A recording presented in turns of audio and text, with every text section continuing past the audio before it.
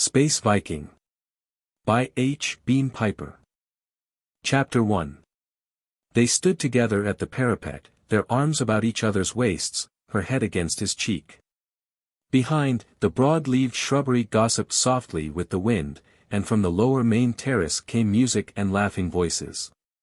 The city of Wardshaven spread in front of them, white buildings rising from the wide spaces of green treetops, under a shimmer of sun-reflecting air cars above. Far away, the mountains were violet in the afternoon haze, and the huge red sun hung in a sky as yellow as a ripe peach. His eye caught a twinkle 10 miles to the southwest, and for an instant he was puzzled. Then he frowned. The sunlight on the 2,000-foot globe of Duke Angus' new ship, the Enterprise, back at the Gorham shipyards after her final trial cruise. He didn't want to think about that, now. Instead, he pressed the girl closer and whispered her name, Elaine, and then, caressing every syllable, Lady Elaine Trask of Traskon. Oh, no, Lucas. Her protest was half joking and half apprehensive. It's bad luck to be called by your married name before the wedding. I've been calling you that in my mind since the night of the Duke's ball, when you were just home from school on Excalibur. She looked up from the corner of her eye. That was when I started calling me that, too, she confessed. There's a terrace to the west at Traskon New House, he told her. Tomorrow, we'll have our dinner there, and watch the sunset together. I know. I thought that was to be our sunset watching place. You have been peeking, he accused. Traskon New House was to be your surprise. I always was a present peeker, New Year's and my birthdays. But I only saw it from the air. I'll be very surprised at everything inside, she promised. And very delighted. And when she'd seen everything in Traskon New House wasn't a surprise anymore, they'd take a long space trip. He hadn't mentioned that to her, yet. To some of the other sword worlds, Excalibur, of course, and Morglay and Flamberge and Durendal. No, not Durendal, the war had started there again. But they'd have so much fun. And she would see clear blue skies again, and stars at night. The cloud veil hid the stars from Graham, and Elaine had missed them, since coming home from Excalibur. The shadow of an air car fell briefly upon them and they looked up and turned their heads, in time to see it sink with graceful dignity toward the landing stage of Karvall House, and he glimpsed its blazonry, sword and atom symbol. The badge of the ducal house of Ward. He wondered if it were Duke Angus himself, or just some of his people come ahead of him. They should get back to their guests, he supposed. Then he took her in his arms and kissed her, and she responded ardently. It must have been all of 5 minutes since they'd done that before. A slight cough behind them brought them apart and their heads around. It was Caesar Karvall, gray-haired and portly, the breast of his blue coat gleaming with orders and decorations and the sapphire in the pommel of his dress dagger twinkling. I thought I'd find you two here, Elaine's father smiled. You'll have tomorrow and tomorrow and tomorrow together, but need I remind you that today we have guests, and more coming every minute. Who came in the Ward car? Elaine asked. Robert Graufes. And Otto Harkaman. You never met him, did you, Lucas? No, not by introduction. I'd like to, before he spaces out. He had nothing against Harkaman personally, only against what he represented. Is the Duke coming? Oh, surely. Lionel of Newhaven and the Lord of Northport are coming with him. They're at the palace now. Karvall hesitated. His nephew's back in town. Elaine was distressed, she started to say, oh, dear. I hope he doesn't. Has Dunnan been bothering Elaine again? Nothing to take notice of. He was here, yesterday, demanding to speak with her. We got him to leave without too much unpleasantness. It'll be something for me to take notice of, if he keeps it up after tomorrow. For his seconds and Andray Dunnan's, that was, he hoped it wouldn't come to that. He didn't want to have to shoot a kinsman to the House of Ward, and a crazy man to boot. I'm terribly sorry for him, Elaine was saying. Father, you should have let me talk to him. I might have made him understand. Caesar Karvall was shocked. Child, you couldn't have subjected yourself to that. The man is insane. Then he saw her bare shoulders, and was even more shocked. Elaine, your shawl. Her hands went up and couldn't find it, she looked about in confused embarrassment.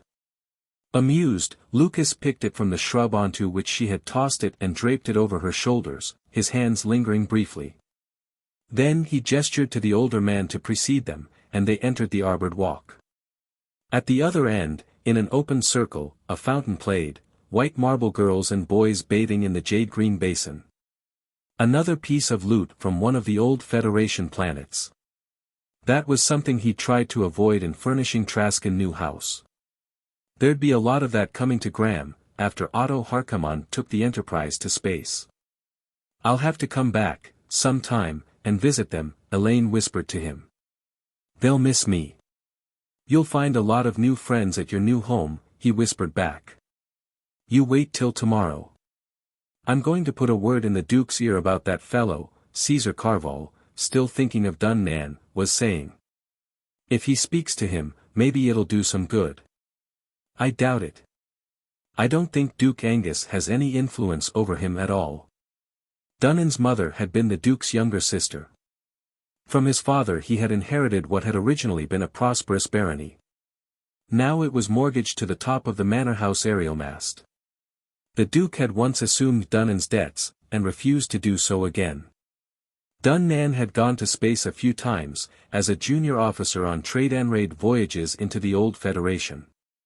He was supposed to be a fair astrogator. He had expected his uncle to give him command of the Enterprise, which had been ridiculous. Disappointed in that, he had recruited a mercenary company and was seeking military employment. It was suspected that he was in correspondence with his uncle's worst enemy, Duke Omfrey of Glaspeth. And he was obsessively in love with Elaine Karvall, a passion which seemed to nourish itself on its own hopelessness. Maybe it would be a good idea to take that space trip right away. There ought to be a ship leaving Biglersport for one of the other sword worlds, before long. They paused at the head of the escalators. The garden below was thronged with guests, the bright shawls of the ladies and the coats of the men making shifting color patterns among the flower beds and on the lawns and under the trees. Serving robots, flame yellow and black in the Karvall colors, floated about playing soft music and offering refreshments. There was a continuous spiral of changing costume color around the circular robo-table. Voices babbled happily like a mountain river. As they stood looking down, another air car circled low, green and gold, lettered Panplanet News Service. Caesar Karvall swore in irritation. Didn't there used to be something they called privacy? He asked. It's a big story, Caesar. It was, more than the marriage of two people who happened to be in love with each other.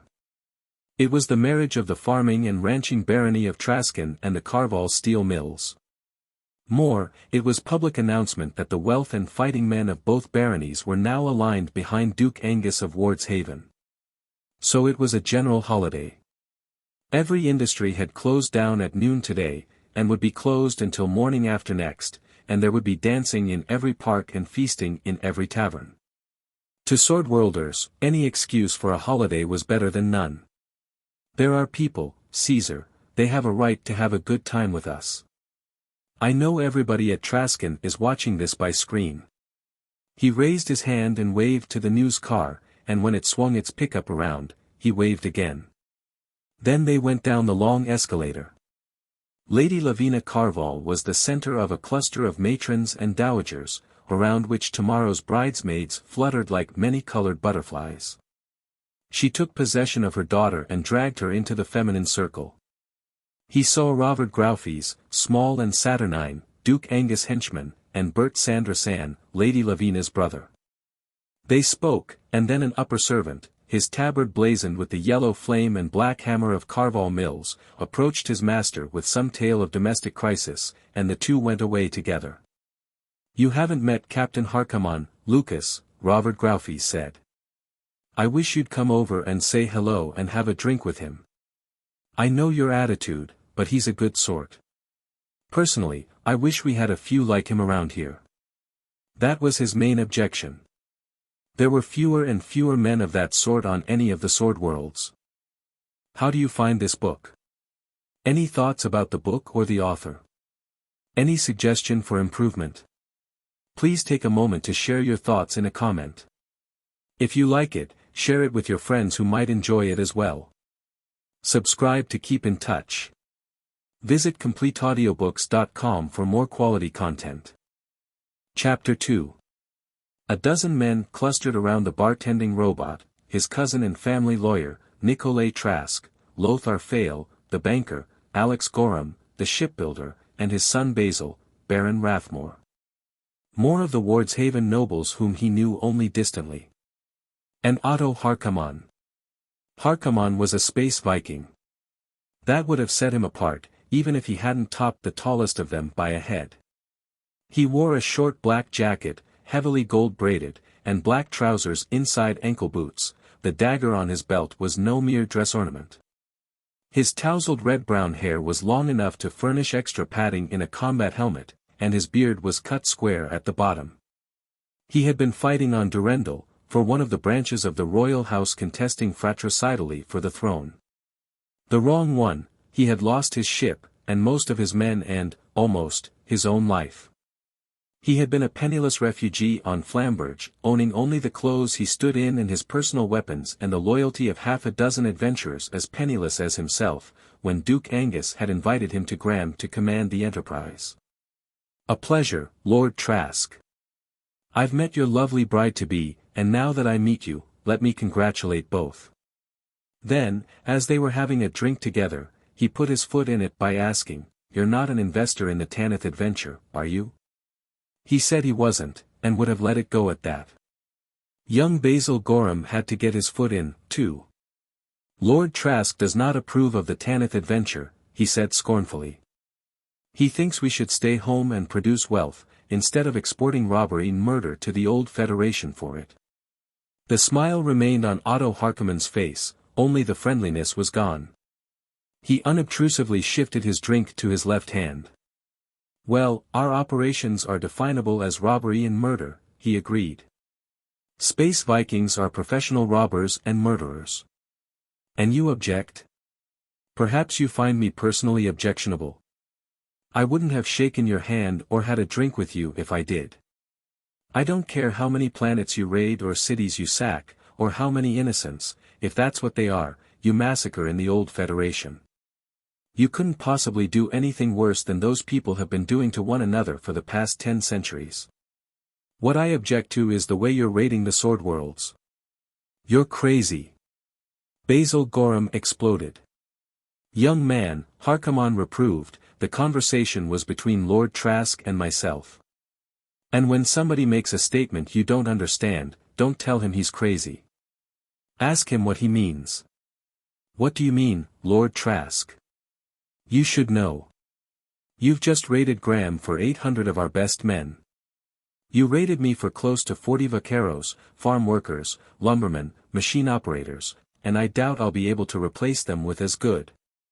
He turned to the elder Gorham. "Alex, how many have you lost to Captain Harkaman?" Gorham tried to make it a dozen, pressed, he admitted to a score and a half. "Roboticians, machine supervisors, programmers, a couple of engineers, a foreman." There was grudging agreement from the others. Bert Sanderson's engine works had lost almost as many, of the same kind. Even Lothar Fail admitted to losing a computer man and a guard sergeant. And after they were gone, the farms and ranches and factories would go on, almost but not quite as before. Nothing on Graham, nothing on any of the sword worlds, was done as efficiently as 3 centuries ago. The whole level of sword world life was sinking, like the east coastline of this continent. So slowly as to be evident only from the records and monuments of the past. He said as much, and added. "And the genetic loss. The best sword world genes are literally escaping to space, like the atmosphere of a low-gravity planet, each generation begotten by fathers slightly inferior to the last. It wasn't so bad when the Space Vikings raided directly from the sword worlds, they got home once in a while. Now they're conquering planets in the old Federation for bases, and staying there. Everybody had begun to relax. This wouldn't be a quarrel. Harkaman, who had shifted his drink back to his right hand, chuckled. That's right. I've fathered my share of brats in the old Federation, and I know Space Vikings whose fathers were born on old Federation planets. He turned to Basil Gorham. You see, the gentleman isn't crazy, at all. That's what happened to the Terran Federation, by the way. The good men all left to colonize, and the stuffed shirts and yes-men and herd followers and safety-firsters stayed on Terra and tried to govern the galaxy. Well, maybe this is all new to you, Captain, Robert Graufes said sourly, but Lucas Trask's dirge for the decline and fall of the Sword Worlds is an old song to the rest of us. I have too much to do to stay here and argue. Lothar Fail evidently did intend to stay and argue. All you're saying, Lucas, is that we're expanding. You want us to sit here and build up population pressure like Terra in the 1st century? With 3.5 billion people spread out on 12 planets. They had that many on Terra alone. And it took us 8 centuries to reach that. That had been since the 9th century, atomic era, at the end of the Big War. 10,000 men and women on Abigor, refusing to surrender, had taken the remnant of the System States Alliance Navy to space, seeking a world the Federation had never heard of and wouldn't find for a long time. That had been the world they had called Excalibur. From it, their grandchildren had colonized Joyeuse and Durendal and Flamberge. Halteclear had been colonized in the next generation from Joyeuse, and Graham from Halteclear. We're not expanding, Lothar, we're contracting. We stopped expanding 350 years ago, when that ship came back to Morglay from the old Federation and reported what had been happening out there since the Big War. Before that, we were discovering new planets and colonizing them. Since then, we've been picking the bones of the dead Terran Federation. Something was going on by the escalators to the landing stage. People were moving excitedly in that direction, and the news cars were circling like vultures over a sick cow. Harkaman wondered, hopefully, if it mightn't be a fight. Some drunk being bounced. Nicolay, Lucas' cousin, commented. Caesar's let all Wardshaven in here, today. But, Lucas, this Tanith adventure, we're not making any hit-and-run raid. We're taking over a whole planet, it'll be another Sword World in 40 or 50 years. Inside another century, we'll conquer the whole Federation, Baron Rathmore declared. He was a politician and never let exaggeration worry him. What I don't understand, Harkaman said, is why you support Duke Angus, Lord Trask, if you think the Tanith adventure is doing Graham so much harm. If Angus didn't do it, somebody else would. But Angus is going to make himself king of Graham, and I don't think anybody else could do that. This planet needs a single sovereignty. I don't know how much you've seen of it outside this duchy, but don't take Wardshaven as typical.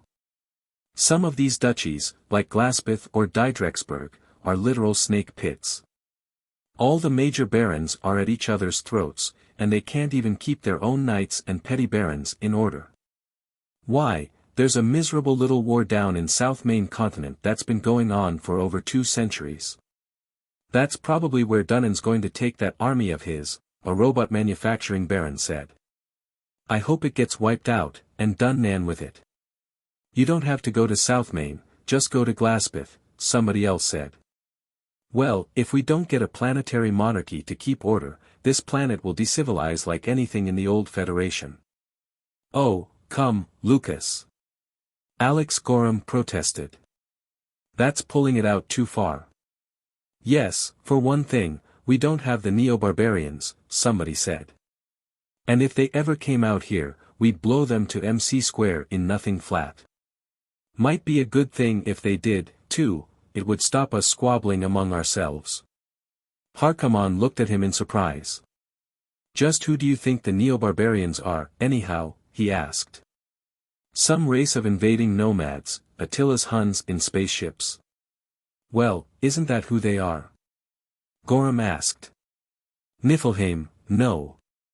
There aren't 12.5 planets in the old Federation that still have hyperdrive, and they're all civilized. That's if civilized is what Gilgamesh is, he added. These are homemade barbarians. Workers and peasants who revolted to seize and divide the wealth and then found they'd smashed the means of production and killed off all the technical brains. Survivors on planets hit during the interstellar wars, from the 11th to the 13th centuries, who lost the machinery of civilization. Followers of political leaders on local dictatorship planets. Companies of mercenaries thrown out of employment and living by pillage. Religious fanatics following self-anointed prophets. You think we don't have plenty of neo-barbarian material here on Graham? Trask demanded. If you do, take a look around. Glaspeth, somebody said. That collection of overripe gallows fruit Andray Dunnan's recruited, Rathmore mentioned. Alex Gorham was grumbling that his shipyard was full of them. Agitators stirring up trouble, trying to organize a strike to get rid of the robots. Yes, Harkaman pounced on that last. I know of at least 40 instances, on 12.5 planets, in the last 8 centuries, of anti-technological movements. They had them on Terra, back as far as the 2nd century pre-atomic. And after Venus seceded from the First Federation, before the Second Federation was organized. You're interested in history? Rathmore asked. A hobby. All spacemen have hobbies. There's very little work aboard ship in hyperspace. Boredom is the worst enemy. My guns and missiles officer, Van Larch, is a painter. Most of his work was lost with the Coruscant on Durendal, but he kept us from starving a few times on Flamberge by painting pictures and selling them. My hyperspatial astrogator, Gwat Kirby, composes music. He tries to express the mathematics of hyperspatial theory in musical terms. I don't care much for it, myself, he admitted. I study history. You know, it's odd. Practically everything that's happened on any of the inhabited planets happened on Terra before the first spaceship. The garden immediately around them was quiet. Now, everybody was over by the landing stage escalators. Harkaman would have said more, but at that moment he saw half a dozen of Caesar Karvall's uniformed guardsmen run past. They were helmeted and in bulletproofs, one of them had an auto rifle, and the rest carried knobbed plastic truncheons. The Space Viking set down his drink. Let's go, he said. Our host is calling up his troops. I think the guests ought to find battle stations, too. Chapter 3. The gaily dressed crowd formed a semicircle facing the landing stage escalators. Everybody was staring in embarrassed curiosity, those behind craning over the shoulders of those in front. The ladies had drawn up their shawls in frigid formality, many had even covered their heads. There were 4 news service cars hovering above. Whatever was going on was getting a planet-wide screen showing. The Karvall guardsmen were trying to get through. Their sergeant was saying, over and over, please, ladies and gentlemen, your pardon, noble sir, and getting nowhere. Otto Harkaman swore disgustedly and shoved the sergeant aside. Make way, here, he bellowed. Let these guards pass. With that, he almost hurled a gaily dressed gentleman aside on either hand. They both turned to glare angrily, then got hastily out of his way. Meditating briefly on the uses of bad manners in an emergency, Trask followed, with the others. The big Space Viking plowed to the front, where Caesar Karvall and Robert Graufes and several others were standing.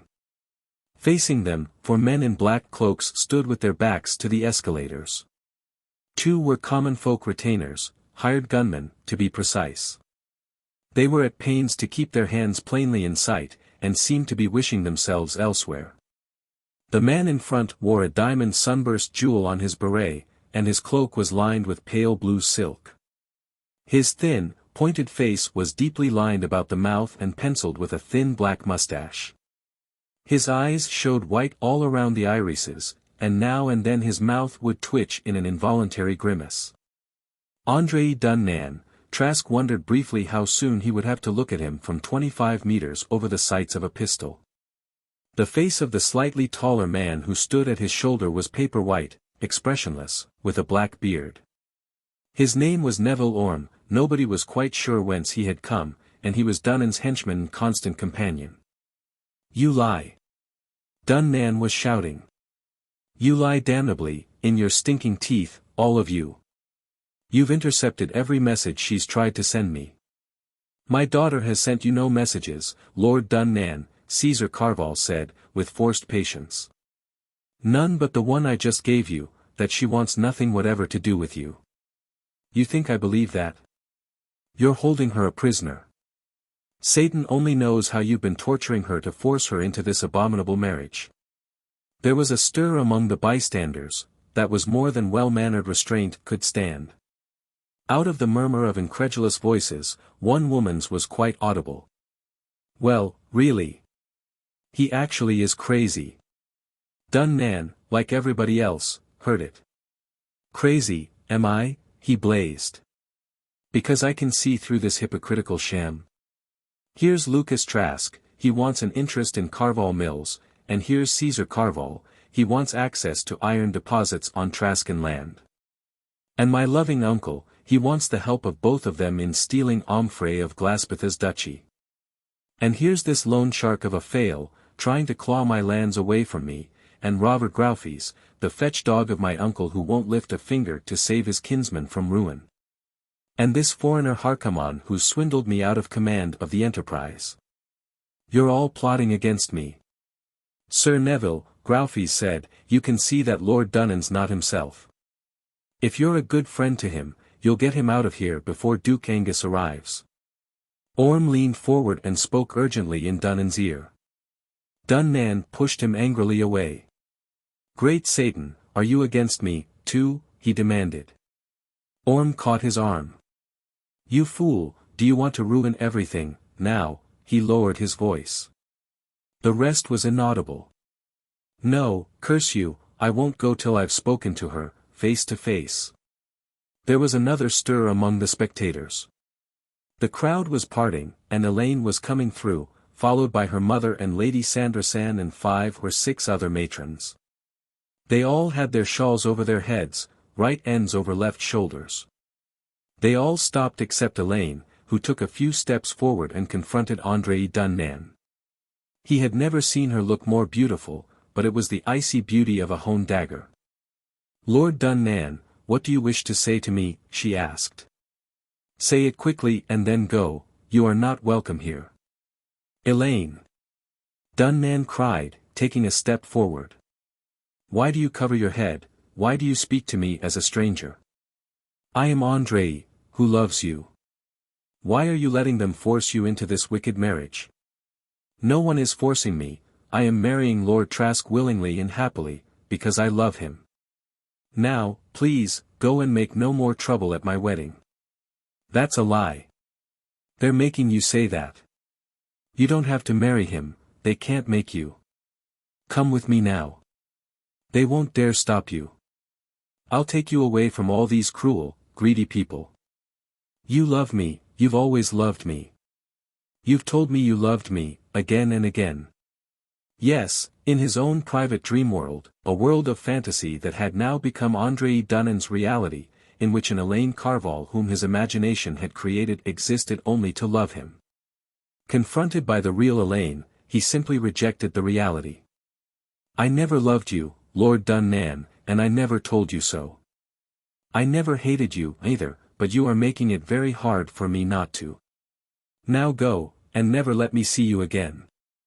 With that, she turned and started back through the crowd, which parted in front of her. Her mother and her aunt and the other ladies followed. You lied to me. Dunnan shrieked after her. You lied all the time. You're as bad as the rest of them, all scheming and plotting against me, betraying me. I know what it's about, you all want to cheat me of my rights, and keep my usurping uncle on the ducal throne. And you false-hearted harlot, you're the worst of them all. Sir Neville Orme caught his shoulder and spun him around, propelling him toward the escalators. Dunnan struggled, screaming inarticulately like a wounded wolf. Orme was cursing furiously. You too, he shouted. Help me, here. Get hold of him. Dunnan was still howling as they forced him onto the escalator, the backs of the 2 retainers' cloaks, badged with the Dunnan crescent, light blue on black, hiding him. After a little, an air car with the blue crescent blazonry lifted and sped away. "Lucas, he's crazy," Caesar Karvall was insisting. "Elaine hasn't spoken 50 words to him since he came back from his last voyage." He laughed and put a hand on Karvall's shoulder. "I know that, Caesar. You don't think, do you, that I need assurance of it?" "Crazy, I'll say he's crazy," Robert Graufes put in. "Did you hear what he said about his rights? Wait till his grace hears about that." "Does he lay claim to the ducal throne, Sir Robert?" Otto Harkaman asked, sharply and seriously. "Oh, he claims that his mother was born a year and a half before Duke Angus and the true date of her birth falsified to give Angus the succession. Why, his present grace was 3 years old when she was born. I was old Duke Fergus Esquire. I carried Angus on my shoulder when Andray Dunnan's mother was presented to the lords and barons the day after she was born." "Of course he's crazy," Alex Gorham agreed. "I don't know why the Duke doesn't have him put under psychiatric treatment." "I'd put him under treatment," Harkaman said, drawing a finger across under his beard. "Crazy men who pretend to thrones are bombs that ought to be deactivated, before they blow things up." "We couldn't do that," Graufes said. "After all, he's Duke Angus' nephew." "I could do it," Harkaman said. "He only has 300 men in this company of his. Why you people ever let him recruit them Satan only knows," he parenthesized. "I have 800. 500 ground fighters. I'd like to see how they shape up in combat, before we space out. I can have them ready for action in 2 hours, and it'd be all over before midnight." "No, Captain Harkaman. His Grace would never permit it," Graufes vetoed. "You have no idea of the political harm that would do among the independent lords on whom we're counting for support. You weren't here on Graham when Duke Ridgerd of Diedrexburg had his sister Sancha's second husband poisoned." Chapter 4. They halted under the colonnade. Beyond, the lower main terrace was crowded, and a medley of old love songs was wafting from the sound outlets, for the 6th or 8th time around. He looked at his watch. It was 90 seconds later than the last time he had done so. Give it 15 more minutes to get started, and another 15 to get away after the marriage toasts and the felicitations. And no marriage, however pompous, lasted more than half an hour. An hour, then, till he and Elaine would be in the air car, bulleting toward Traskon. The love songs stopped abruptly. After a momentary silence, a trumpet, considerably amplified, blared, the ducal salute. The crowd stopped shifting, the buzz of voices ceased. At the head of the landing stage escalators there was a glow of color and the ducal party began moving down. A platoon of guards in red and yellow, with gilded helmets and tasseled halberds. An esquire bearing the sword of state. Duke Angus, with his council, Otto Harkaman among them, the Duchess Flavia and her companion ladies. The household gentlemen, and their ladies. More guardsmen.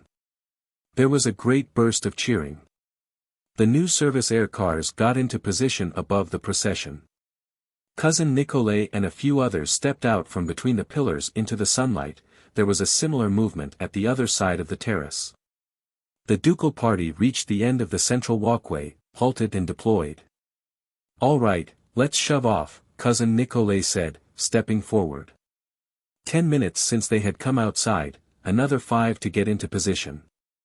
50 minutes, now, till he and Elaine, Lady Elaine Trask of Traskon, for real and for always, would be going home.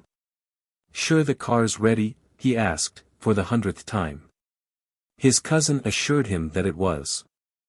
Figures in Karvall black and flame yellow appeared across the terrace. The music began again, this time the stately noble's wedding march, arrogant and at the same time tender. Caesar Karvall's gentleman secretary, and the Karvall lawyer. Executives of the steel mills, the Karvall guard captain. Caesar himself, with Elaine on his arm, she was wearing a shawl of black and yellow. He looked around in sudden fright, "For the love of Satan, where's our shawl?" he demanded, and then relaxed when one of his gentlemen exhibited it, green and tawny in Traskon colors. The bridesmaids, led by Lady Elaine Karvall. Finally they halted, 10 yards apart, in front of the Duke. "Who approaches us?" Duke Angus asked of his guard captain. He had a thin, pointed face, almost femininely sensitive, and a small pointed beard. He was bareheaded except for the narrow golden circlet which he spent most of his waking time scheming to convert into a royal crown. The guard captain repeated the question. "I am Sir Nicolai Trask. I bring my cousin and liege lord, Lucas, Lord Trask, Baron of Traskon. He comes to receive the Lady Demoiselle Elaine, daughter of Lord Caesar Karvall, Baron of Karvall Mills, and the sanction of your grace to the marriage between them."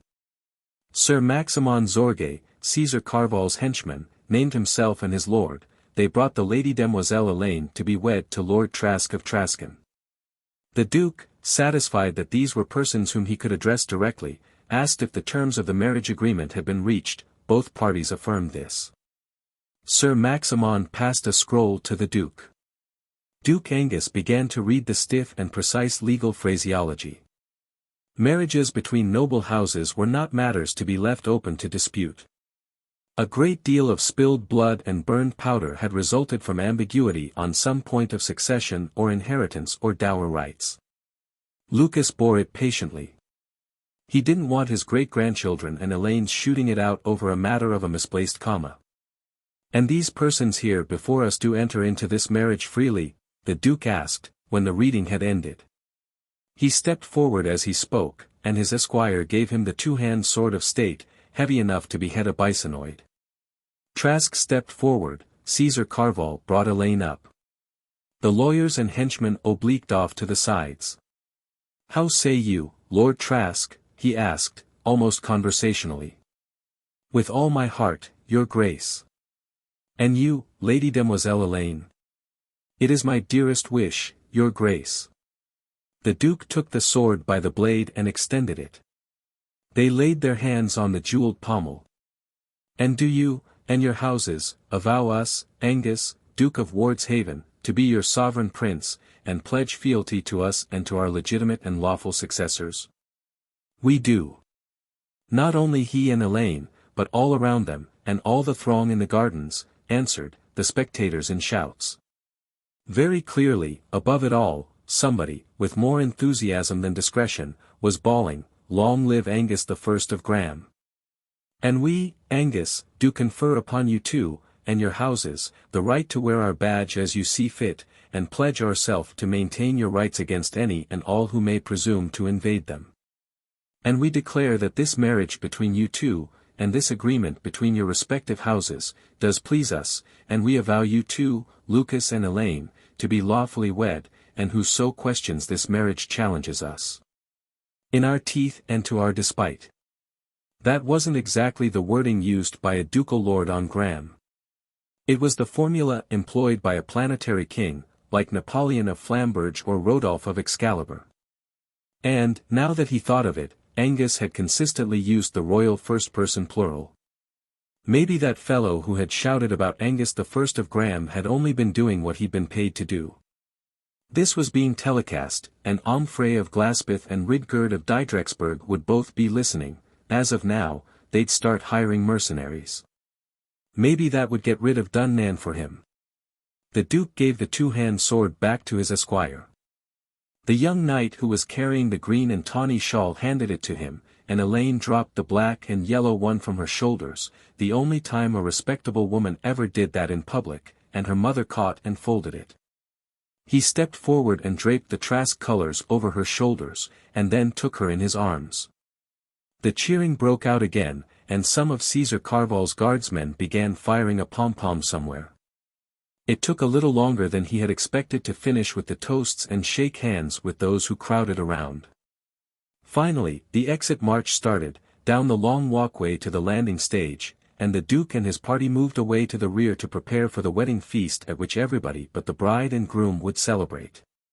One of the bridesmaids gave Elaine a huge sheaf of flowers, which she was to toss back from the escalator.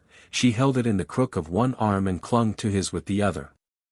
"Darling, we really made it," she was whispering, as though it were too wonderful to believe. Well, wasn't it? One of the news cars, orange and blue, that was Westland's telecast and teleprint, had floated just ahead of them and was letting down toward the landing stage. For a moment, he was angry, that went beyond the outer orbit limits of journalistic propriety, even for Westland's TNT. Then he laughed. Today he was too happy for anger about anything. At the foot of the escalator, Elaine kicked off her gilded slippers. There was another pair in the car, he'd seen to that personally, and they stepped onto the escalator and turned about. The bridesmaids rushed forward, and began struggling for the slippers, to the damage and disarray of their gowns, and when they were halfway up, Elaine heaved the bouquet and it burst apart among them like a bomb of colored fragrance. And the girls below snatched at the flowers, shrieking deliriously. Elaine stood, blowing kisses to everybody, and he was shaking his clasped hands over his head, until they were at the top. When they turned and stepped off, the orange and blue air car had let down directly in front of them, blocking their way. Now he was really furious, and started forward with a curse. Then he saw who was in the car.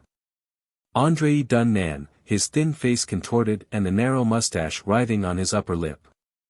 He had a slit beside the window open and was tilting the barrel of a submachine gun up and out of it. He shouted, and at the same time tripped Elaine and flung her down. He was throwing himself forward to cover her when there was a blasting multiple report.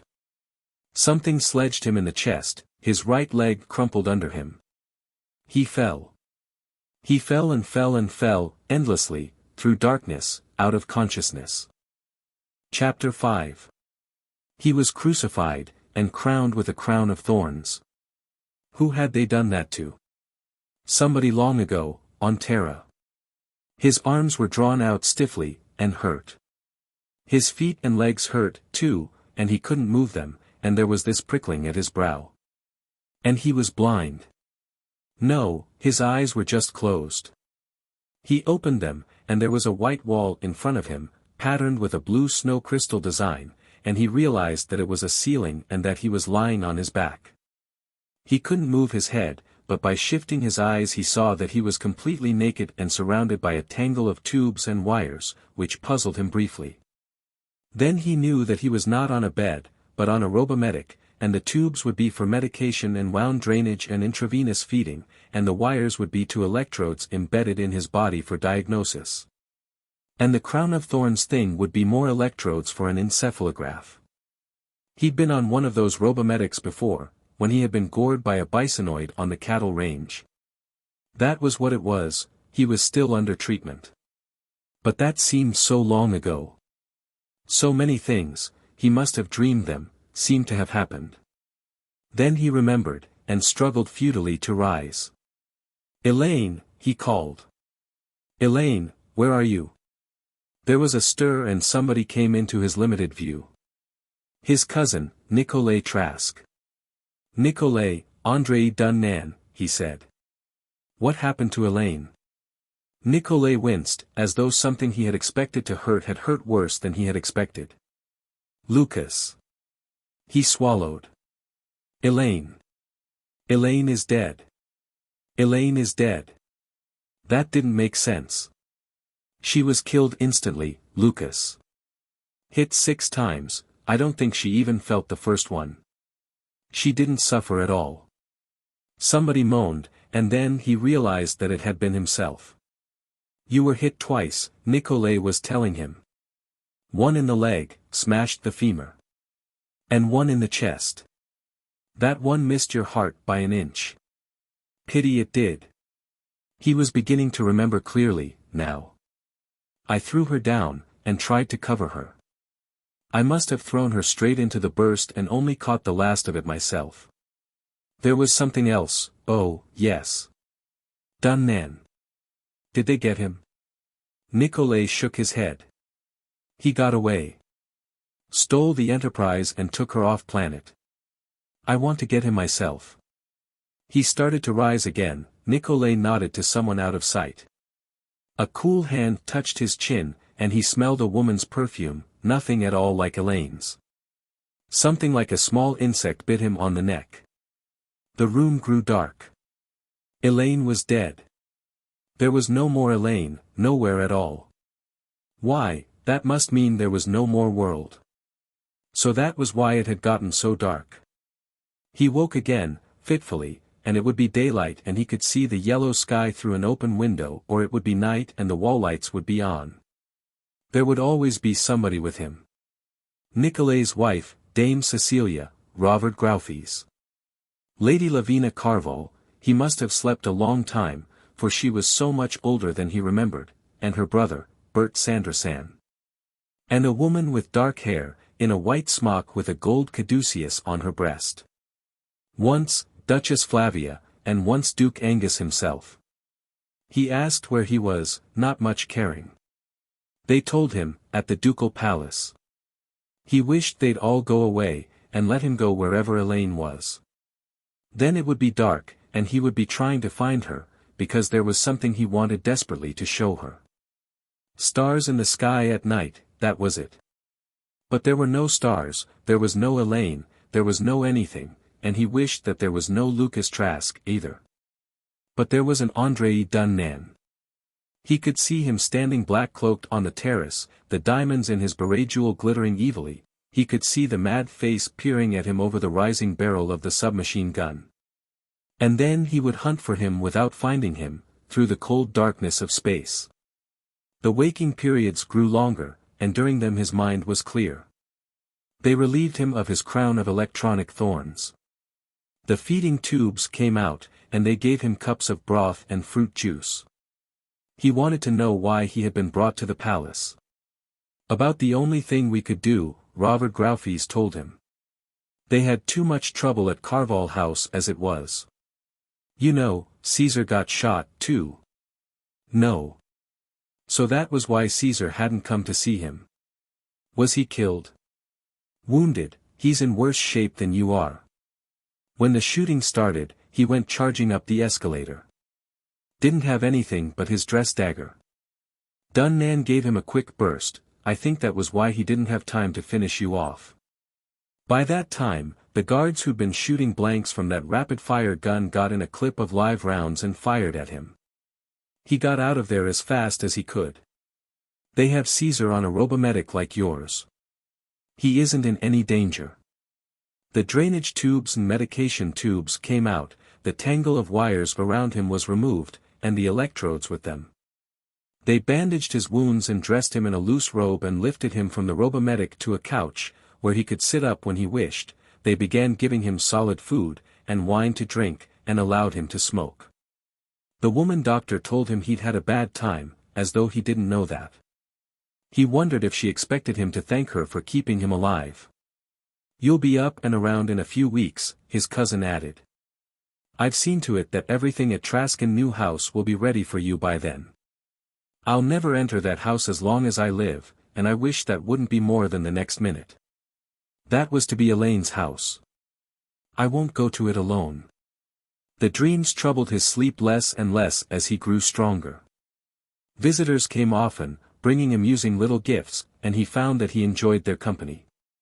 He wanted to know what had really happened, and how Dunnan had gotten away. He pirated the Enterprise, Robert Graufes told him. He had that company of mercenaries of his, and he'd bribed some of the people at the Gorham shipyards. I thought Alex would kill his chief of security when he found out what had happened. We can't prove anything, we're trying hard enough to, but we're sure Omfrey of Glaspeth furnished the money. He's been denying it just a shade too emphatically. Then the whole thing was planned in advance. Taking the ship was. He must have been planning that for months, before he started recruiting that company. I think he meant to do it the night before the wedding.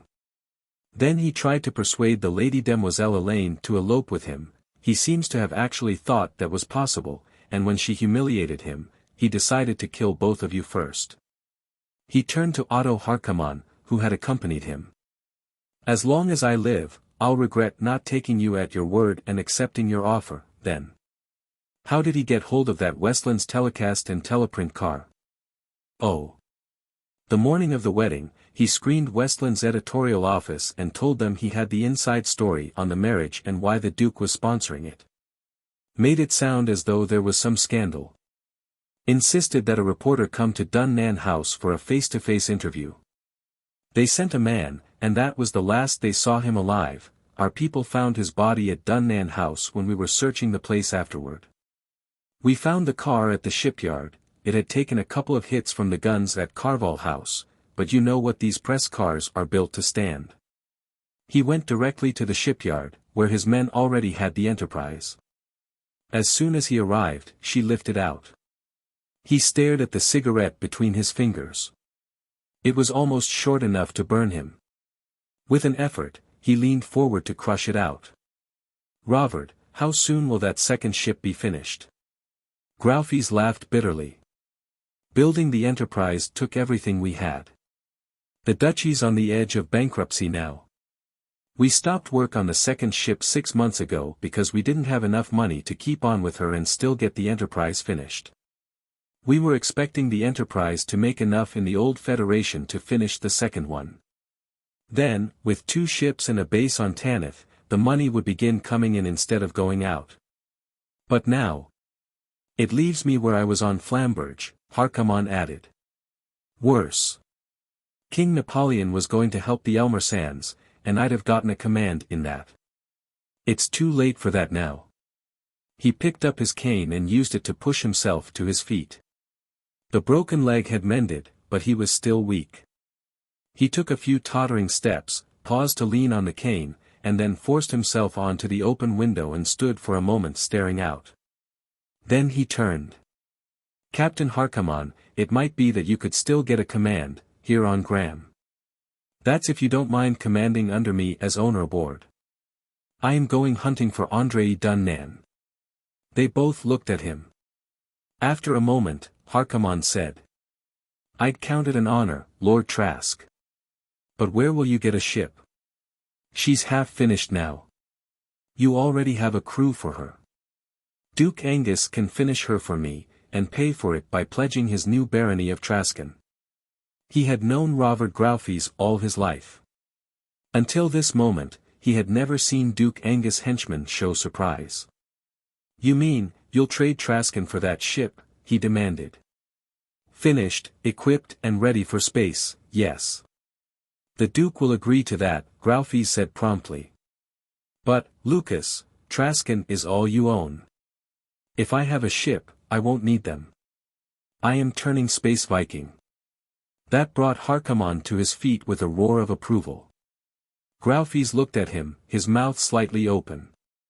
"Lucas Trask, Space Viking," he said. "Now I've heard everything. Well, why not?" He had deplored the effects of Viking raiding on the Sword Worlds, because Graham was a Sword World, and Traskon was on Graham. And Traskon was to have been the home where he and Elaine would live and where their children and children's children would be born and live. Now the little point on which all of it had rested was gone. That was another Lucas Trask, Robert. He's dead, now. Chapter 6. Graufes excused himself to make a screen call and then returned to excuse himself again. Evidently Duke Angus had dropped whatever he was doing as soon as he heard what his henchman had to tell him. Harkaman was silent until after he was out of the room, then said, "Lord Trask, this is a wonderful thing for me. It's not been pleasant to be a shipless captain living on strangers' bounty. I'd hate, though, to have you think, some time, that I'd advanced my own fortunes at the expense of yours. Don't worry about that. If anybody's being taken advantage of, you are. I need a space captain, and your misfortune is my own good luck." Harkaman started to pack tobacco into his pipe. "Have you ever been off Graham, at all?" he asked. "A few years at the University of Camelot, on Excalibur. Otherwise, no. Well, have you any conception of the sort of thing you're setting yourself to?" The Space Viking snapped his lighter and puffed. "You know, of course, how big the old Federation is. You know the figures, that is, but do they mean anything to you?" "I know they don't to a good many spacemen, even. We talk glibly about 10 to the 100th power, but emotionally we still count, 1, 2, 3, many. A ship in hyperspace logs about a light-year an hour. You can go from here to Excalibur in 30 hours. But you could send a radio message announcing the birth of a son, and he'd be a father before it was received. The old Federation, where you're going to hunt Dunnan, occupies a space volume of 200 billion cubic light-years. And you're hunting for one ship and one man in that. How are you going to do it, Lord Trask? I haven't started thinking about how, all I know is that I have to do it. There are planets in the old Federation where Space Vikings come and go, raid and trade bases, like the one Duke Angus planned to establish on Tanith. At one or another of them, I'll pick up word of Dunnan, sooner or later. We'll hear where he was a year ago, and by the time we get there, he'll be gone for a year and a half to 2 years. We've been raiding the old Federation for over 300 years, Lord Trask. At present, I'd say there are at least 200 Space Viking ships in operation. Why haven't we raided it bare long ago? Well, that's the answer: distance and voyage time. You know, Dunnan could die of old age, which is not a usual cause of death among Space Vikings, before you caught up with him. And your youngest ship's boy could die of old age before he found out about it. Well, I can go on hunting for him till I die, then. There's nothing else that means anything to me. I thought it was something like that. I won't be with you, all your life. I want a ship of my own, like the Coruscant, that I lost on Durendal. Some day, I'll have one. But till you can command your own ship, I'll command her for you. That's a promise. Some note of ceremony seemed indicated. Summoning a robot, he had it pour wine for them, and they pledged each other. Robert Graufes had recovered his aplomb by the time he returned accompanied by the Duke. If Angus had ever lost his, he gave no indication of it. The effect on everybody else was literally seismic. The generally accepted view was that Lord Trask's reason had been unhinged by his tragic loss. There might, he conceded, be more than a crumb of truth in that. At first, his cousin Nicolai raged at him for alienating the barony from the family, and then he learned that Duke Angus was appointing him Vicar Baron and giving him Traskon new house for his residence. Immediately he began acting like one at the deathbed of a rich grandmother. The Wardshaven financial and industrial barons, whom he had known only distantly, on the other hand, came flocking around him, offering assistance and hailing him as the savior of the duchy. Duke Angus' credit, almost obliterated by the loss of the enterprise, was firmly re-established, and theirs with it. There were conferences at which lawyers and bankers argued interminably. He attended a few at first, found himself completely uninterested, and told everybody so. All he wanted was a ship, the best ship possible, as soon as possible. Alex Gorham had been the first to be notified. He had commenced work on the unfinished sister ship of the Enterprise immediately. Until he was strong enough to go to the shipyard himself, he watched the work on the 2,000-foot globular skeleton by screen, and conferred either in person or by screen with engineers and shipyard executives. His rooms at the Ducal Palace were converted, almost overnight, from sick rooms to offices. The doctors, who had recently been urging him to find new interests and activities, were now warning of the dangers of overexertion. Harkaman finally added his voice to theirs. "You take it easy, Lucas." They had dropped formality and were on a first-name basis now. "You got hulled pretty badly, you let damage control work on you, and don't strain the machinery till it's fixed. We have plenty of time. We're not going to get anywhere chasing Dunnan. The only way we can catch him is by interception. The longer he moves around in the old Federation before he hears we're after him, the more of a trail he'll leave. Once we can establish a predictable pattern, we'll have a chance. Then, sometime, he'll come out of hyperspace somewhere and find us waiting for him. Do you think he went to Tanith?"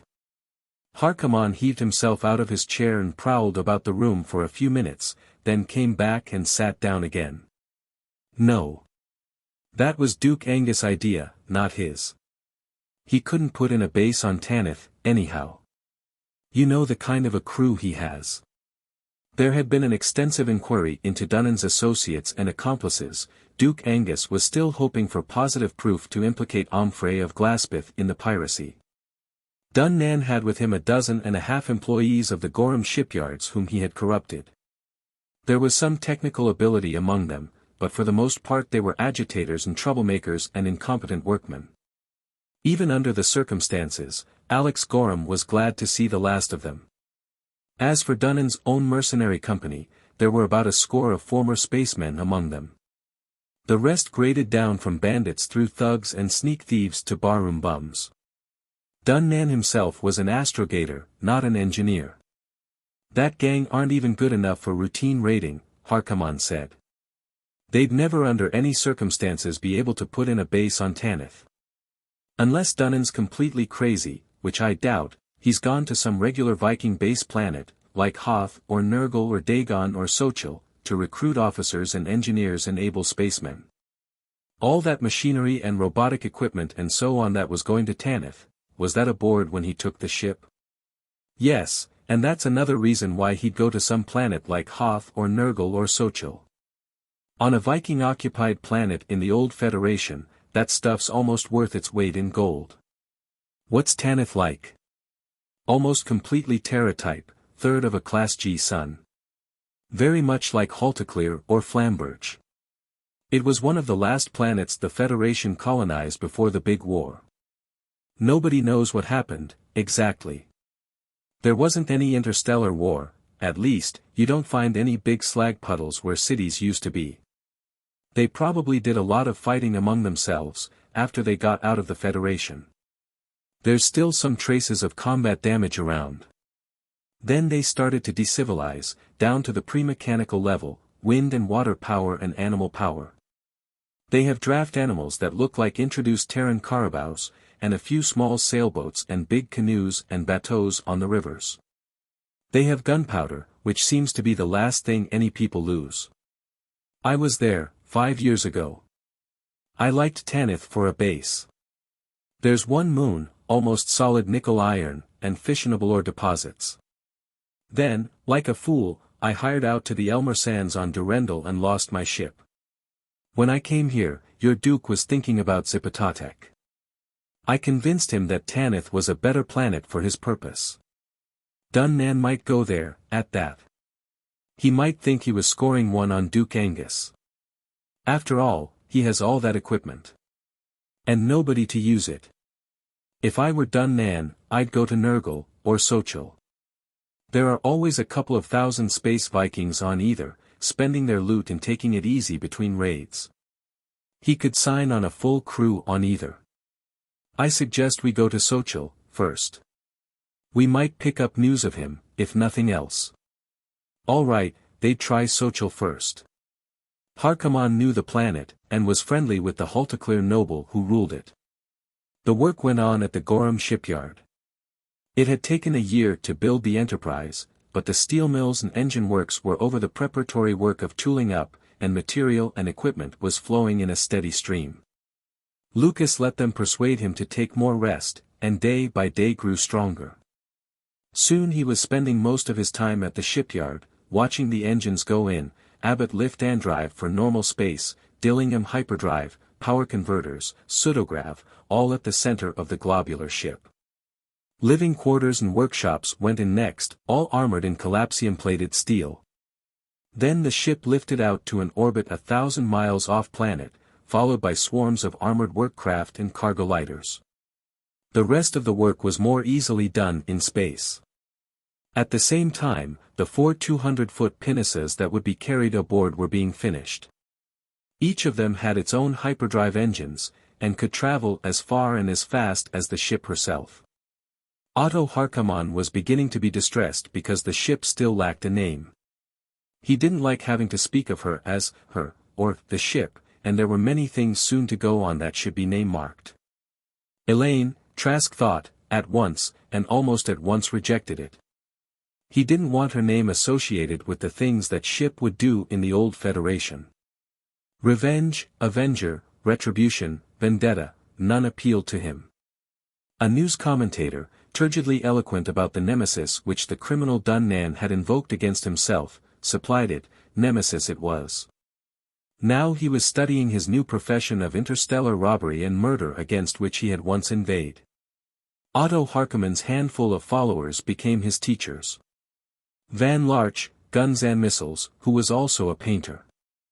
Gwat Kirby, sour and pessimistic, the hyperspatial astrogator who tried to express his science in music, Charles Renner, the normal space astrogator. Alvin Carfard, the exec, who had been with Harkaman longest of all.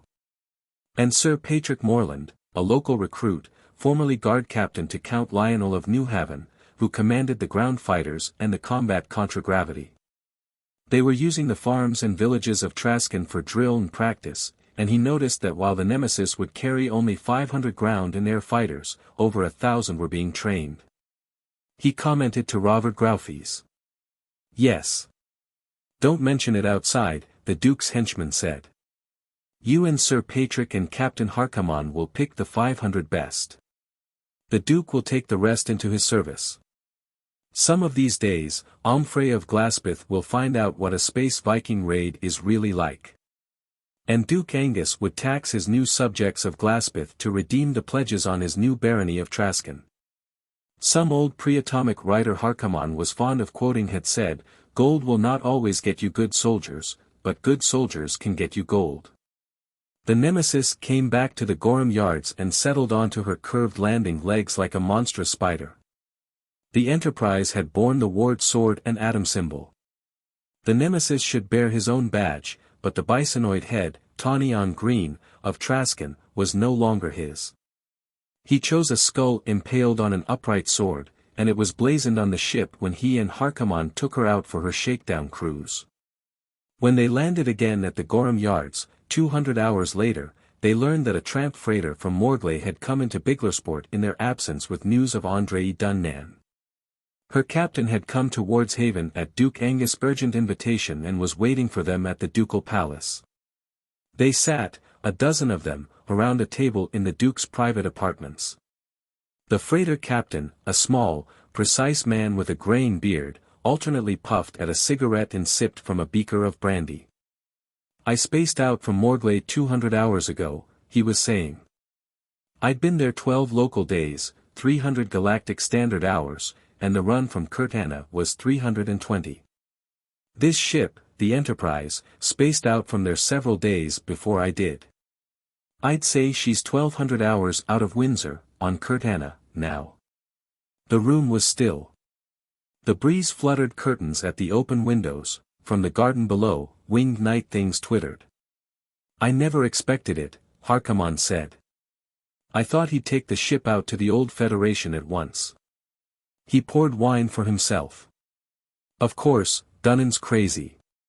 A crazy man has an advantage, sometimes, like a left-handed knife fighter. He does unexpected things." "That wasn't such a crazy move," Robert Graufes said. "We have very little direct trade with Curtana. It's only an accident we heard about this when we did." The freighter captain's beaker was half empty. He filled it to the brim from the decanter.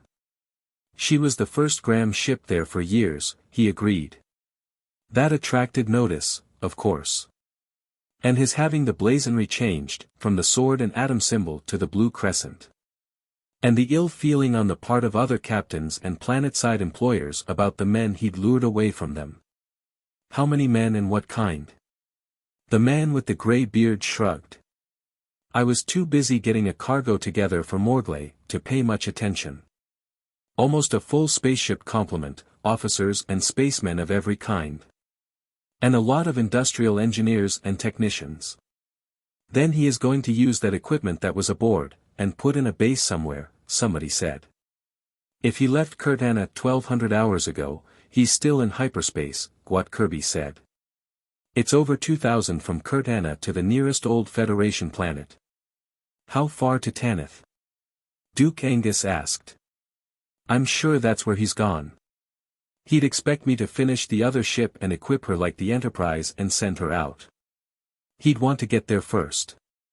"I'd thought that Tanith would be the last place he'd go," Harkaman said, "but this changes the whole outlook.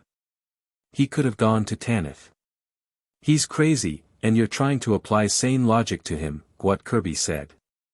You're figuring what you'd do, and you aren't crazy. Of course, I've had my doubts, at times, but... Yes, he's crazy, and Captain Harkaman's allowing for that, Robert Graufy said. Dunnan hates all of us. He hates His Grace, here. He hates Lord Lucas, and Caesar Karvall. Of course, he may think he killed both of them. He hates Captain Harkaman. So how could he score all of us off at once? By taking Tanith. You say he was buying supplies and ammunition? That's right. Gun ammunition, ships missiles, and a lot of ground defense missiles. What was he buying them with? Trading machinery? No. Gold. Yes. Lothar Fail found out that a lot of gold was transferred to Dunnan from banks in Glaspeth and Didrexburg, Graufy said. He got that aboard when he took the ship, evidently. All right, Trask said. We can't be sure of anything, but we have some reasons for thinking he went to Tanith, and that's more than we have for any other planet in the old Federation.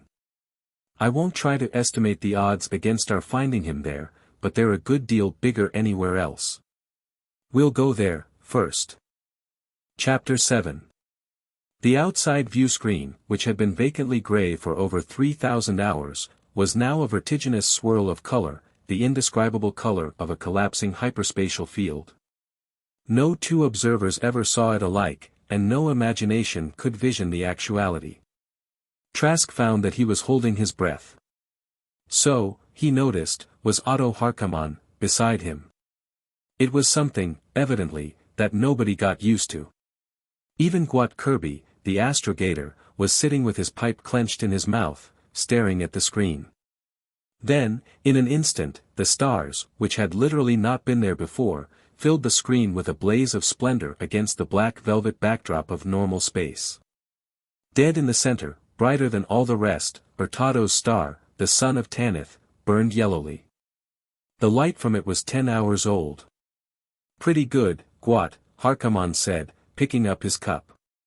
Good, Gehenna, it was perfect, somebody else said. Kirby was relighting his pipe. Oh, I suppose it'll have to do, he grudged, around the stem. He had gray hair and an untidy mustache, and nothing was ever quite good enough to satisfy him. I could have made it a little closer. Need 3 micro-jumps, now, and I'll have to cut the last one pretty fine. Now don't bother me. He began punching buttons for data and fiddling with set screws and verniers. For a moment, in the screen, Trask could see the face of Andray Dunnan.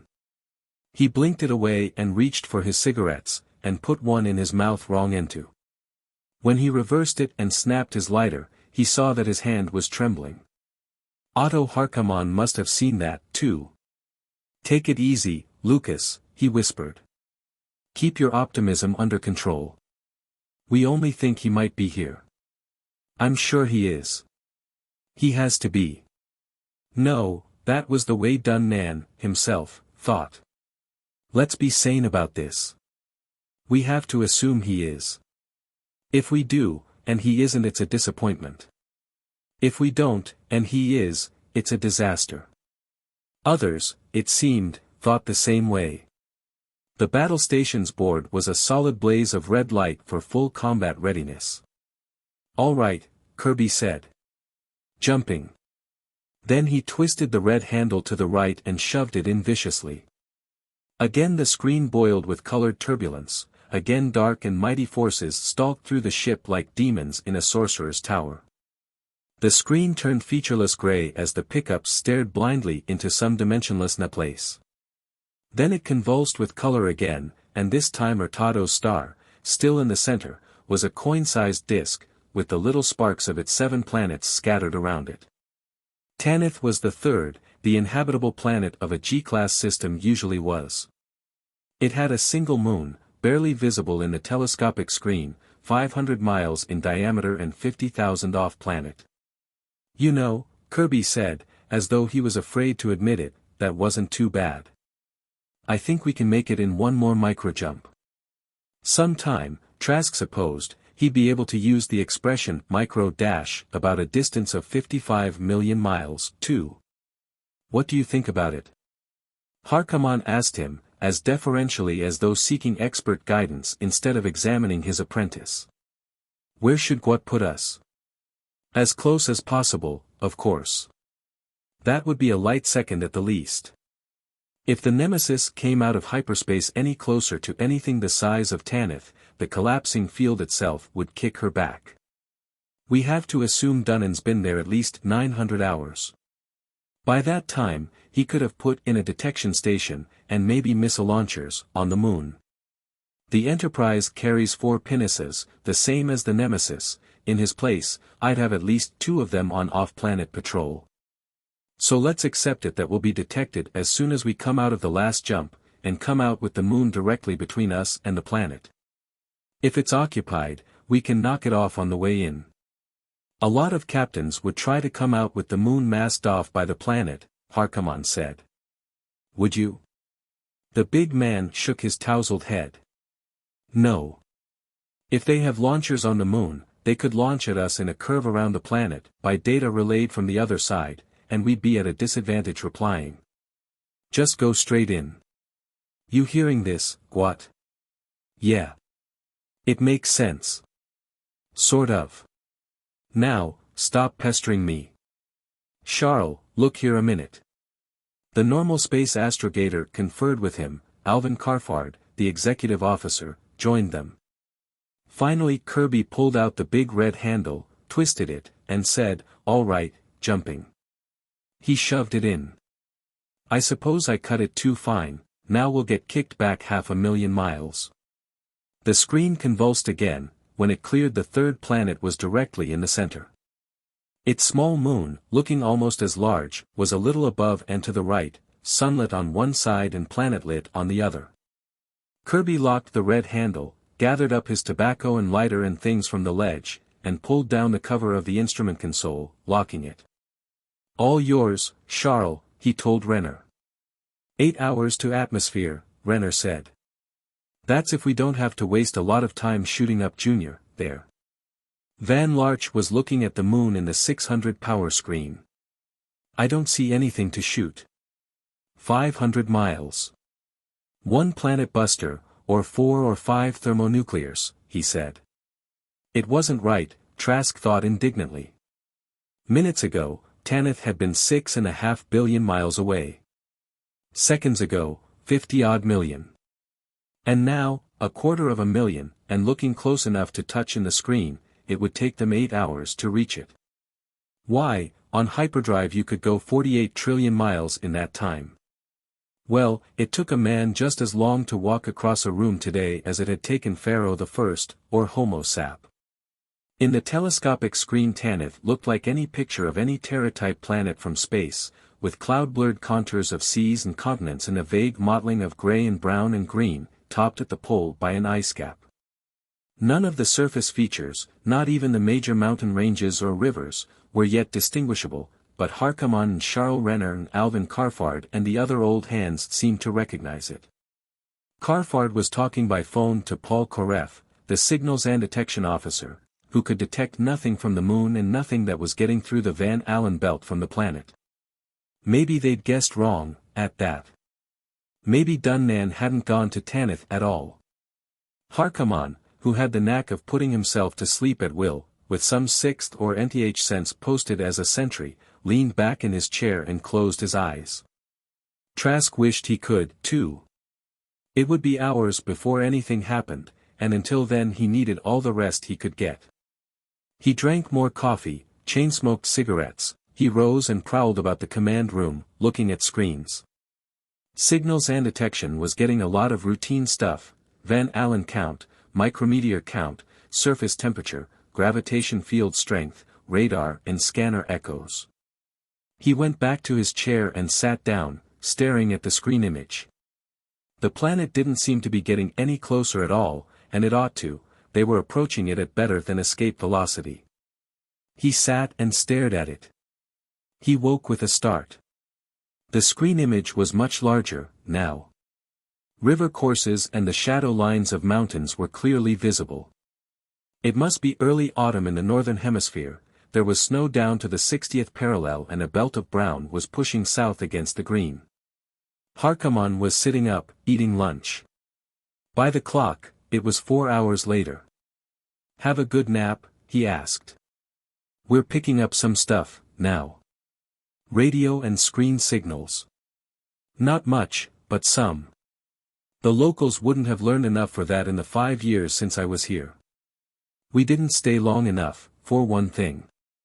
On decivilized planets that were visited by Space Vikings, the locals picked up bits and scraps of technology very quickly. In the 4 months of idleness and long conversations while they were in hyperspace he had heard many stories confirming that. But from the level to which Tanith had sunk, radio and screen communication in 5 years was a little too much of a jump. "You didn't lose any men, did you?" That happened frequently, men who took up with local women, men who had made themselves unpopular with their shipmates, men who just liked the planet and wanted to stay. They were always welcomed by the locals for what they could do and teach. "No, we weren't there long enough for that. Only 350 hours. This we're getting is outside stuff, somebody's there beside the locals." Dunnan. He looked again at the battle stations board, it was still uniformly red-lighted. Everything was on full combat ready. He summoned a mess robot, selected a couple of dishes, and began to eat. After the first mouthful, he called to Elaine Karvall. "Is Paul getting anything new?" he asked. Karvall checked. "A little contragravity field distortion effect." It was still too far to be sure. He went back to his lunch. He had finished it and was lighting a cigarette over his coffee when a red light flashed and a voice from one of the speakers shouted. "Detection! Detection from planet! Radar, and microarray!" Karvall began talking rapidly into a handphone. Harkaman unhooked one beside him and listened. "Coming from a definite point, about 25th north parallel," he said, aside. "Could be from a ship hiding against the planet. There's nothing at all on the moon. They seem to be approaching the planet more and more rapidly." Actually, they weren't, the ship was decelerating to get into an orbit, but the decreasing distance created the illusion of increasing speed. The red lights flashed once more. "Ship detected. Just outside atmosphere, coming around the planet from the west." "Is she the Enterprise?" "Can't tell, yet," Karvall said, and then cried, "There she is, in the screen. That spark, about 30 degrees north, just off the west side." Aboard her, 2 voices from speakers would be shouting, "Ship detected," and the battle station board would be blazing red. And Andray Dunnan, at the command desk. "She's calling us." That was Paul Koreff's voice, out of the squawk box on the desk. "Standard Sword World Impulse Code." Interrogative, "What ship are you?" Informative, "Her screen combination." Request, "Please communicate." "All right," Harkaman said. "Let's be polite and communicate. What's her screen combination?" Koreff's voice gave it, and Harkaman punched it out. The communication screen in front of them lit at once. Trask shoved over his chair beside Harkaman's, his hands tightening on the arms. Would it be Dunnan himself, and what would his face show when he saw who confronted him out of his own screen? It took him an instant to realize that the other ship was not the Enterprise at all. The Enterprise was the Nemesis twin, her command room was identical with his own. This one was different in arrangements and fittings. The Enterprise was a new ship, this one was old, and had suffered for years at the hands of a slack captain and a slovenly crew. And the man who sat facing him in the screen was not Andray Dunnan, or any man he had ever seen before. A dark-faced man, with an old scar that ran down one cheek from a little below the eye, he had curly black hair, on his head and on a V of chest exposed by an open shirt. There was an ashtray in front of him, and a thin curl of smoke rose from a cigar in it, and coffee steamed in an ornate but battered silver cup beside it. He was grinning gleefully. "Well. Captain Harkaman, of the Enterprise, I believe." Welcome to Tanith. Who's the gentleman with you? He isn't the Duke of Wardshaven, is he? Chapter 8. He glanced quickly at the showback over the screen, to assure himself that his face was not betraying him. Beside him, Otto Harkaman was laughing.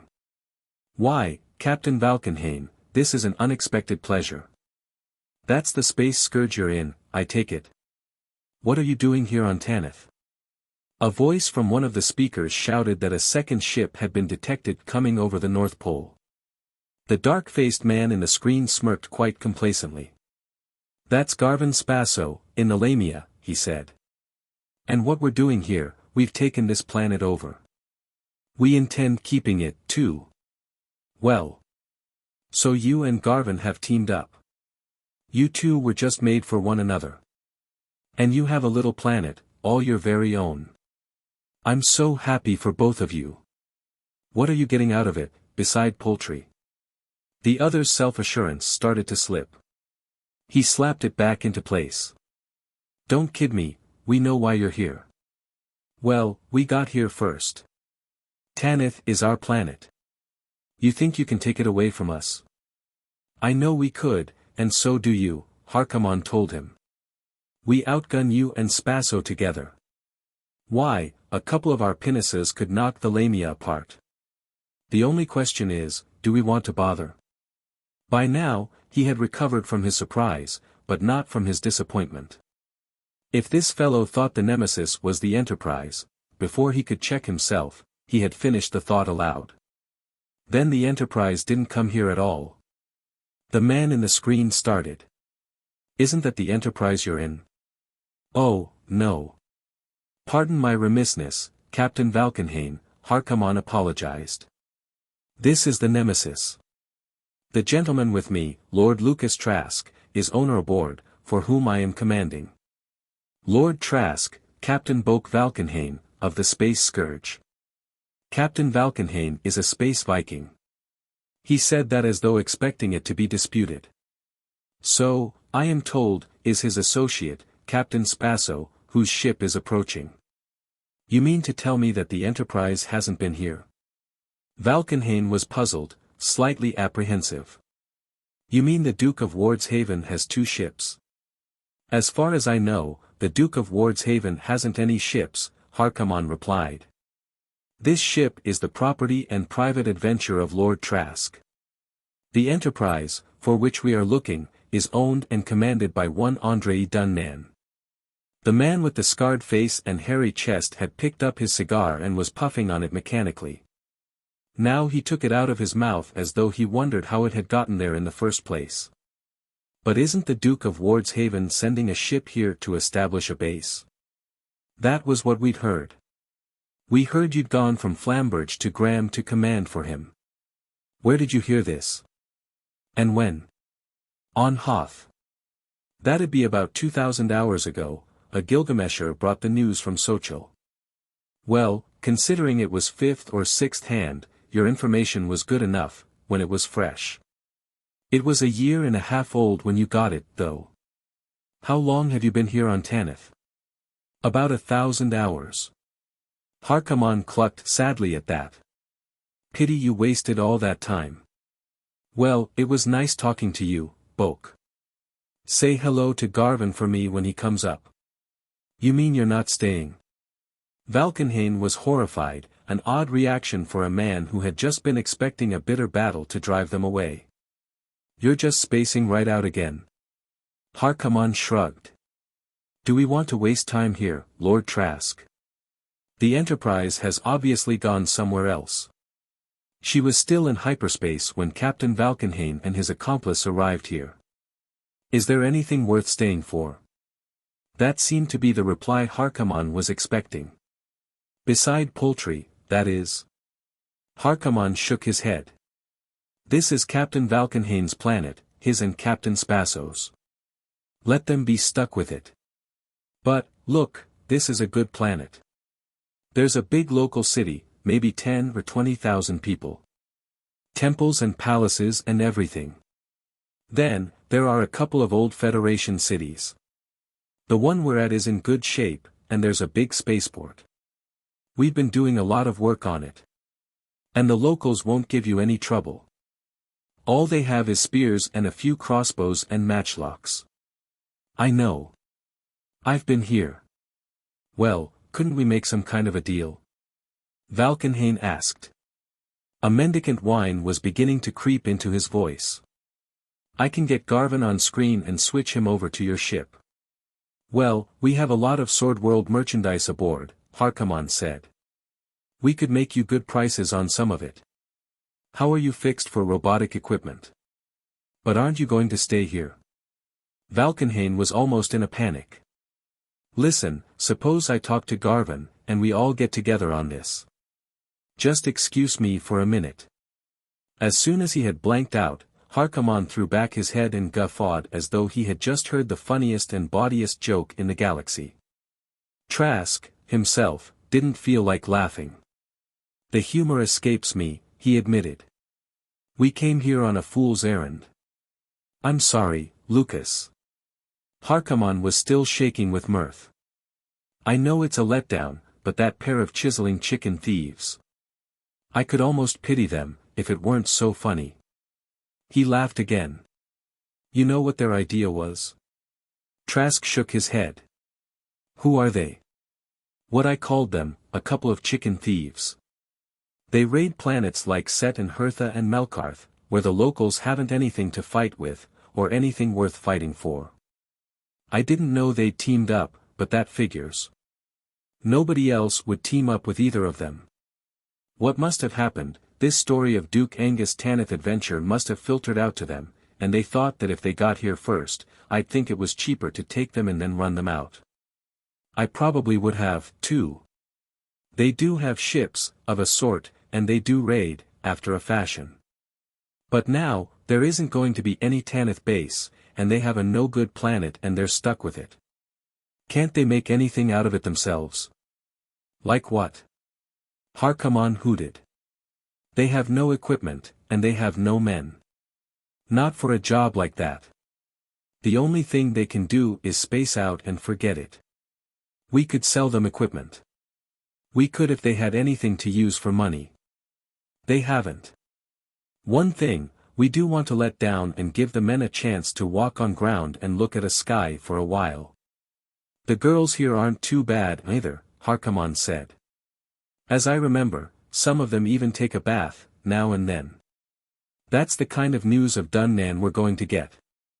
By the time we'd get to where he's been reported, he'd be a couple of thousand light years away, he said disgustedly. I agree, we ought to give the men a chance to get off the ship, here. We can stall this pair along for a while and we won't have any trouble with them. The three ships were slowly converging toward a point 15,000 miles off planet and over the sunset line. The space scourge bore the device of a mailed fist clutching a comet by the head. It looked more like a whisk broom than a scourge. The Lamia bore a coiled snake with the head, arms and bust of a woman.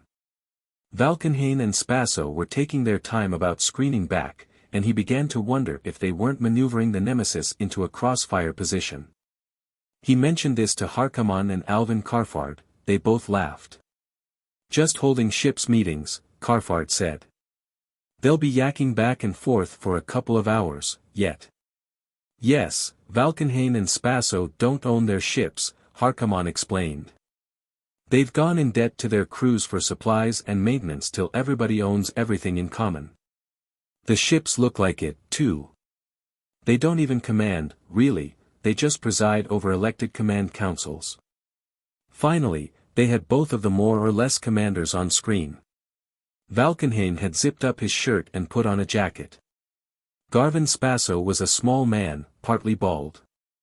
His eyes were a shade too close together, and his thin mouth had a bitterly crafty twist. He began speaking at once. Captain, Boak tells me you say you're not here in the service of the Duke of Wardshaven at all. He said it aggrievedly. That's correct, Harkaman said. We came here because Lord Trask thought another Graham ship, the Enterprise, would be here. Since she isn't, there's no point in our being here. We do hope, though, that you won't make any difficulty about our letting down and giving our men a couple of 100 hours liberty. They've been in hyperspace for 3,000 hours. See? Spaso clamored. He wants to trick us into letting him land. Captain Spaso, Trask cut in. Will you please stop insulting everybody's intelligence, your own included? Spaso glared at him, belligerently but hopefully. I understand what you thought you were going to do here. You expected Captain Harkaman here to establish a base for the Duke of Wardshaven, and you thought, if you were here ahead of him and in a posture of defense, that he'd take you into the Duke's service rather than waste ammunition and risk damage and casualties wiping you out. Well, I'm very sorry, gentlemen. Captain Harkaman is in my service, and I'm not in the least interested in establishing a base on Tanith. Valkenhayn and Spaso looked at each other. At least, in the two side-by-side screens, their eyes shifted, each to the other's screen on his own ship. I get it. Spaso cried suddenly. There's two ships, the Enterprise and this one. The Duke of Wardshaven fitted out the Enterprise, and somebody else fitted out this one. They both want to put in a base here. That opened a glorious vista. Instead of merely capitalizing on their nuisance value, they might find themselves holding the balance of power in a struggle for the planet. All sorts of profitable perfidies were possible. Why, sure you can land, Otto, Valkenhayn said. I know what it's like to be 3,000 hours in hyper, myself. You're at this old city with the two tall tower buildings, aren't you? Harkaman asked. He looked up at the view screen. Ought to be about midnight there now. How's the spaceport? When I was here, it was pretty bad. Oh, we've been fixing it up. We got a big gang of locals working for us. The city was familiar, from Otto Harkaman's descriptions and from the pictures Van Larch had painted during the long jump from Graham. As they came in, it looked impressive, spreading for miles around the twin buildings that spired almost 3,000 feet above it, with a great spaceport like an 8-pointed star at one side. Whoever had built it, in the sunset splendor of the old Terran Federation, must have done so confident that it would become the metropolis of a populous and prospering world. Then the sun of the Federation had gone down. Nobody knew what had happened on Tanith after that, but evidently none of it had been good.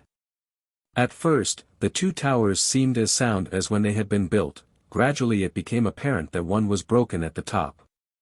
For the most part, the smaller buildings scattered widely around them were standing, though here and there mounds of brush-grown rubble showed where some had fallen in.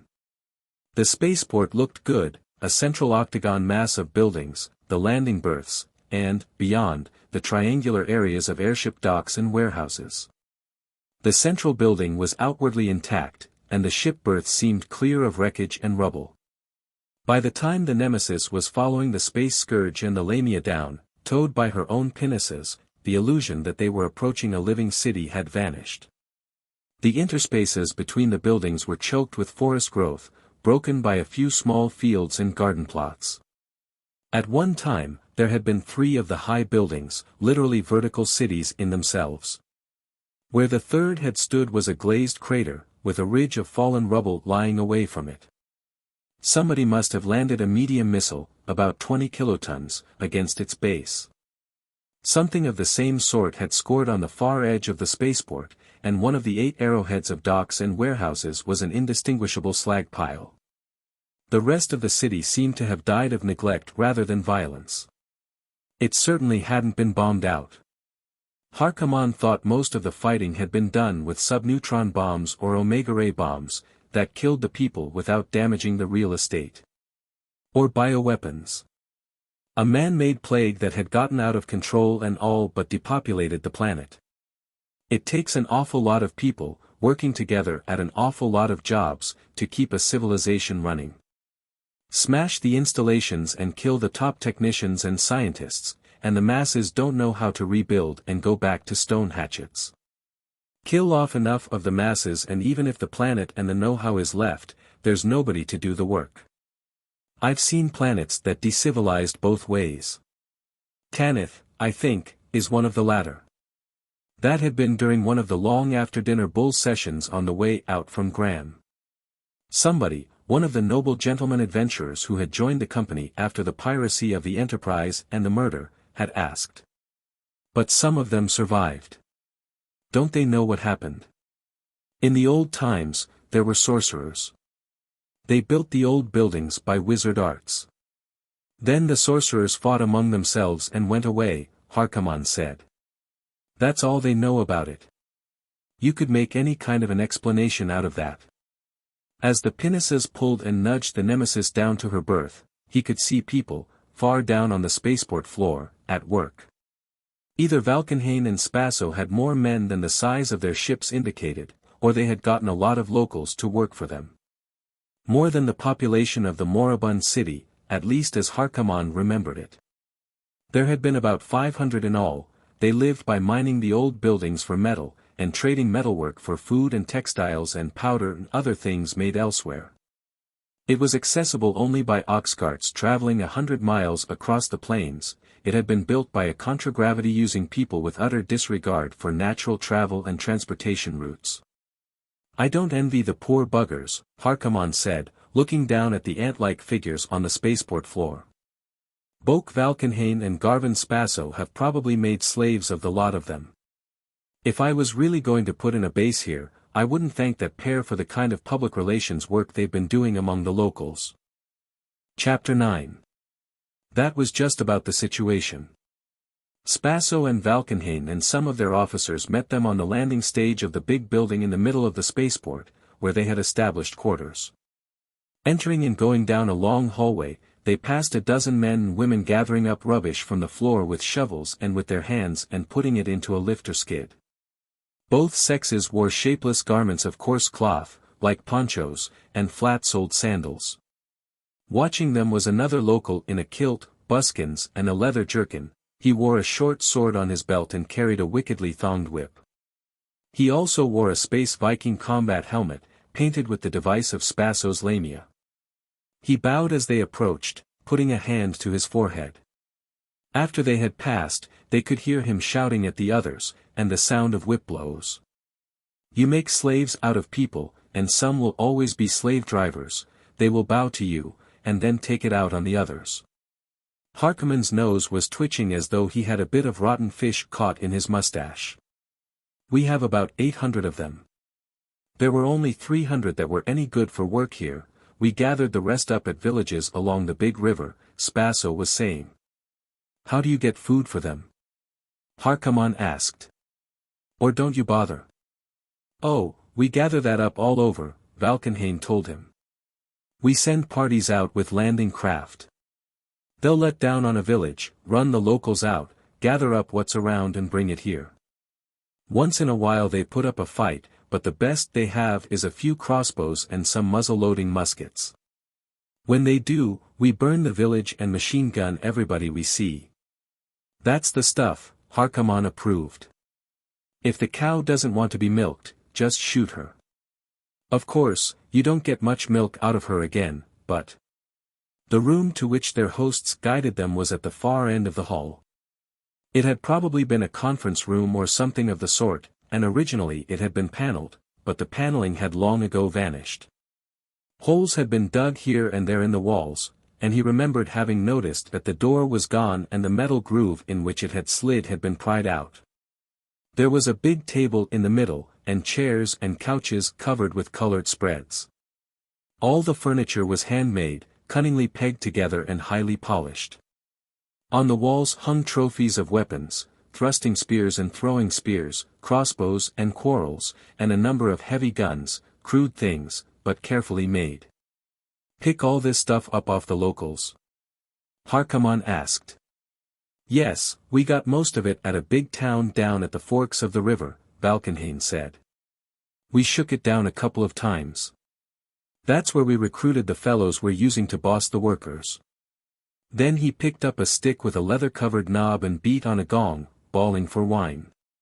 A voice, somewhere, replied, Yes, master, I come, and in a few moments a woman entered carrying a jug in either hand.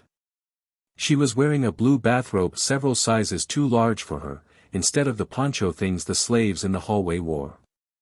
She had dark brown hair and gray eyes, if she had not been so obviously frightened she would have been beautiful.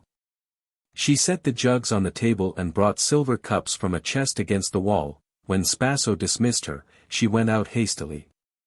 "I suppose it's silly to ask if you're paying these people anything for the work they do or for the things you take from them," Harkaman said.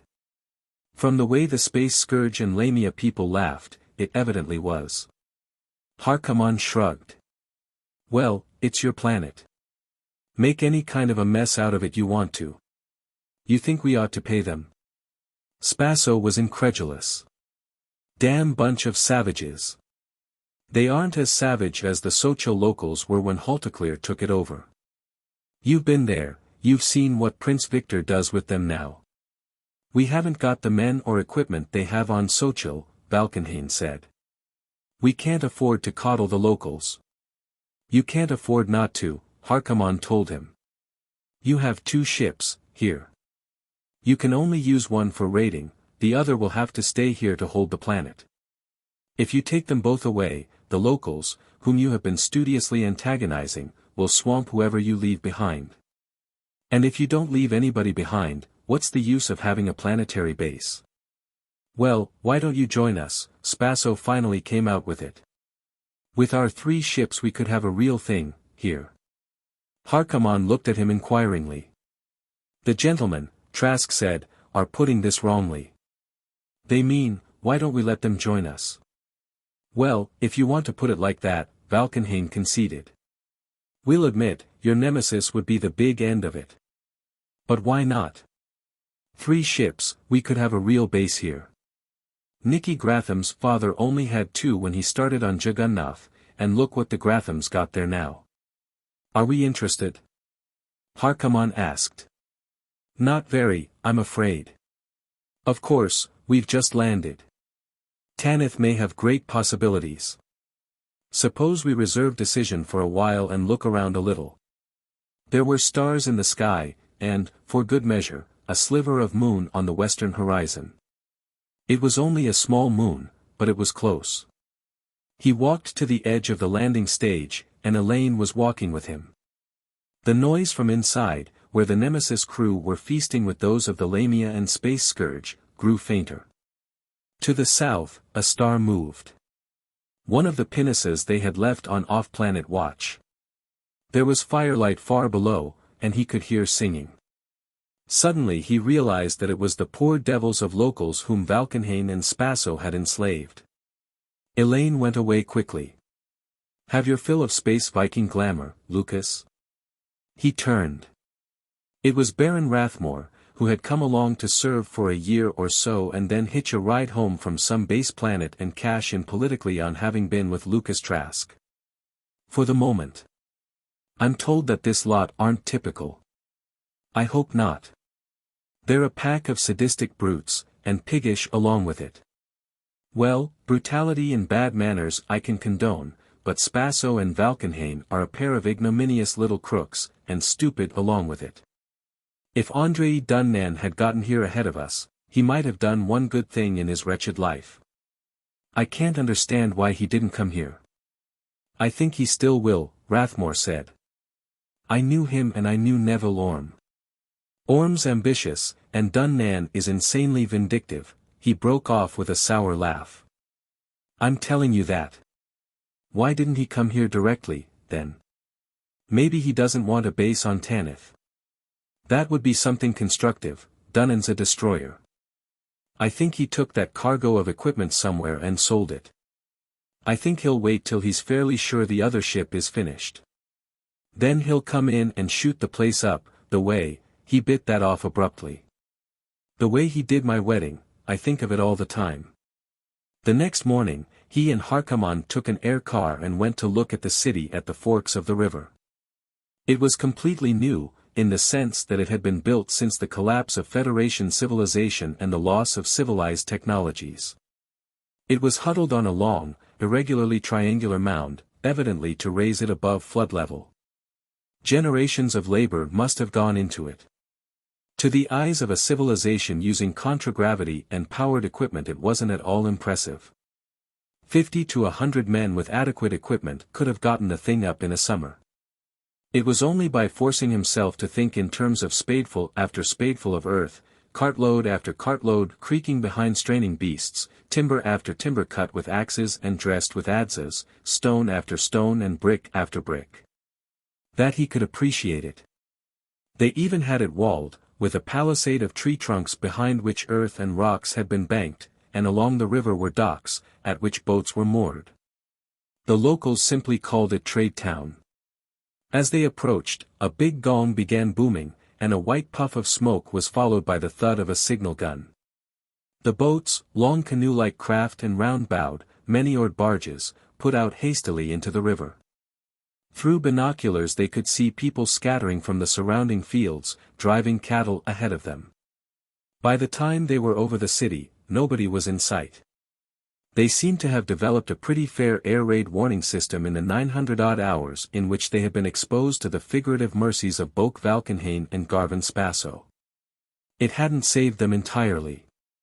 A section of the city had been burned, and there were evidences of shelling. Light chemical explosive stuff. This city was too good a cow for even those two to kill before the milking was over. They circled slowly over it at 1,000 feet.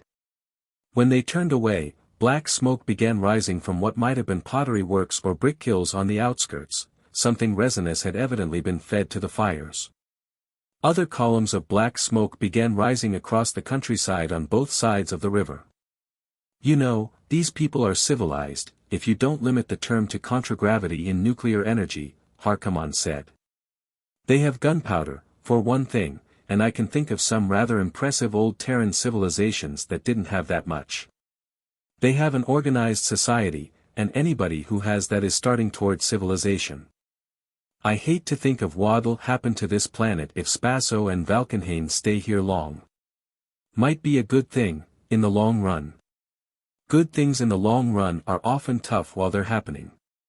I know what'll happen to Spaso and Valkenhayn, though. They'll start decivilizing themselves. They'll stay here for a while, and when they need something they can't take from the locals they'll go chicken stealing after it, but most of the time they'll stay here lording it over their slaves. And finally their ships will wear out and they won't be able to fix them. Then, sometime, the locals will jump them when they aren't watching and wipe them out. But in the meantime, the locals will learn a lot from them. They turned the air car west again along the river. They looked at a few villages. One or two dated from the Federation period, they had been plantations before whatever it was had happened. More had been built within the past 5 centuries. A couple had recently been destroyed, in punishment for the crime of self-defense. You know, he said, at length, I'm going to do everybody a favor. I'm going to let Spaso and Valkenhayn persuade me to take this planet away from them. Harkaman, who was piloting, turned sharply. You crazy or something? When somebody makes a statement you don't understand, don't tell him he's crazy. Ask him what he means. Who said that? On target, Harkaman grinned.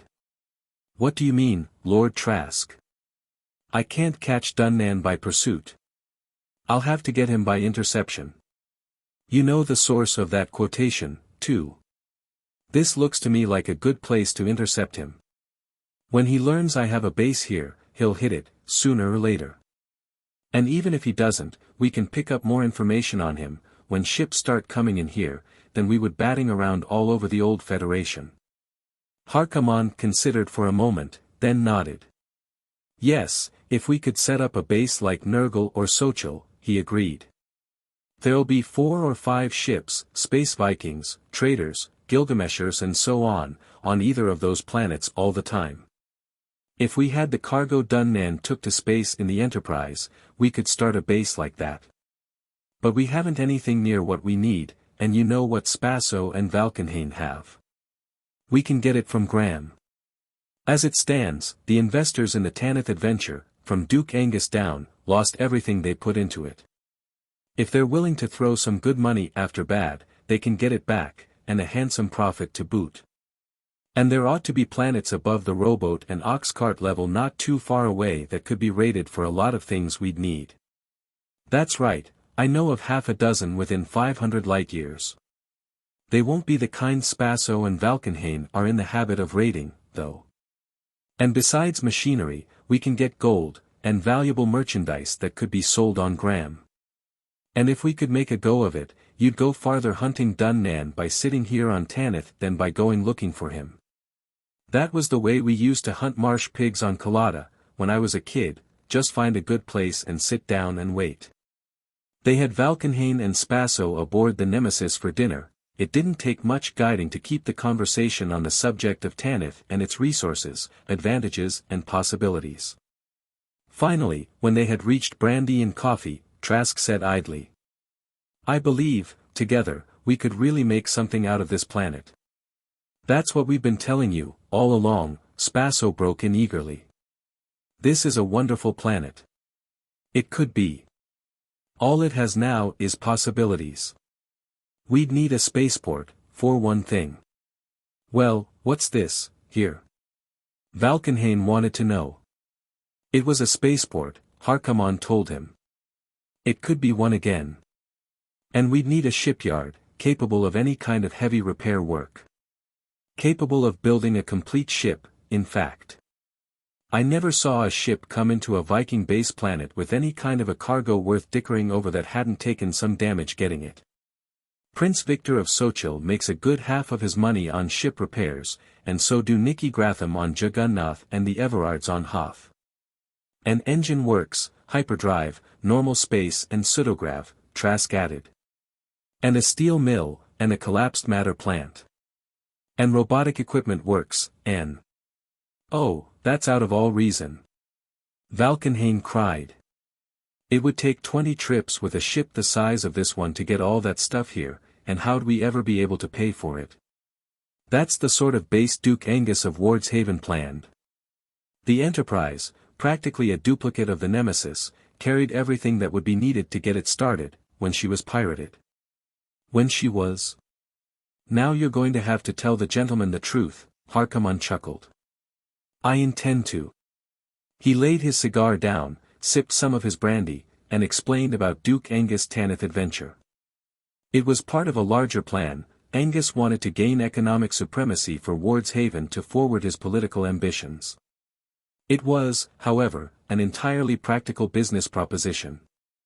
I was opposed to it, because I thought it would be too good a proposition for Tanith and work to the disadvantage of the home planet in the end. He told them about the Enterprise, and the cargo of industrial and construction equipment she carried, and then told them how Andray Dunnan had pirated her. That wouldn't have annoyed me at all. I had no money invested in the project. What did annoy me, to put it mildly, was that just before he took the ship out, Dunnan shot up my wedding, wounded me and my father-in-law, and killed the lady to whom I had been married for less than half an hour. I fitted out this ship at my own expense, took on Captain Harkaman, who had been left without a command when the Enterprise was pirated, and came out here to hunt Dunnan down and kill him. I believe that I can do that best by establishing a base on Tanith myself. The base will have to be operated at a profit, or it can't be operated at all. He picked up the cigar again and puffed slowly. I am inviting you gentlemen to join me as partners. Well, you still haven't told us how we're going to get the money to finance it, Spaso insisted. The Duke of Wardshaven, and the others who invested in the original Tanith adventure will put it up. It's the only way they can recover what they lost on the Enterprise. But then, this Duke of Wardshaven will be running it, not us, Valkenhayn objected. The Duke of Wardshaven, Harkaman reminded him, is on Gram. We are here on Tanith. There are 3,000 light-years between. That seemed a satisfactory answer. Spaso, however, wanted to know who would run things here on Tanith. We'll have to hold a meeting of all three crews, he began. We will do nothing of the kind, Trask told him. I will be running things here on Tanith. You people may allow your orders to be debated and voted on, but I don't. You will inform your respective crews to that effect. Any orders you give them in my name will be obeyed without argument. I don't know how the men'll take that, Valkenhayn said. I know how they'll take it if they're smart, Harkaman told him. And I know what'll happen if they aren't. I know how you've been running your ships, or how your ship's crews have been running you. Well, we don't do it that way. Lucas Trask is owner, and I'm captain. I obey his orders on what's to be done, and everybody else obeys mine on how to do it. Spaso looked at Valkenhayn, then shrugged. That's how the man wants it, Boke. You want to give him an argument? I don't. The first order, Trask said, is that these people you have working here are to be paid. They are not to be beaten by these plug uglies you have guarding them. If any of them want to leave, they may do so, they will be given presents and furnished transportation home. Those who wish to stay will be issued rations, furnished with clothing and bedding and so on as they need it, and paid wages.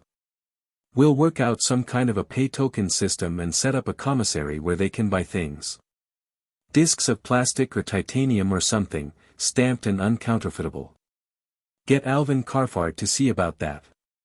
Organize work gangs, and promote the best and most intelligent to foremen. And those guards could be taken in hand by some ground fighter sergeant and given sword world weapons and tactical training, use them to train others, they'd need a sepoy army of some sort. Even the best of goodwill is no substitute for armed force, conspicuously displayed and unhesitatingly used when necessary. And there'll be no more of this raiding villages for food or anything else. We will pay for anything we get from any of the locals. We'll have trouble about that, Valkenhayn predicted. Our men think anything a local has belongs to anybody who can take it. So do I, Harkaman said. On a planet I'm raiding. This is our planet, and our locals. We don't raid our own planet or our own people. You'll just have to teach them that. Chapter 10. It took Valkenhayn and Spaso more time and argument to convince their crews than Trask thought necessary. Harkaman seemed satisfied, and so was Baron Rathmore, the Wardshaven politician. It's like talking a lot of uncommitted small landholders into taking somebody's livery and maintenance, the latter said. You can't use too much pressure, make them think it's their own idea. There were meetings of both crews, with heated arguments. Baron Rathmore made frequent speeches, while Lord Trask of Tanith and Admiral Harkaman, the titles were Rathmore's suggestion, remained loftily aloof. On both ships, everybody owned everything in common, which meant that nobody owned anything.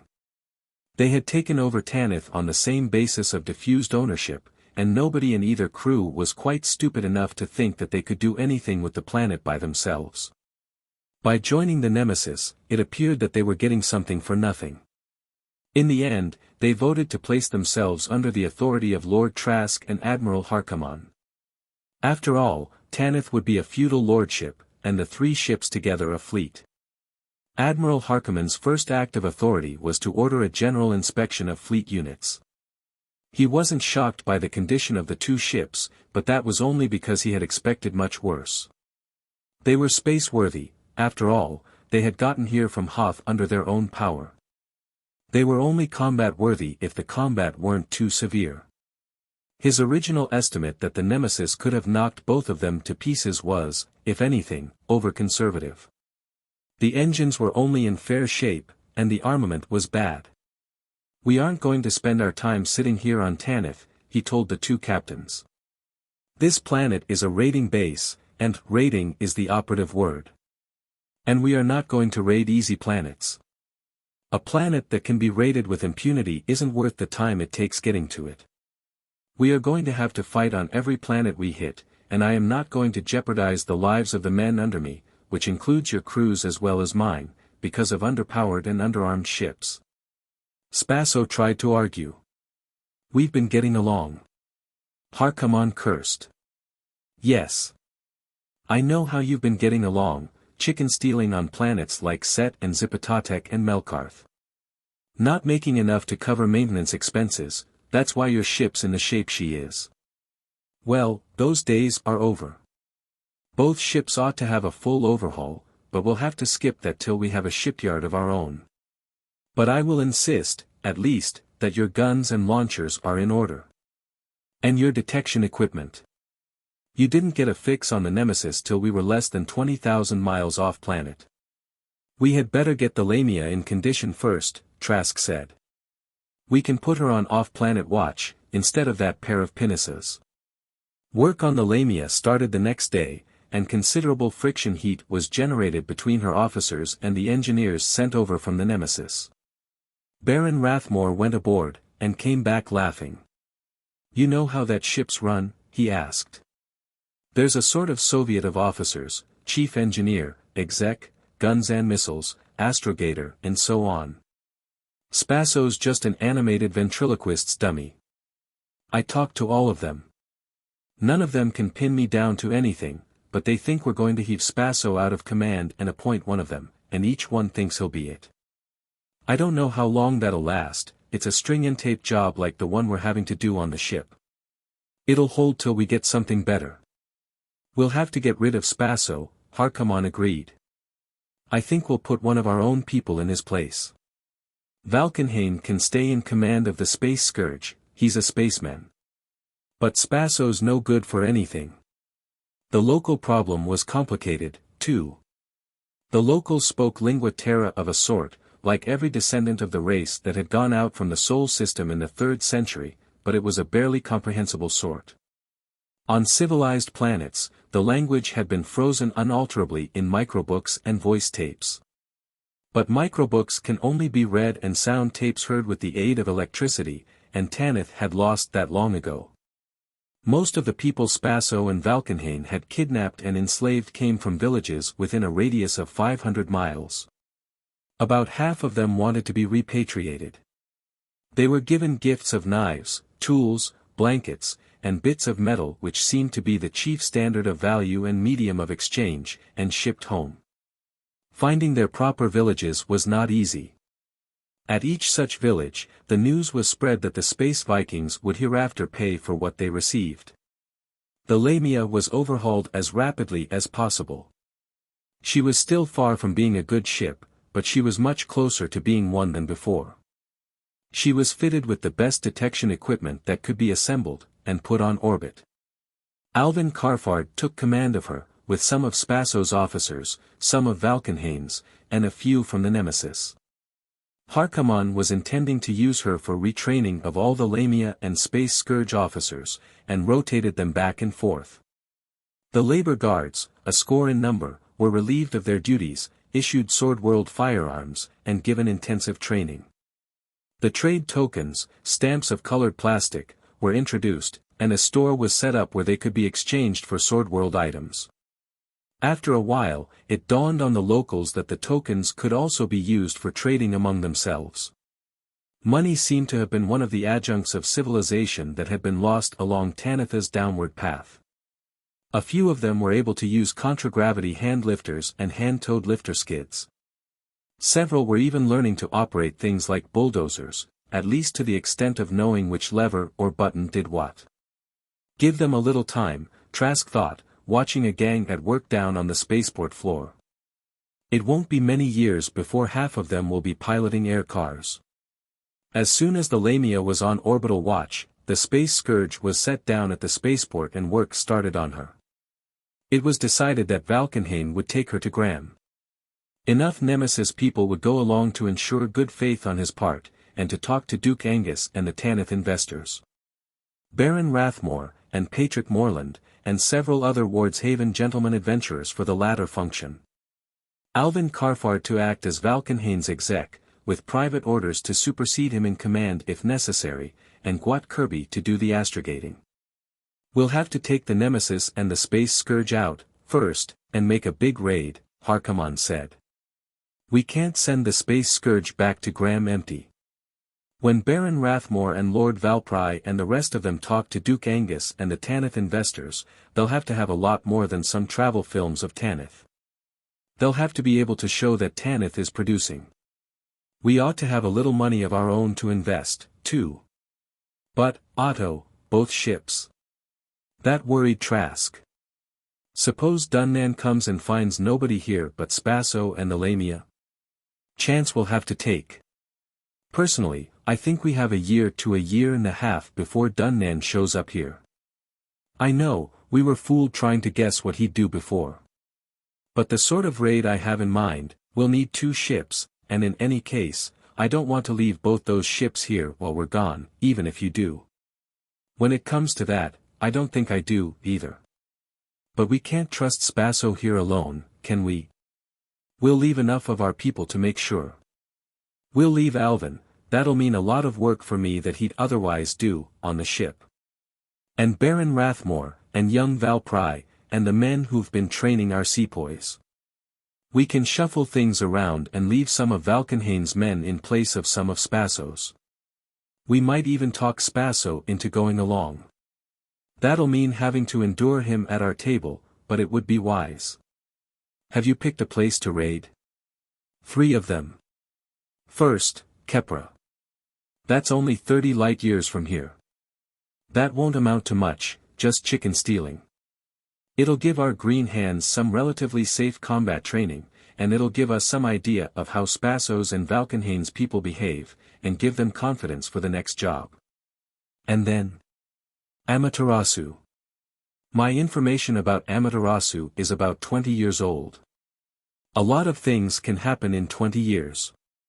All I know of it, I was never there myself, is it's fairly civilized, about like Terra just before the beginning of the atomic era.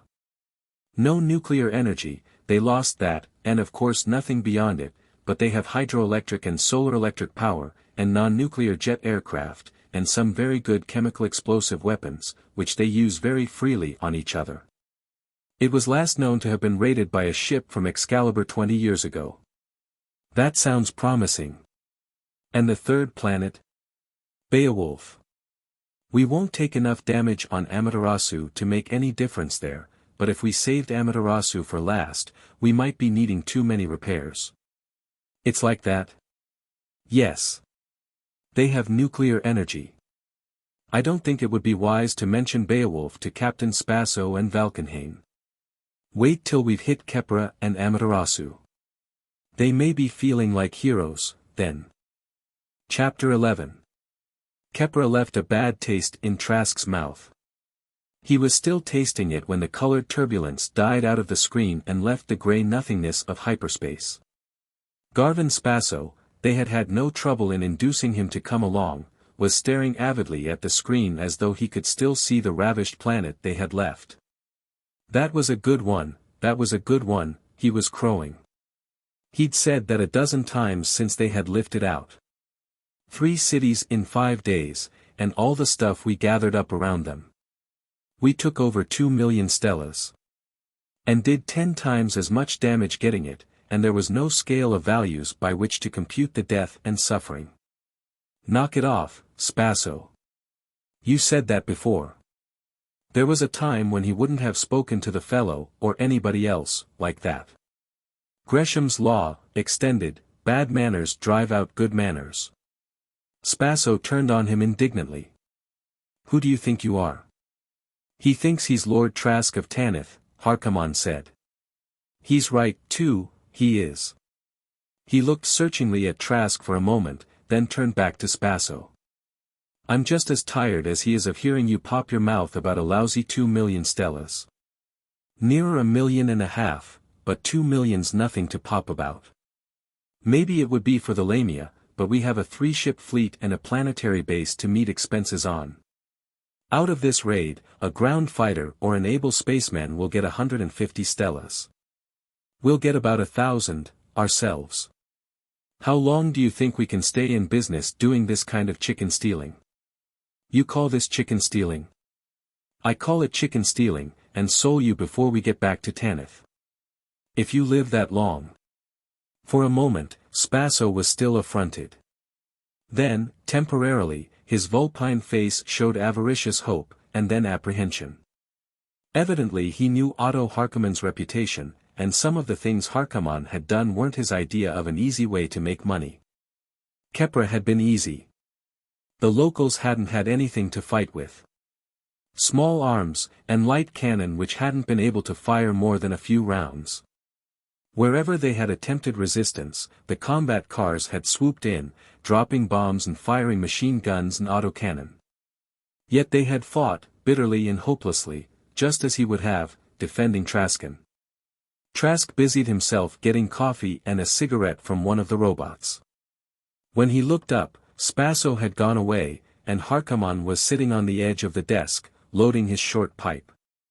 "Well, you saw the elephant, Lucas," Harkaman said.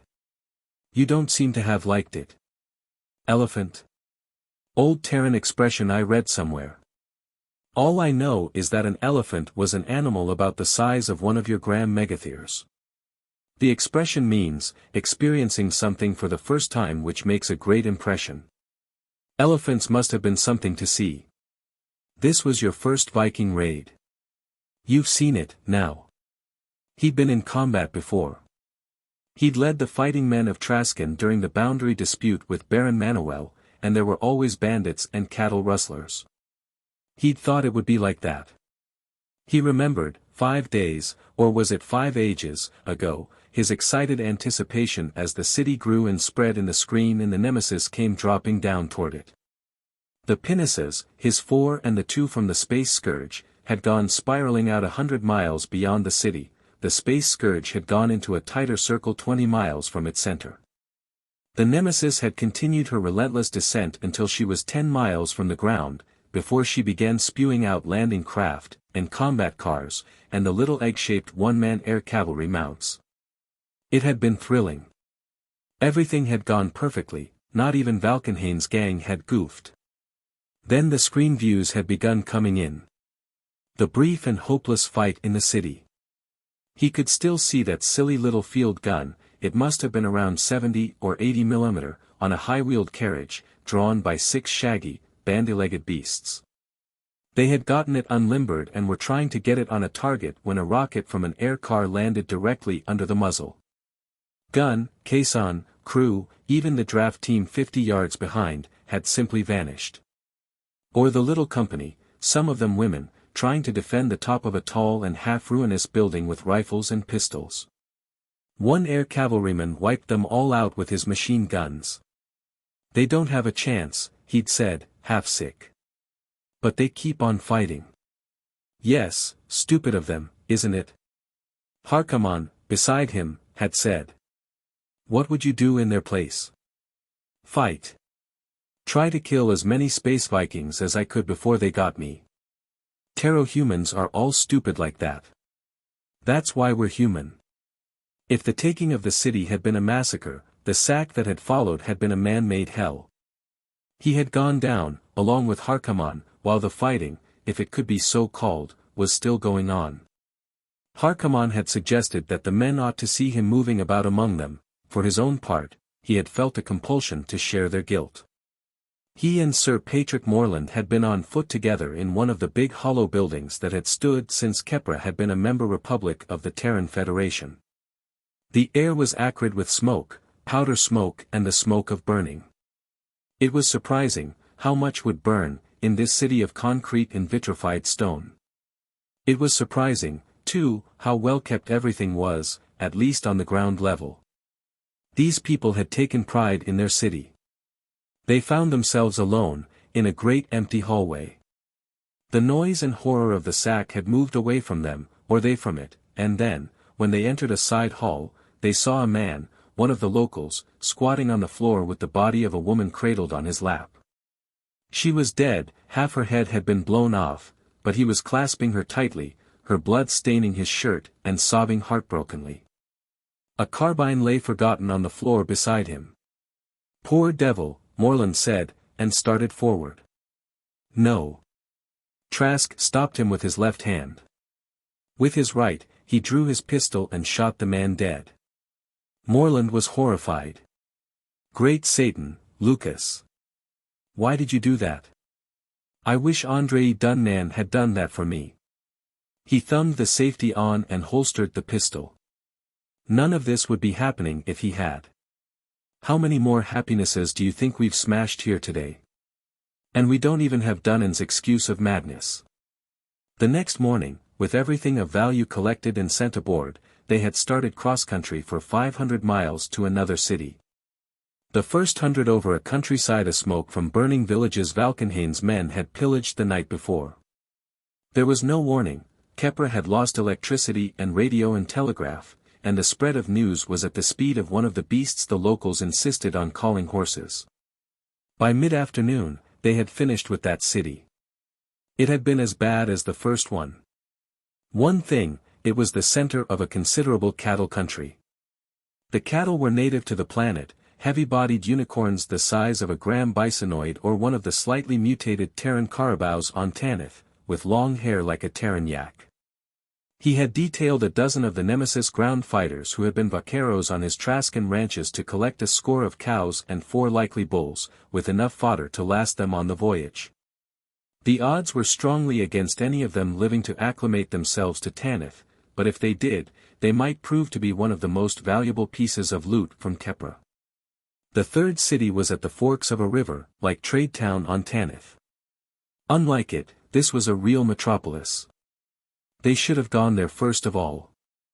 They spent 2 days systematically pillaging it. The Keprans carried on considerable river traffic, with sternwheel steamboats, and the waterfront was lined with warehouses crammed with every sort of merchandise. Even better, the Keprans had money, and for the most part it was gold specie, and the bank vaults were full of it. Unfortunately, the city had been built since the fall of the Federation and the climb up from the barbarism that had followed, and a great deal of it was of wood. Fires started almost at once, and it was almost completely on fire by the end of the second day. It had been visible in the telescopic screen even after they were out of atmosphere, a black smear until the turning planet carried it into darkness and then a lurid glow. It was a filthy business. Harkaman nodded. Robbery and murder always are. You don't have to ask me who said that Space Vikings are professional robbers and murderers, but who was it said that he didn't care how many planets were raided and how many innocents massacred in the old Federation? A dead man. Lucas Trask of Traskon. You wish, now, that you'd kept Traskon and stayed on Graham? No. If I had, I'd have spent every hour wishing I was doing what I'm doing now. I can get used to this, I suppose. I think you will. At least, you kept your rations down. I didn't on my first raid, and had bad dreams about it for a year. He gave his coffee cup back to the robot and got to his feet. Get a little rest, for a couple of hours. Then draw some alkadote vitamin pills from the medic. As soon as things are secured, there'll be parties all over the ship, and we'll be expected to look in on every one of them, have a drink, and say, "Well done, boys." Elaine came to him, while he was resting. She looked at him in horror, and he tried to hide his face from her, and then realized that he was trying to hide it from himself. Chapter 12. They came straight down on Eglansby, on Amaterasu, the Nemesis and the Space Scourge side by side. The radar had picked them up at 0.5 light seconds. By this time the whole planet knew they were coming, and nobody was wondering why. Paul Koref was monitoring at least 20 radio stations, assigning somebody to each one as it was identified. What was coming in was uniformly excited, some panicky, and all in fairly standard lingua terra. Garvin Spasso was perturbed. So, in the communication screen from the Space Scourge, was Boke Valkenhayn. They got radio, and they got radar, he clamored. Well, so what? Harkaman asked. They had radio and radar 20 years ago, when Rock Morgan was here in the coal sack. But they don't have nuclear energy, do they? Well, no. I'm picking up a lot of industrial electrical discharge, but nothing nuclear. All right. A man with a club can lick a man with his fists. A man with a gun can lick half a dozen with clubs. And 2 ships with nuclear weapons can lick a whole planet without them. Think it's time, Lucas? He nodded. Paul, can you cut in on that Eglansby station yet? What are you going to do? Valkenhayn wanted to know, against it in advance. Summon them to surrender. If they don't, we will drop a hellburner, and then we will pick out another city and summon it to surrender. I don't think the second one will refuse. If we are going to be murderers, we'll do it right, this time. Valkenhayn was aghast, probably at the idea of burning an unloaded city. Spasso was sputtering something about. Teach the dirty neobarbs a lesson, Koref told him. He was switched on. He picked up a hand phone. Space Vikings Nemesis and Space Scourge, calling the city of Eglandsby. Space Vikings. He repeated it for over a minute, there was no reply. Van, he called guns and missiles. A secret display job, about 4 miles over the city. He laid the phone down and looked to the underside view screen. A little later, a silvery shape dropped away from the ship's south pole. The telescopic screen went off, and the unmagnified screen darkened as the filters went on. Valkenhayn, aboard the other ship, was shouting a warning about his own screens. The only unfiltered screen aboard the Nemesis was the one tuned to the falling missile. The city of Eglandsby rushed upward in it, and then it went suddenly dark. There was an orange-yellow blaze in the other screens. After a while, the filters went off and the telescopic screen went on again. He picked up the phone. Space Vikings calling Eglandsby, this is your last warning. Communicate at once.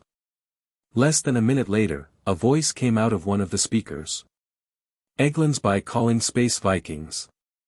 Your bomb has done great damage. Will you hold your fire until somebody in authority can communicate with you? This is the chief operator at the Central State Telecast Station. I have no authority to say anything to you, or discuss anything. Oh, good, that sounds like a dictatorship, Harkaman was saying.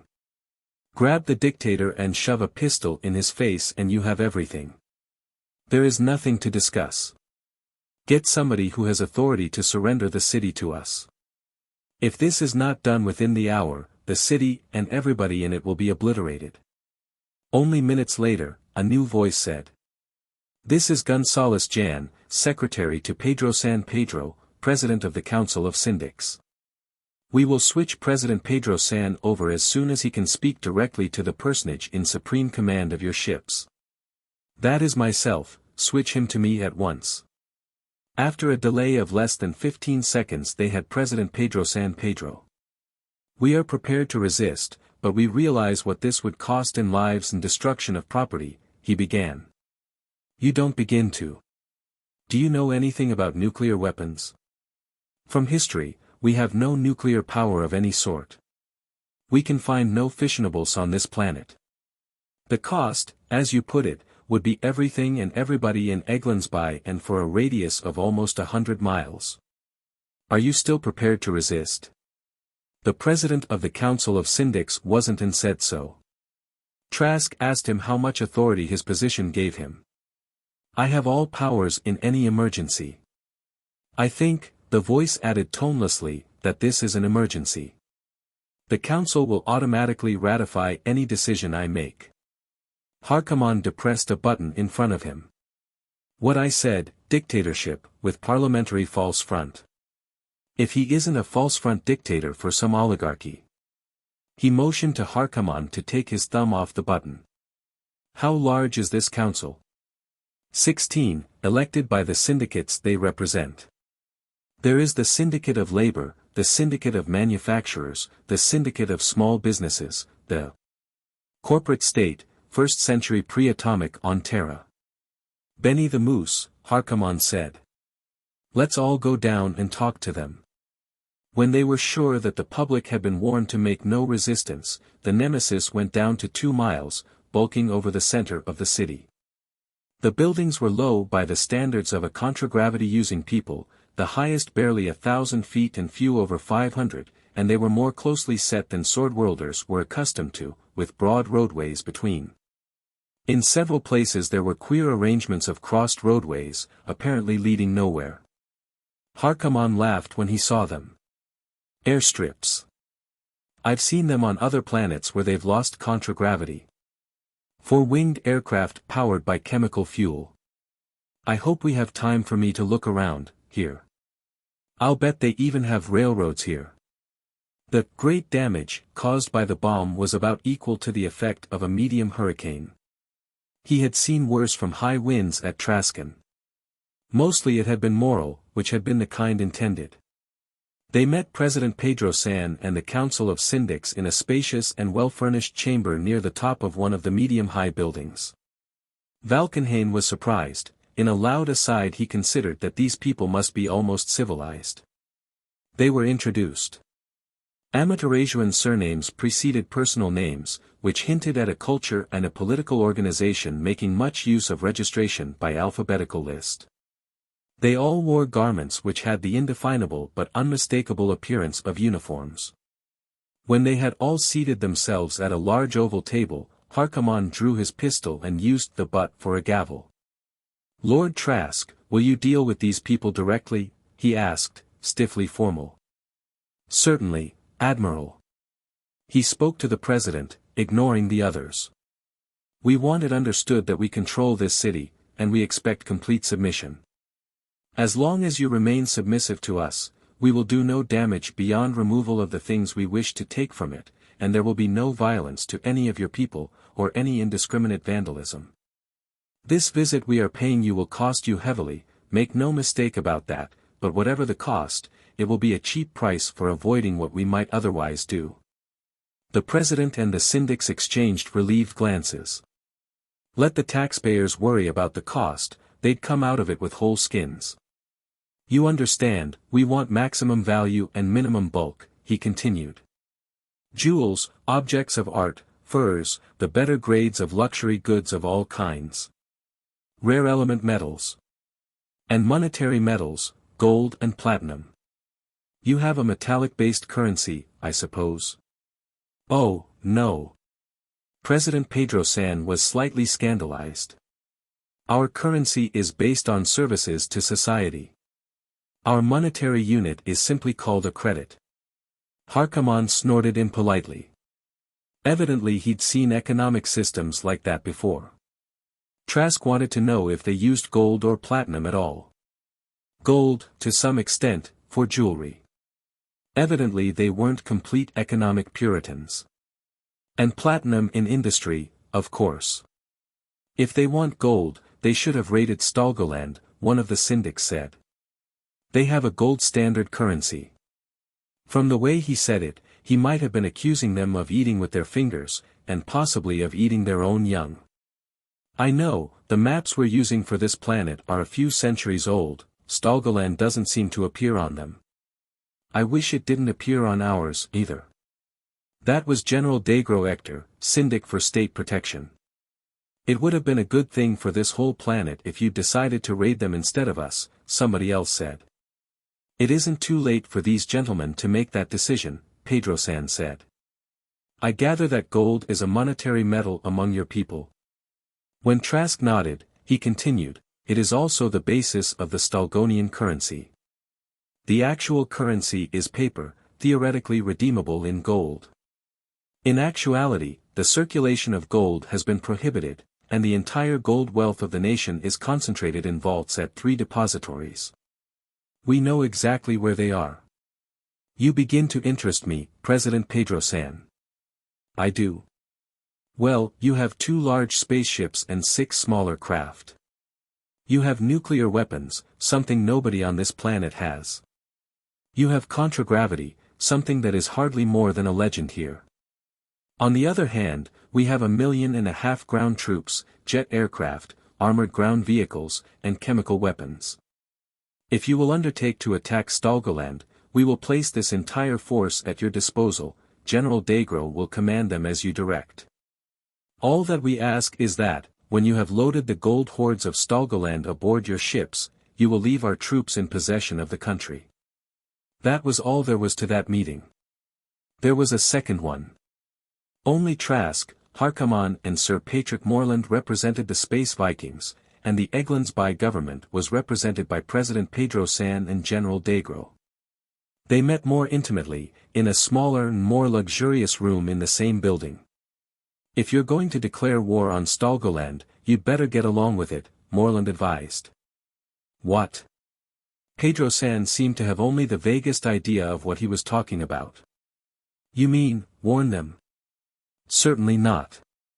We will attack them by surprise. It will be nothing but plain self-defense," he added righteously. "The oligarchic capitalists of Stalgoland have been plotting to attack us for years." "Yes. If you had carried out your original intention of looting Eglandsby, they would have invaded us the moment your ships lifted out.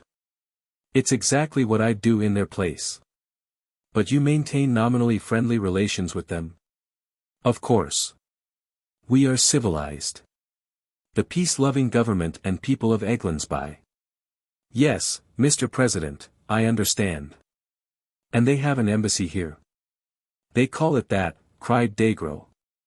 It is a nest of vipers, a plague spot of espionage and subversion. We'll grab that ourselves, right away, Harkaman said.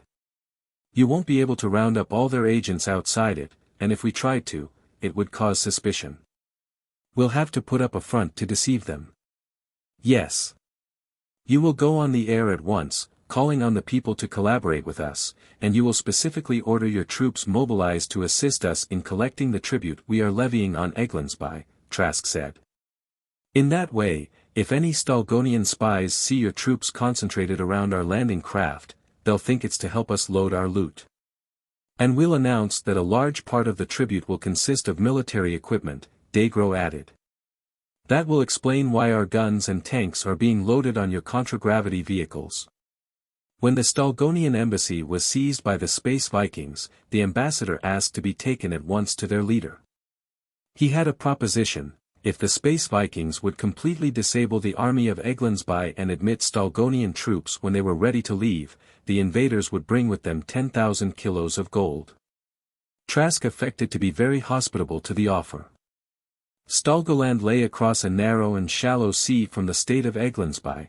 It was dotted with islands, and every one of them was, in turn, dotted with oil wells. Petroleum was what kept the aircraft and ground vehicles of Amaterasu in operation. Oil, rather than ideology, was at the root of the enmity between the two nations.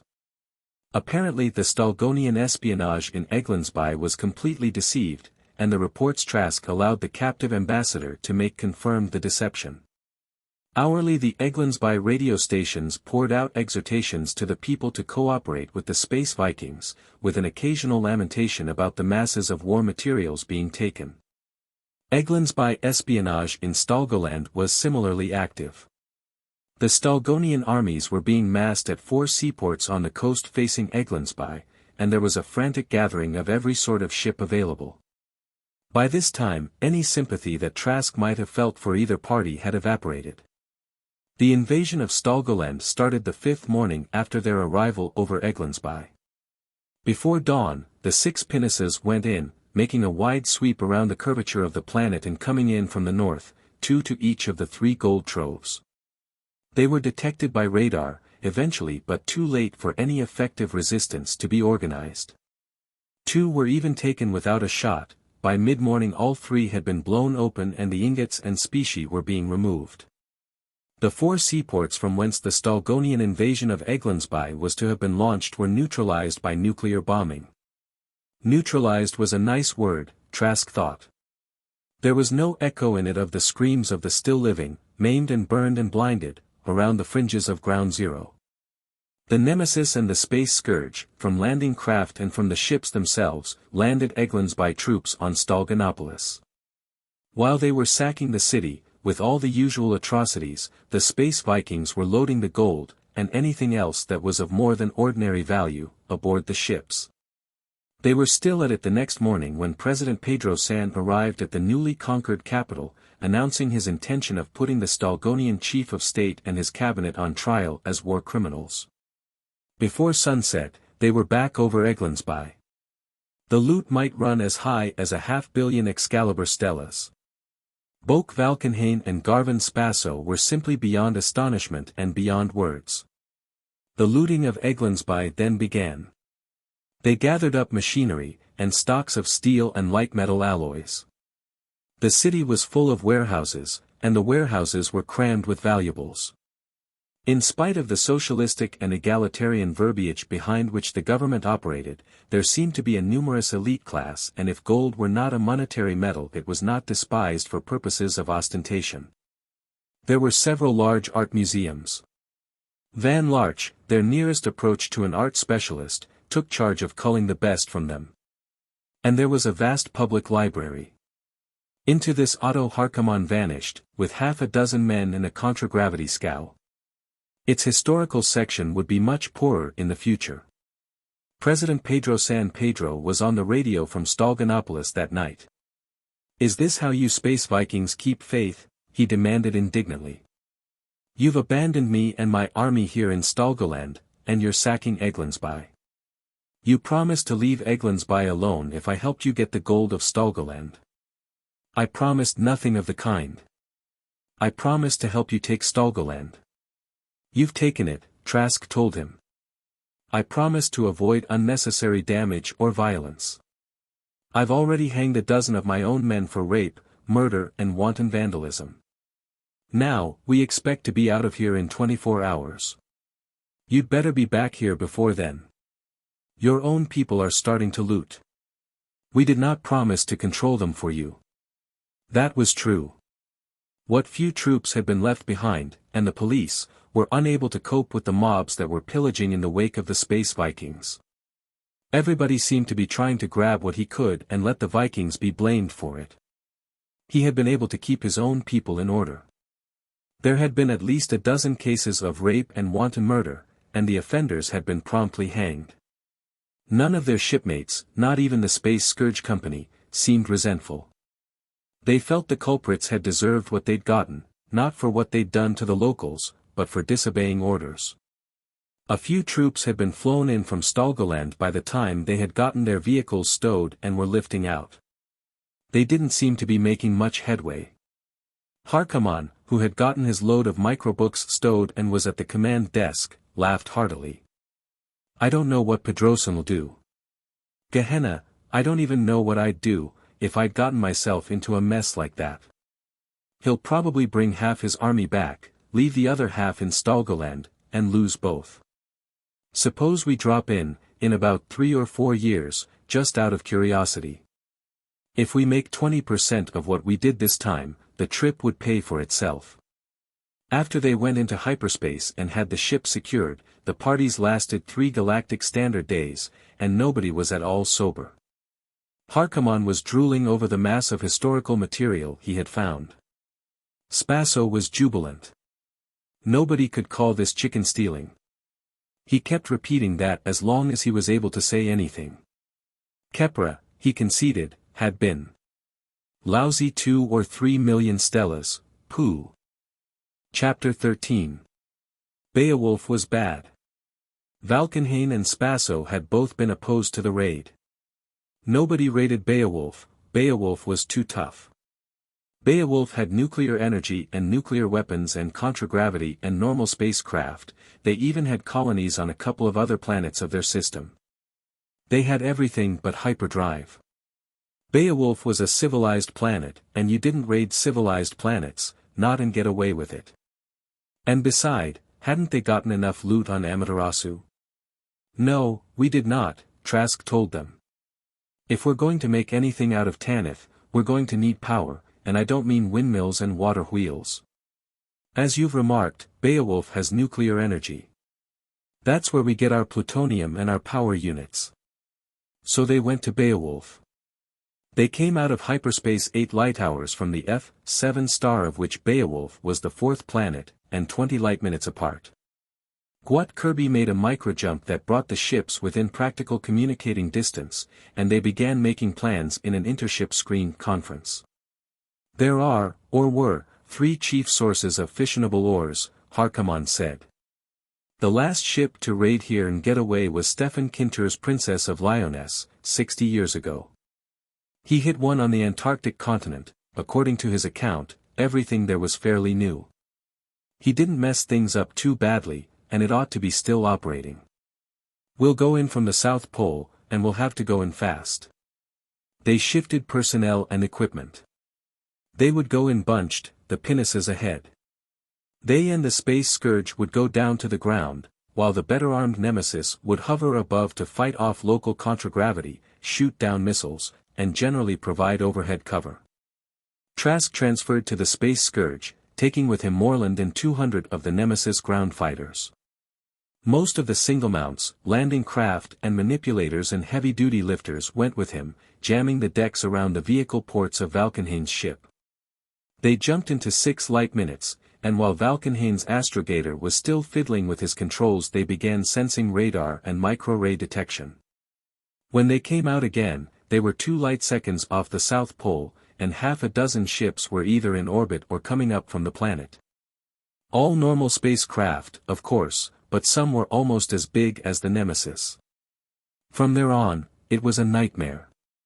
Ships pounded at them with guns, and they pounded back. Missiles went out, and countermissiles stopped them in rapidly expanding and quickly vanishing globes of light. Red lights flashed on the damage board, and sirens howled and klaxons squawked. In the outside view screens, they saw the Nemesis vanish in a blaze of radiance, and then, while their hearts were still in their throats, come out of it again. Red lights went off on the board as damage control crews and their robots sealed the breaches in the hull and pumped air back into evacuated areas, and then more red lights came on. Occasionally, he would glance toward Boke Valkenhayn, who sat motionless in his chair, chewing a cigar that had gone out long ago. He wasn't enjoying it, but he wasn't showing fear. Once a Beowulfer vanished in a supernova flash, and when the ball of incandescence widened to nothing the ship was gone. All Valkenhayn said was, "Hope one of our boys did that." They fought their way in and down, toward the atmosphere. Another Beowulf ship blew up, a craft about the size of Spasso's Lamia. A moment later, another, Valkenhayn was pounding the desk in front of him with his fist and yelling, "That was one of ours. Find out who launched it, get his name." Missiles were coming up from the planet, now. Valkenhayn's detection officer was trying to locate the source. While he was trying, a big melon-shaped thing fell away from the Nemesis, and in the jiggling, radiation-distorted intership screen Harkaman's image was laughing. Hellburner just went off, target about 50 degrees south, 25 degrees east of the sunrise line. That's where those missiles are coming from. Counter-missiles sped toward the big metal melon, defense missiles, robot-launched, met them. The Hellburner's track was marked first by expanding red and orange globes in airless space and then by fire puffs after it entered atmosphere. It vanished into the darkness beyond the sunset, and then made sunlight of its own. It was sunlight. A beta solar phoenix reaction, and it would sustain itself for hours. He hoped it hadn't landed within 1,000 miles of their objective. The ground operation was a nightmare of a different sort. He went down in a command car, with Patrick Morland and a couple of others. There were missiles and gun batteries. There were darting patterns of flights of combat vehicles, blazing gunfire, and single vehicles that shot past or blew up in front of them. Robots on contragravity, military robots, with missiles to launch, and working robots with only their own mass to hurl, flung themselves mindlessly at them. Screens that went crazy from radiation, speakers that jabbered contradictory orders. Finally, the battle, which had raged in the air over 2,000 square miles of mines and refineries and reaction plants, became 2 distinct and concentrated battles. One at the packing plant and storage vaults and one at the power unit cartridge factory. 3 pinnaces came down to form a triangle over each, the space scourge hung midway between, poured out a swarm of vehicles and big claw-armed manipulators, armored lighters and landing craft shuttled back and forth. The command car looped and dodged from one target to the other. At one, keg-like canisters of plutonium, collapsium-plated and weighing tons apiece, were coming out of the vaults, and at the other lifters were bringing out loads of nuclear electric power unit cartridges, some as big as a 10-liter jar. To power a spaceship engine, and some small as a round of pistol ammunition, for things like flashlights. Every hour or so, he looked at his watch, and it would be 3 or 4 minutes later. At last, when he was completely convinced that he had really been killed, and was damned and would spend all eternity in this fire-riven chaos, the Nemesis began firing red flares and the speakers in all the vehicles were signaling recall. He got aboard the Space Scourge somehow, after assuring himself that nobody who was alive was left behind. There were 20-odd who weren't, and the sick bay was full of wounded who had gone up with cargo, and more were being helped off the vehicles as they were berthed. The car in which he had been riding had been hit several times, and one of the gunners was bleeding under his helmet and didn't seem aware of it. When he got to the command room, he found Boke Valkenhayn, his face drawn and weary, getting coffee from a robot and lacing it with brandy. "That's it," he said, blowing on the steaming cup. It was the battered silver one that had been in front of him when he had first appeared in the Nemesis screen. He nodded toward the damaged screen. Everything had been patched up, or the outer decks around breached portions of the hull sealed. "Ship secure." He set down the silver mug and lit a cigar. To quote Garvin Spasso, "Nobody can call that chicken stealing." No. Not even if you count Tizona giraffe birds as chickens. "That Graham Gumpere brandy you're putting in that coffee? I'll have the same. Just leave out the coffee." Chapter 14. The Lamia's detection picked them up as soon as they were out of the last microjump. Trask's gnawing fear that Dunnan might attack in their absence had been groundless. Incredibly, he realized, they had been gone only 30-odd galactic standard days, and in that time Alvin Carfard had done an incredible amount of work. He had gotten the spaceport completely cleared of rubble and debris, and he had the woods cleared away from around it and the two tall buildings. The locals called the city Riven. A few inscriptions found here and there in it indicated that the original name had been Rivington. He had done considerable mapping, in some detail of the continent on which it was located and, in general, of the rest of the planet. And he had established friendly relations with the people of Trade Town and made friends with their king. Nobody, not even those who had collected it, quite believed their eyes when the loot was unloaded. The little herd of long-haired unicorns, the Kepra locals had called them Craigs, probably a corruption of the name of some naturalist who had first studied them, had come through the voyage and even the Battle of Beowulf in good shape. Trask and a few of his former cattlemen from Traskon watched them anxiously, and the ship's doctor, acting veterinarian, made elaborate tests of vegetation they would be likely to eat. 3 of the cows proved to be with calf. These were isolated and watched over with a special solicitude. The locals were inclined to take a poor view of the Craigs, at first.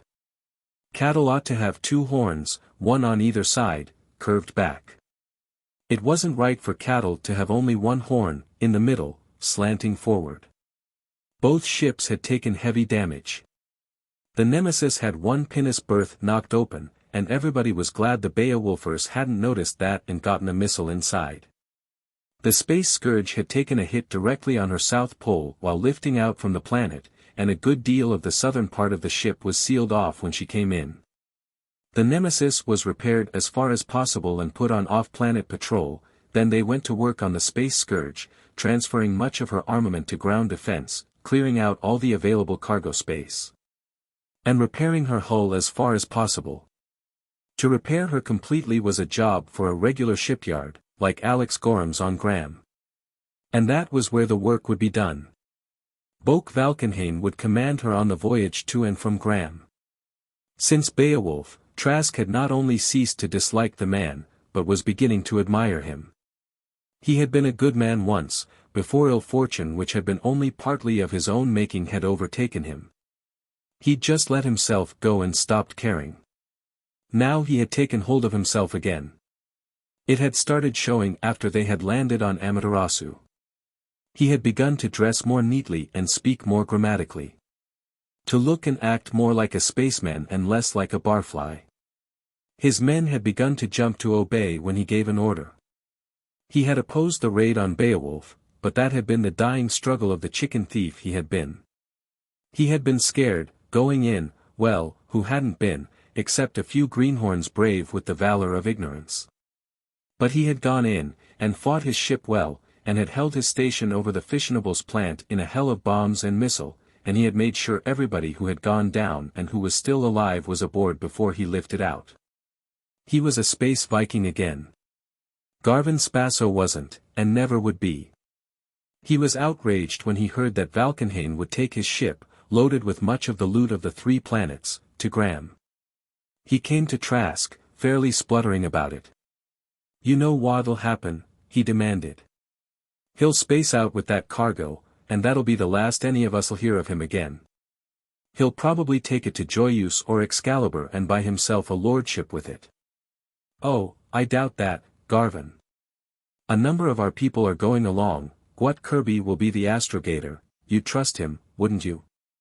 And Sir Patrick Morland, and Baron Rathmore, and Lord Valpry, and Rolf Hemmerding. He was silent for a moment, struck by an idea. Would you be willing to make the trip in the Space Scourge, too?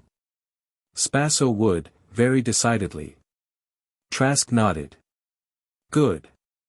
Then we'll be sure nothing crooked is pulled, he said seriously.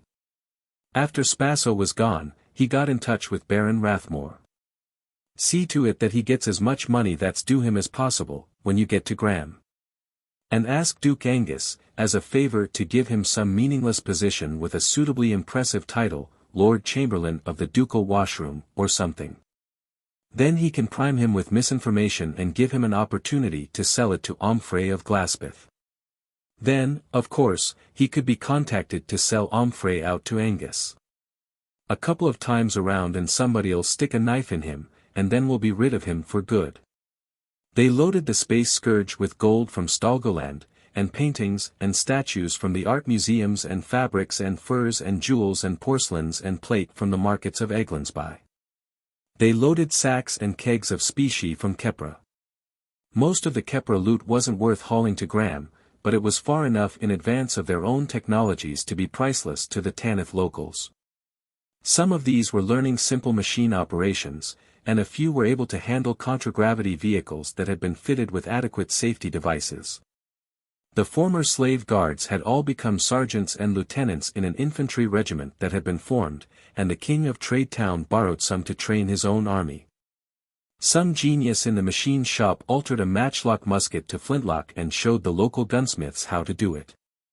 The Craigs continued to thrive, after the Space Scourge departed. Several calves were born, and seemed to be doing well. The biochemistry of Tanith and Kepra were safely alike.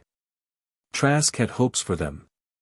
Every Viking ship had its own carniculture vats, but men tired of carniculture meat, and fresh meat was always in demand. Some day, he hoped, Craig beef would be an item of sale to ships putting in on Tanith, and the long-haired hides might even find a market in the Sword Worlds. They had contragravity scows plying between Rivington and Trade Town regularly, now, and air lorries were linking the villages. The boatmen of Trade Town rioted occasionally against this unfair competition. And in Rivington itself, bulldozers and power shovels and manipulators labored, and there was always a rising cloud of dust over the city. There was so much to do, and only a trifle under 25 galactic standard hours in a day to do it. There were whole days in which he never thought once of Andray Dunnan. 125 days to Graham, and 125 days back. They had long ago passed. Of course, there would be the work of repairing the Space Scourge, the conferences with the investors in the original Tanith adventure, the business of gathering the needed equipment for the new base. Even so, he was beginning to worry a little. Worry about something as far out of his control as the Space Scourge was useless, he knew. He couldn't help it, though. Even Harkaman, usually imperturbable, began to be fretful, after 270 days had passed. They were relaxing in the living quarters they had fitted out at the top of the spaceport building before retiring, both sprawled wearily in chairs that had come from one of the better hotels of Eglandsby, their drinks between them on a low table. The top of which was inlaid with something that looked like ivory but wasn't. On the floor beside it lay the plans for a reaction plant and mass energy converter they would build as soon as the Space Scourge returned with equipment for producing collapsium-plated shielding. Of course, we could go ahead with it, now, Harkaman said. We could tear enough armor off the Lamia to shield any kind of a reaction plant. That was the first time either of them had gotten close to the possibility that the ship mightn't return. Trask laid his cigar in the ashtray, it had come from President Pedro San Pedro's private office, and splashed a little more brandy into his glass. She'll be coming before long. We have enough of our people aboard to make sure nobody else tries to take the ship. And I really believe, now, that Valkenhayn can be trusted. I do, too. I'm not worried about what might happen on the ship. But we don't know what's been happening on Graham. Glaspeth and Dydrexburg could have teamed up and jumped Wardshaven before Duke Angus was ready to invade Glaspeth. Boke might be landing the ship in a trap at Wardshaven. Be a sorry-looking trap after it closed on him. That would be the first time in history that a sword world was raided by Space Vikings. Harkaman looked at his half-empty glass, then filled it to the top. It was the same drink he had started with, just as a regiment that has been decimated and recruited up to strength a few times is still the same regiment. The buzz of the communication screen, one of the few things in the room that hadn't been looted somewhere, interrupted him. They both rose. Harkaman, still carrying his drink, went to put it on. It was a man on duty in the control room, overhead, reporting that 2 emergencies had just been detected at 20 light minutes due north of the planet. Harkaman gulped his drink and set down the empty glass. All right. You put out a general alert. Switch anything that comes in over to this screen. He got out his pipe and was packing tobacco into it mechanically. They'll be out of the last microjump and about 2 light seconds away in a few minutes. Trask sat down again, saw that his cigarette had burned almost to the tip, and lit a fresh one from it, wishing he could be as calm about it as Harkaman. 3 minutes later, the control tower picked up 2 emergencies at a light second and a half, 1,000 or so miles apart. Then the screen flickered, and Boke Valkenhayn was looking out of it, from the desk in the newly refurbished command room of the Space Scourge. He was a newly refurbished Boke Valkenhayn, too. His heavily braided captain's jacket looked like the work of one of the better tailors on Graham, and on the breast was a large and ornate night star, of unfamiliar design, bearing, among other things, the sword and atom symbol of the House of Ward. Prince Trask, Count Harkaman, he greeted. Space Scourge, Tanith, 3,200 hours out of Wardshaven on Graham, Baron Valkenhayn commanding, accompanied by chartered freighter Rosinante, Durendal, Captain Morbs. Requesting permission and instructions to orbit in. Baron Valkenhayn? Harkaman asked. That's right, Valkenhayn grinned. And I have a vellum scroll the size of a blanket to prove it. I have a whole cargo of scrolls. One says you're Otto, Count Harkaman, and another says you're Admiral of the Royal Navy of Graham. He did it. Trask cried. He made himself King of Graham. That's right. And you're his trusty and well-loved Lucas, Prince Trask, and Viceroy of His Majesty's realm of Tanith. Harkaman bristled at that. The Gehenna you say? This is our realm of Tanith. Is His Majesty making it worthwhile to accept his sovereignty? Trask asked. That is, beside vellum scrolls. Valkenhayn was still grinning. Wait till we start sending cargo down. And wait till you see what's crammed into the other ship. Did Spaso come back with you? Harkaman asked. Oh, no. Sir Garvin Spaso entered the service of His Majesty, King Angus. He is chief of police at Glaspeth, now, and nobody can call what he's doing there chicken stealing either. Any chickens he steals the whole farm to get them. That didn't sound good. Spaso could make King Angus' name stink all over Glaspeth. Or maybe he'd allow Spaso to crush the adherents of Omfrey, and then hang him for his oppression of the people. He'd read about somebody who'd done something like that, in one of Harkaman's old Terran history books. Baron Rathmore had stayed on Graham, so had Rolf Hemmerding. The rest of the gentlemen adventurers, all with shiny new titles of nobility, had returned. From them, as the 2 ships were getting into orbit, he learned what had happened on Graham since the Nemesis had spaced out. Duke Angus had announced his intention of carrying on with the Tanith adventure, and had started construction of a new ship at the Gorham Yards. This had served plausibly to explain all the activities of preparation for the invasion of Glaspeth, and had deceived Duke Omfrey completely. Omfrey had already started a ship of his own. The entire resources of his duchy were thrown into an effort to get her finished and to space ahead of the one Angus was building. Work was going on frantically on her when the Wardshaven invaders hit Glaspeth.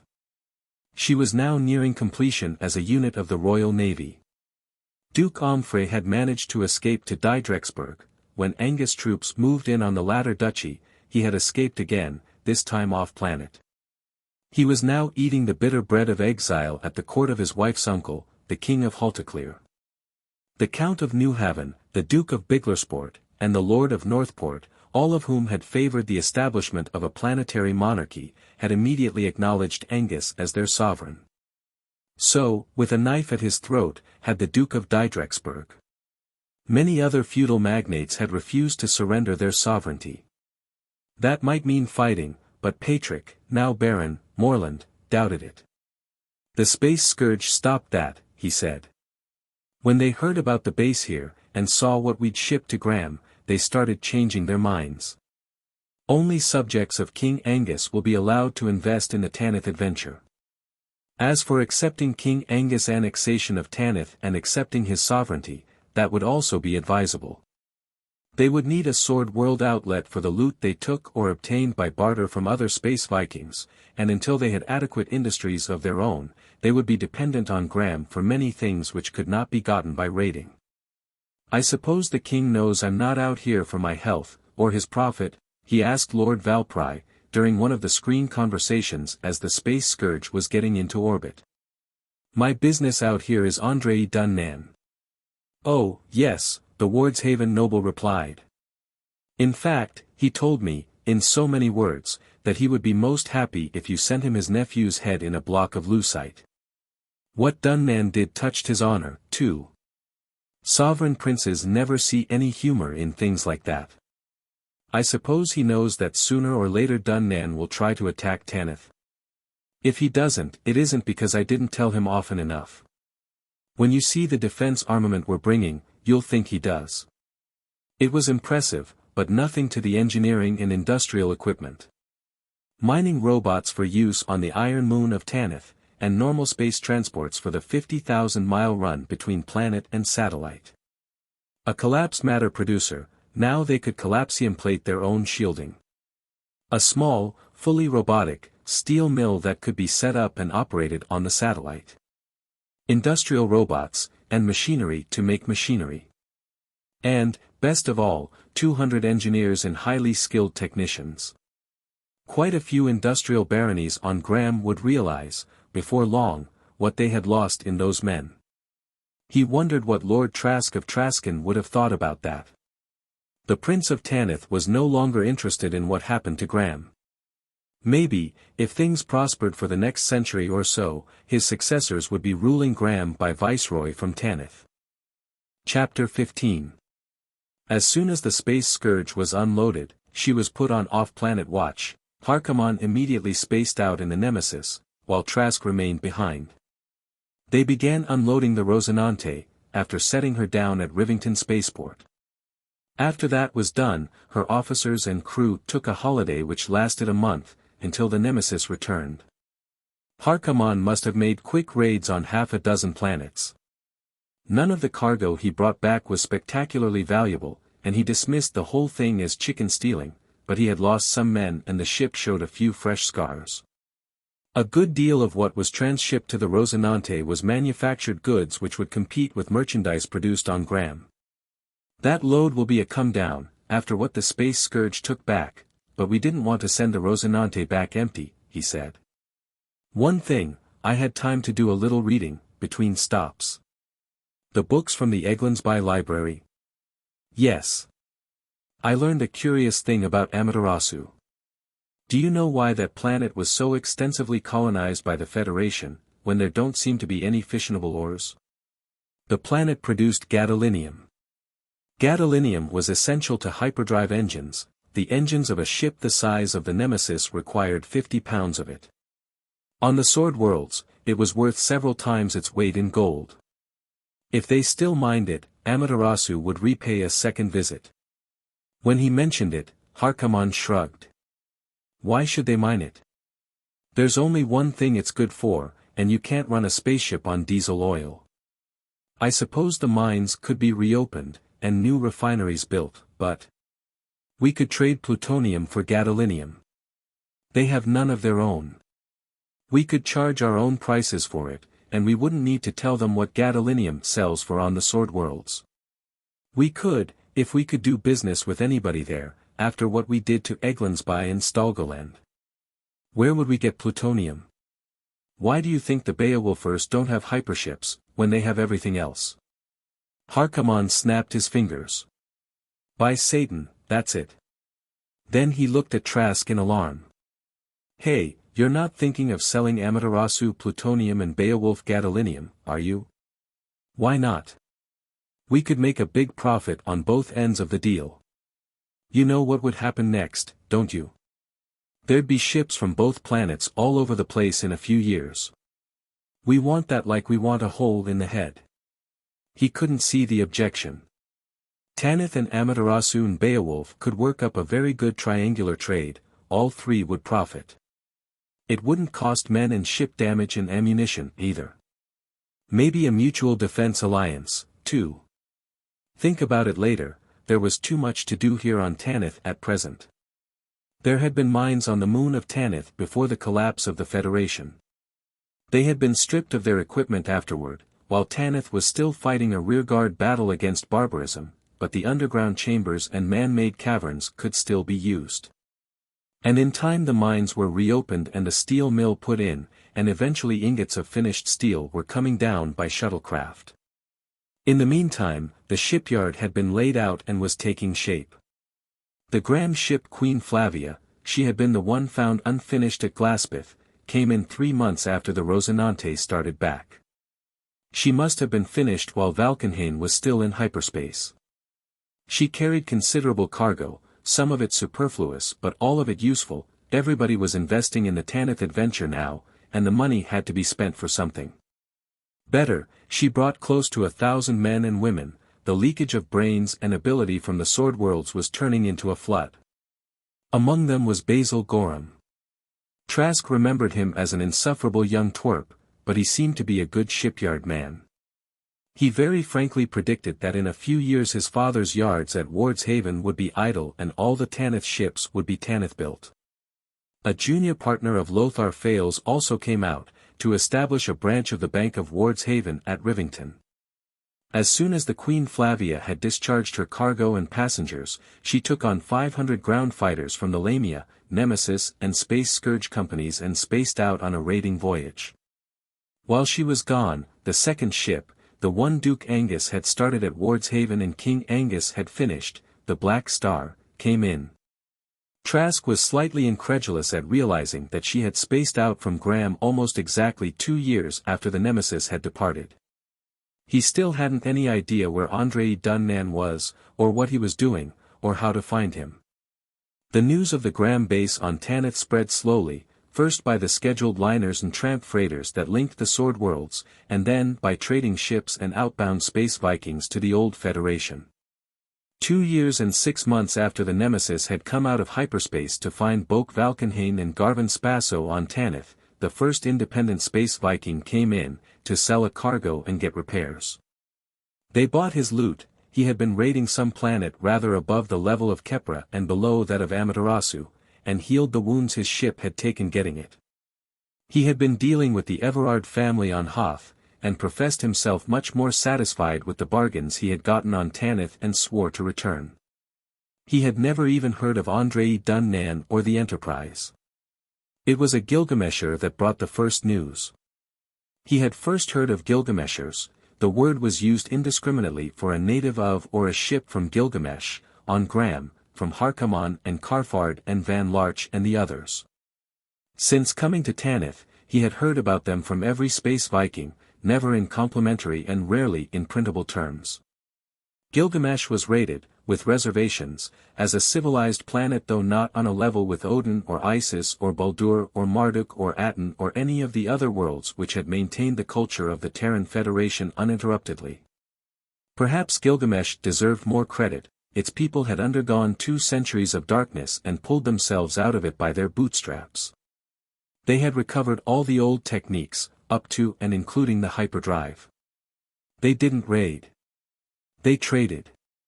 They had religious objections to violence, though they kept these within sensible limits, and were able and willing to fight with fanatical ferocity in defense of their home planet. About a century before, there had been a 5-ship Viking raid on Gilgamesh. 1 ship had returned and had been sold for scrap after reaching a friendly base. Their ships went everywhere to trade, and wherever they traded a few of them usually settled, and where they settled they made money, sending most of it home.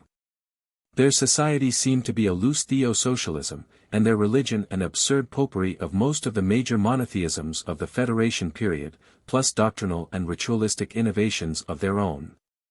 Aside from their propensity for sharp trading, their bigoted refusal to regard anybody not of their creed as more than half human, and the maze of dietary and other taboos in which they hid from social contact with others, made them generally disliked. After their ship had gotten into orbit, 3 of them came down to do business. The captain and his exec wore long coats, almost knee-length, buttoned to the throat, and small white caps like forage caps.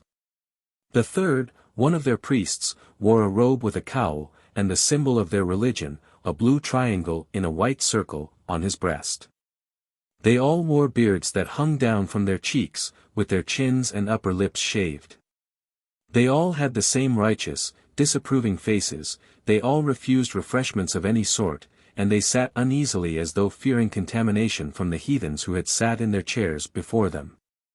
They had a mixed cargo of general merchandise picked up here and there on sub-civilized planets, in which nobody on Tanith was interested. They also had some good stuff, vegetable amber and flame bird plumes from Erminsel. Ivory or something very like it from somewhere else, diamonds and Euler organic opals and Zarathustra sunstones. They also had some platinum. They wanted machinery, especially contragravity engines and robots. The trouble was, they wanted to haggle. Haggling, it seemed, was the Gilgamesh planetary sport. "Have you ever heard of a Space Viking ship named the Enterprise?" he asked them, at the 7th or 8th impasse in the bargaining. "She bears a crescent, light blue on black. Her captain's name is Andray Dunnan. A ship so named, with such a device, raided Shermosh more than a year ago," the priest supercargo said. "Some of our people tarry on Shermosh to trade.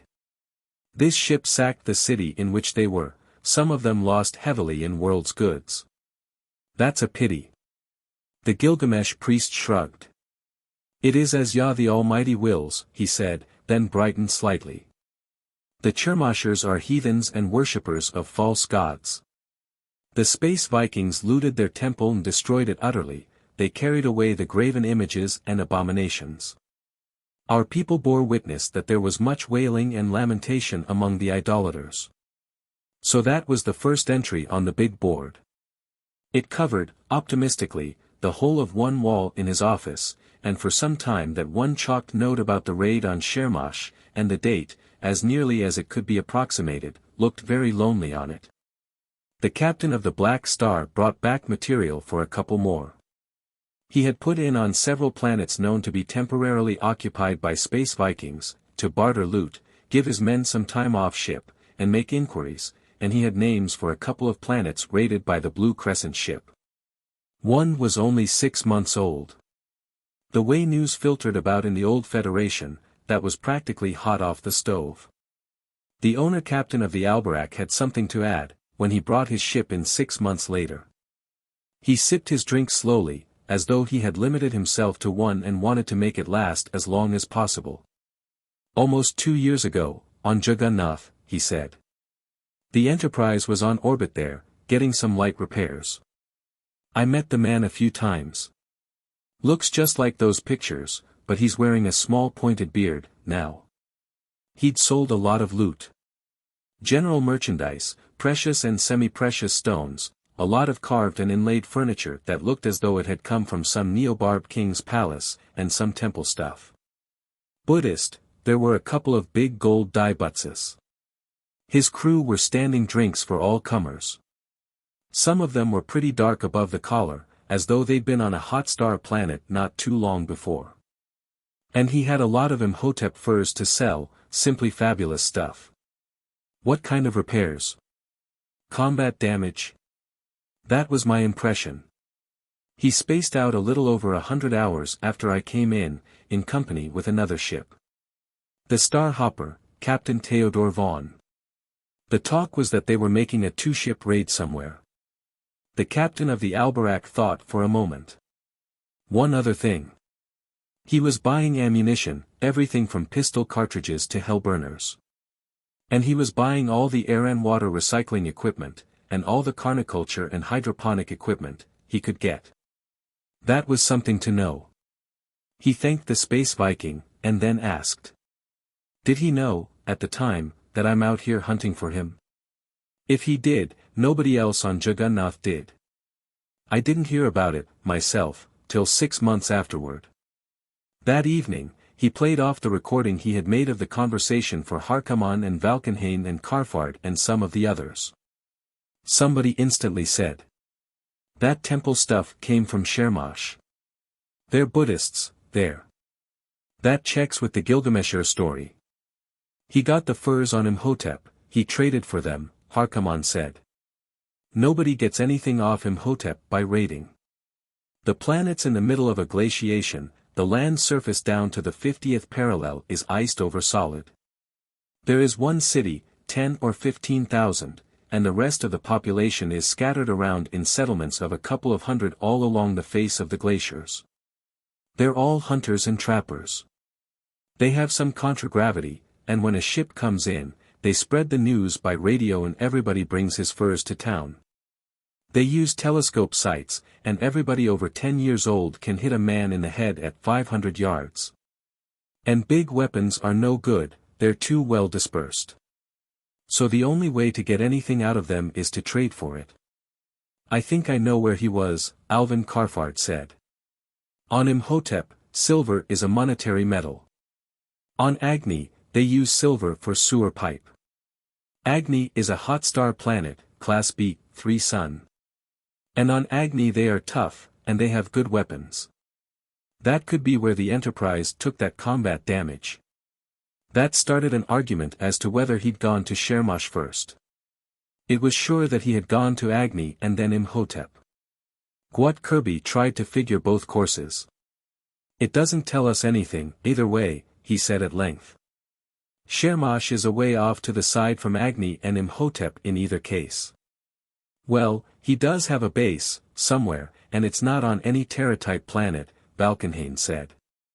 Otherwise, what would he want with all that air and water and hydroponic and carniculture stuff? The old Federation area was full of non-Terra-type planets, and why should anybody bother going to any of them?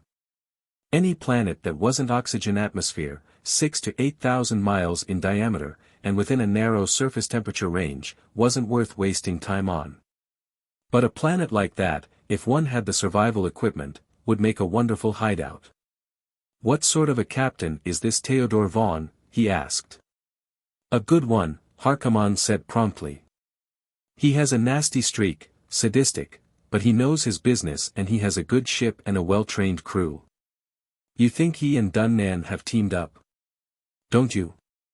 I think, now that he has a base, Dunnan is getting a fleet together. He'll know we're after him by now, Van Larch said.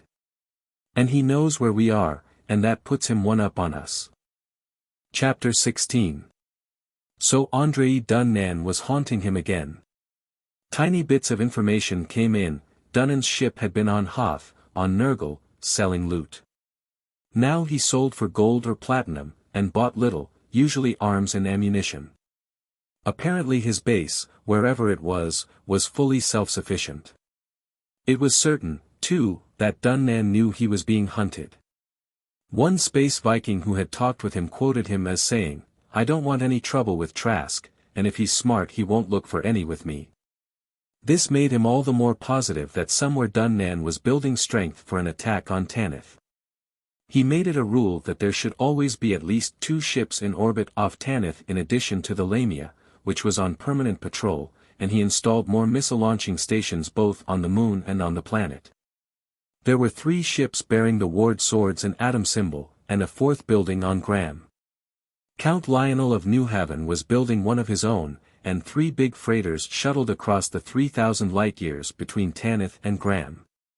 Caesar Karvall, who had never recovered from his wounds, had died. Lady Lavina had turned the barony and the business over to her brother, Bert Sandersan, and gone to live on Excalibur. The shipyard at Rivington was finished, and now they had built the landing legs of Harkaman's Coruscant too, and were putting up the skeleton. And they were trading with Amaterasu, now. Pedro San Pedro had been overthrown and put to death by General Daegro Ector during the disorders following the looting of Eglandsby. The troops left behind in Stalgoland had mutinied and made common cause with their late enemies. The two nations were in an uneasy alliance, with several other nations combining against them, when the Nemesis and the Space Scourge returned and declared peace against the whole planet. There was no fighting. Everybody knew what had happened to Stalgoland and Eglandsby. In the end, all the governments of Amaterasu joined in a loose agreement to get the mines reopened and resume production of gadolinium, and to share in the fissionables being imported in exchange. It had been harder, and had taken a year longer, to do business with Beowulf. The Beowulfers had a single planetary government, and they were inclined to shoot first and negotiate afterward, a natural enough attitude in view of experiences of the past. However, they had enough old Federation period textbooks still in microprint to know what could be done with gadolinium. They decided to write off the past as fair fight and no bad blood, and start over again. It would be some years before either planet had hyperships of their own. In the meantime, both were good customers, and rapidly becoming good friends. A number of young Amaterasuans and Beowulfers had come to Tanith to study various technologies. The Tanith locals were studying, too. In the first year, Trask had gathered the more intelligent boys of 10 to 12 from each community and begun teaching them. In the past year, he had sent the most intelligent of them off to Graham to school.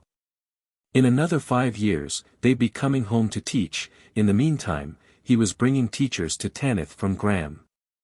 There was a school at Tradetown, and others in some of the larger villages, and at Rivington there was something that could almost be called a college. In another 10 years or so, Tanith would be able to pretend to the status of civilization. If only Andray Dunnan and his ships didn't come too soon. They would be beaten off, he was confident of that, but the damage Tanith would take, in the defense, would set back his work for years. He knew all too well what Space Viking ships could do to a planet. He'd have to find Dunnan's base, smash it, destroy his ships, kill the man himself, first. Not to avenge that murder 6 years ago on Graham.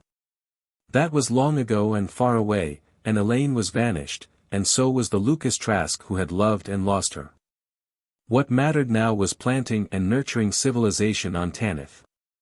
But where would he find Dunnan, in 200 billion cubic light-years? Dunnan had no such problem.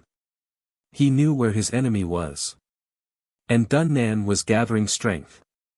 The Yo-Yo, Captain Van Humfort. She had been reported twice, once in company with the Starhopper, and once with the Enterprise. She bore a blazon of a feminine hand dangling a planet by a string from one finger, a good ship, and an able, ruthless captain. The bow lied. She and the Enterprise had made a raid on Ithan. The Gilgameshers had settled there and one of their ships had brought that story in.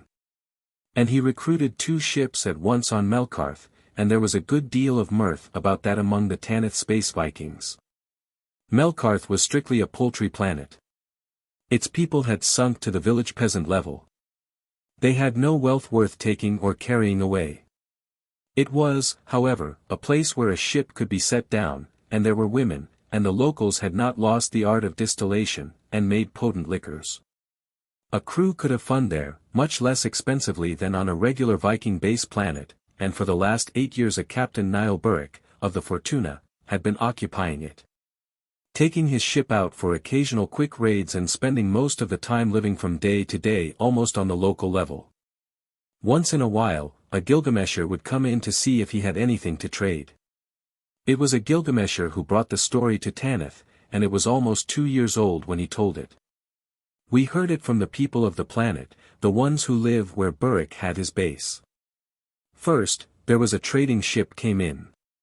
You may have heard of her, she is the one called the Honest Horus. Trask laughed at that. Her captain, Horace Sastroff, called himself Honest Horus, a misnomer which he had also bestowed on his ship. He was a trader of sorts. Even the Gilgameshers despised him, and not even a Gilgamesher would have taken a wretched craft like the Honest Horus to space. He had been to Melkarth before, the Gilgamesher said. He and Burrick are friends. He pronounced that like a final and damning judgment of both of them. The story the locals told our brethren of the fair dealer was that the honest Horace was landed beside Burrick's ship for 10 days, when 2 other ships came in. They said one had the blue crescent badge, and the other bore a green monster leaping from one star to another. The Enterprise and the Starhopper. He wondered why they'd gone to a planet like Melkarth. Maybe they knew in advance whom they'd find there. The locals thought there would be fighting, but there was not. There was a great feast, of all 4 crews. Then everything of value was loaded aboard the Fortuna, and all 4 ships lifted and spaced out together. They said Burrick left nothing of any worth whatever behind. They were much disappointed at that. Have any of them been back since? All 3 Gilgameshers, captain, exec, and priest, shook their heads. Captain Garash of the fair dealer said it had been over a year before his ship put in there. He could still see where the landing legs of the ships had pressed into the ground, but the locals said they had not been back. That made 2 more ships about which inquiries must be made. He wondered, for a moment, why in Gehenna Dunnan would want ships like that. They must make the Space Scourge and the Lamia as he had first seen them look like units of the Royal Navy of Excalibur. Then he became frightened, with an irrational retrospective fright at what might have happened. It could have, too, at any time in the last year and a half, either or both of those ships could have come in on Tanith completely unsuspected. It was only by the sheerest accident that he had found out, even now, about them. Everybody else thought it was a huge joke. They thought it would be a bigger joke if Dunnan sent those ships to Tanith now, when they were warned and ready for them. There were other things to worry about. One was the altering attitude of His Majesty Angus I. When the Space Scourge returned, the newly titled Baron Valkenhayn brought with him, along with the princely title and the commission as Viceroy of Tanith, a most cordial personal audiovisual greeting, warm and friendly. Angus had made it seated at his desk, bareheaded and smoking a cigarette. The one which had come on the next ship out was just as cordial, but the king was not smoking and wore a small gold-circled cap of maintenance. By the time they had 3 ships in service on scheduled 3-month arrivals, a year and a half later, he was speaking from his throne. Wearing his crown and employing the first-person plural for himself and finally the third-person singular for Trask. By the end of the 4th year, there was no audiovisual message from him in person, and a stiff complaint from Robert Graufes to the effect that His Majesty felt it unseemly for a subject to address his sovereign while seated, even by audiovisual. This was accompanied by a rather apologetic personal message from Graufes, now Prime Minister, to the effect that His Majesty felt compelled to stand on his royal dignity at all times, and that, after all, there was a difference between the position and dignity of the Duke of Wardshaven and that of the planetary king of Graham. Prince Trask of Tanith couldn't quite see it. The king was simply the first nobleman of the planet. Even kings like Rodolph of Excalibur or Napoleon of Flamberge didn't try to be anything more. Thereafter, he addressed his greetings and reports to the Prime Minister, always with a personal message, to which Graufes replied in kind. Not only the form but also the content of the messages from Graham underwent change. His Majesty was most dissatisfied. His Majesty was deeply disappointed. His Majesty felt that His Majesty's colonial realm of Tanith was not contributing sufficiently to the royal exchequer. And His Majesty felt that Prince Trask was placing entirely too much emphasis upon trade and not enough upon raiding. After all, why barter with barbarians when it was possible to take what you wanted from them by force? And there was the matter of the Blue Comet, Count Lionel of Newhaven's ship. His Majesty was most displeased that the Count of Newhaven was trading with Tanith from his own spaceport. All goods from Tanith should pass through the Wardshaven spaceport. Look, Robert, he told the audiovisual camera which was recording his reply to Graufes. You saw the Space Scourge when she came in, didn't you? That's what happens to a ship that raids a planet where there's anything worth taking. Beowulf is lousy with fissionables. They'll give us all the plutonium we can load, in exchange for gadolinium, which we sell them at about twice Sword World prices. We trade plutonium on Amaterasu for gadolinium, and get it for about half Sword World prices. He pressed the stop button, until he could remember the ancient formula. You may quote me as saying that whoever has advised His Majesty that that isn't good business is no friend to His Majesty or to the realm. As for the complaint about the Blue Comet, as long as she is owned and operated by the Count of Newhaven, who is a stockholder in the Tanith adventure, she has every right to trade here. He wondered why His Majesty didn't stop Lionel of Newhaven from sending the Blue Comet out from Graham. He found out from her skipper, the next time she came in. He doesn't dare, that's why. He's king as long as the great lords like Count Lionel and Joris of Biglersport and Alan of Northport want him to be. Count Lionel has more men and more guns and contragravity than he has, now, and that's without the help he'd get from everybody else. Everything's quiet on Graham now, even the war on South Main continents stopped. Everybody wants to keep it that way. Even King Angus isn't crazy enough to do anything to start a war. Not yet, anyhow. Not yet. The captain of the Blue Comet, who was one of Count Lionel's vassal barons, was silent for a moment. You ought to know, Prince Trask, he said. Andray Dunnan's grandmother was the king's mother. Her father was old Baron Zarvas of Blackcliff. He was what was called an invalid, the last 20 years of his life. He was always attended by 2 male nurses about the size of Otto Harkaman. He was also said to be slightly eccentric. The unfortunate grandfather of Duke Angus had always been a subject nice people avoided. The unfortunate grandfather of King Angus was probably a subject everybody who valued their necks avoided. Lothar Fail had also come out on the Blue Comet. He was just as outspoken. I'm not going back. I'm transferring most of the funds of the Bank of Wardshaven out here. From now on, it'll be a branch of the Bank of Tanith. This is where the business is being done. It's getting impossible to do business at all in Wardshaven. What little business there is to do. Just what's been happening. Well, taxation, first. It seems the more money came in from here, the higher taxes got on Graham. Discriminatory taxes, too, pinched the small landholding and industrial barons and favored a few big ones. Baron Spasso and his crowd. Baron Spasso, now. Fail nodded. Of about half of Glaspeth. A lot of the Glaspeth barons lost their baronies, some of them their heads, after Duke Omfrey was run out. It seems there was a plot against the life of His Majesty. It was exposed by the zeal and vigilance of Sir Garvin Spasso, who was elevated to the peerage and rewarded with the lands of the conspirators. You said business was bad, as business? Fail nodded again. The big Tanith boom has busted. It got oversold, everybody wanted in on it. And they should never have built those 2 last ships, the Speedwell and the Good Hope, the return on them didn't justify it. Then, you're creating your own industries and building your own equipment and armament here. That's caused a slump in industry on Graham. I'm glad Elaine Karvall has enough money invested to live on. And finally, the consumer's goods market is getting flooded with stuff that's coming in from here and competing with Graham industry.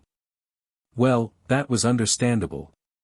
One of the ships that made the shuttle trip to Graham would carry enough in her strong rooms, in gold and jewels and the like, to pay a handsome profit on the voyage.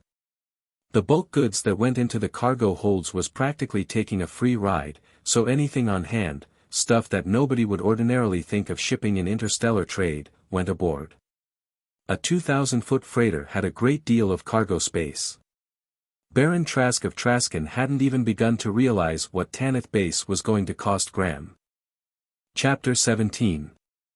As might be expected, the Beowulfers finished their hypership first. They had started with everything but a little know-how which had been quickly learned. Amaterasu had had to begin by creating the industry they needed to create the industry they needed to build a ship. The Beowulf ship, she was named Viking's Gift, came in on Tanith 5.5 years after the Nemesis and the Space Scourge had raided Beowulf. Her skipper had fought a normal drive ship in that battle. Beside plutonium and radioactive isotopes, she carried a general cargo of the sort of luxury goods unique to Beowulf which could always find a market in interstellar trade. After selling the cargo and depositing the money in the Bank of Tanith, the skipper of the Viking's gift wanted to know where he could find a good planet to raid. They gave him a list, none too tough but all slightly above the chicken-stealing level, and another list of planets he was not to raid, planets with which Tanith was trading. 6 months later they learned that he had showed up on Kepra, with which they were now trading, and had flooded the market there with plundered textiles, hardware, ceramics and plastics. He had bought crag meat and hides. "You see what you did, now?" Harkaman clamored. "You thought you were making a customer, what you made was a competitor. What I made was an ally. If we ever do find Dunnan's planet, we'll need a fleet to take it. A couple of Beowulf ships would help. You know them, you fought them, too." Harkaman had other worries. While cruising in Coruscant too, he had come in on Vithar, one of the planets where Tanith's ships traded, to find it being raided by a Space Viking ship based on Sochel. He had fought a short but furious ship action, battering the invader until he was glad to hype her out. Then he had gone directly to Sochel, arriving on the heels of the ship he had beaten, and had had it out both with the captain and Prince Victor, serving them with an ultimatum to leave Tanith trade planets alone in the future. "How did they take it?" Trask asked when he returned to report. "Just about the way you would have." Victor said his people were Space Vikings, not Gilgameshers. "I told him we weren't Gilgameshers either, as he'd find out on Sochel the next time one of his ships raided one of our planets. Are you going to back me up?" "Of course, you can always send Prince Victor my head, and an apology. If I have to send him anything, I'll send him a sky full of ships and a planet full of hellburners." "You did perfectly right, Otto, exactly what I'd have done in your place." There the matter rested. There were no more raids by Sochel ships on any of their trade planets. No mention of the incident was made in any of the reports sent back to Graham. The Graham situation was deteriorating rapidly enough. Finally, there was an audiovisual message from Angus himself. He was seated on his throne, wearing his crown, and he began speaking from the screen abruptly. "We, Angus, King of Graham and Tanith, are highly displeased with our subject, Lucas, Prince and Viceroy of Tanith. We consider ourselves very badly served by Prince Trask. We therefore command him to return to Graham, and render to us account of his administration of our colony and realm of Tanith." After some hasty preparations, Trask recorded a reply. He was sitting on a throne, himself, and he wore a crown just as ornate as King Angus, and robes of white and black Imhotep furs. "We, Lucas, Prince of Tanith," he began, "are quite willing to acknowledge the suzerainty of the King of Graham, formerly Duke of Wardshaven. It is our earnest desire, if possible, to remain at peace and friendship with the King of Graham, and to carry on trade relations with him and with his subjects. We must, however, reject absolutely any efforts on his part to dictate the internal policies of our realm of Tanith. It is our earnest hope, damn it, he'd said earnest, he should have thought of some other word, that no act on the part of His Majesty the King of Graham will create any breach in the friendship existing between his realm and ours." 3 months later, the next ship, which had left Graham while King Angus' summons was still in hyperspace, brought Baron Rathmore. Shaking hands with him as he left the landing craft, Trask wanted to know if he'd been sent out as the new viceroy. Rathmore started to laugh and ended by cursing vilely. "No. I've come out to offer my sword to the King of Tanith," he said. "Prince of Tanith, for the time being," Trask corrected. "The sword, however, is most acceptable. I take it you've had all of our blessed sovereign you can stomach." "Lucas, you have enough ships and men here to take Graham," Rathmore said. "Proclaim yourself King of Tanith and then lay claim to the throne of Graham and the whole planet would rise for you." Rathmore had lowered his voice, but even so the open landing stage was no place for this sort of talk. He said so, ordered a couple of the locals to collect Rathmore's luggage, and got him into a hall car, taking him down to his living quarters. After they were in private, Rathmore began again. It's more than anybody can stand. There isn't one of the old great nobility he hasn't alienated, or one of the minor barons, the landholders and industrialists, the people who were always the backbone of Graham. And it goes from them down to the common folk.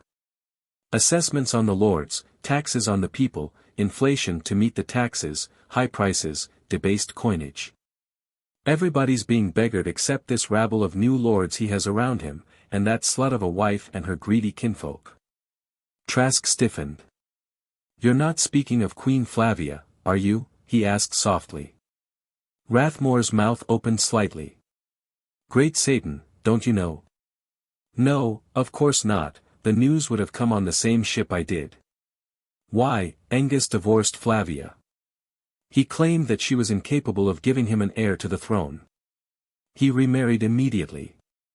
The girl's name meant nothing to Trask, he did know of her father, a Baron Valdeva. He was lord of a small estate south of the Ward lands and west of Newhaven. Most of his people were out-and-out bandits and cattle rustlers, and he was as close to being one himself as he could get. Nice family he's married into. A credit to the dignity of the throne. Yes. You wouldn't know this Lady Demoiselle Evita, she was only 17 when you left Graham, and hadn't begun to acquire a reputation outside her father's lands. She's made up for lost time since, though. And she has enough uncles and aunts and cousins and ex-lovers and whatnot to fill out an infantry regiment, and every one of them's at court with both hands out to grab everything they can. How does Duke Joris like this? The Duke of Biglersport was Queen Flavia's brother. I dare say he's less than delighted.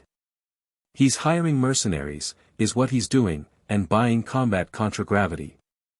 Lucas, why don't you come back? You have no idea what a reputation you have on Graham, now. Everybody would rally to you. He shook his head, I have a throne, here on Tanith. On Graham I want nothing. I'm sorry for the way Angus turned out, I thought he'd make a good king. But since he's made an intolerable king, the lords and people of Graham will have to get rid of him for themselves. I have my own tasks, here. Rathmore shrugged. I was afraid that would be it, he said. Well, I offered my sword. I won't take it back. I can help you in what you're doing on Tanith. The captain of the Free Space Viking damn thing was named Roger van Morville Estersan, which meant that he was some Swordworlder's acknowledged bastard by a woman of one of the old Federation planets. His mother's people could have been Nurglers. He had coarse black hair, a mahogany-brown skin, and red-brown, almost maroon, eyes. He tasted the wine the robot poured for him and expressed appreciation, then began unwrapping the parcel he had brought in. Something I found while raiding on Tetragrammaton, he said. I thought you might like to have it. It was made on Graham. It was an automatic pistol, with a belt and holster. The leather was bisonoid hide.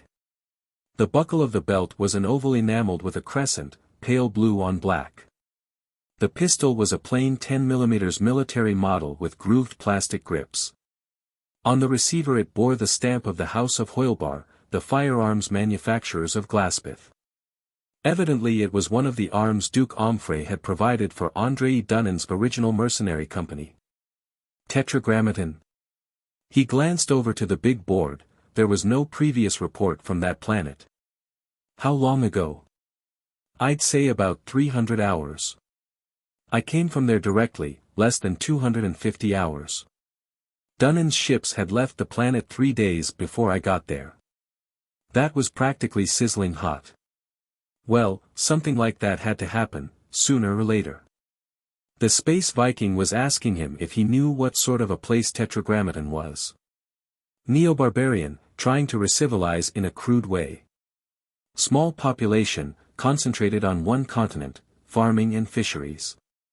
A little heavy industry, in a small way, at a couple of towns. They had some nuclear power, introduced a century or so ago by traders from Marduk, one of the really civilized planets. They still depended on Marduk for fissionables.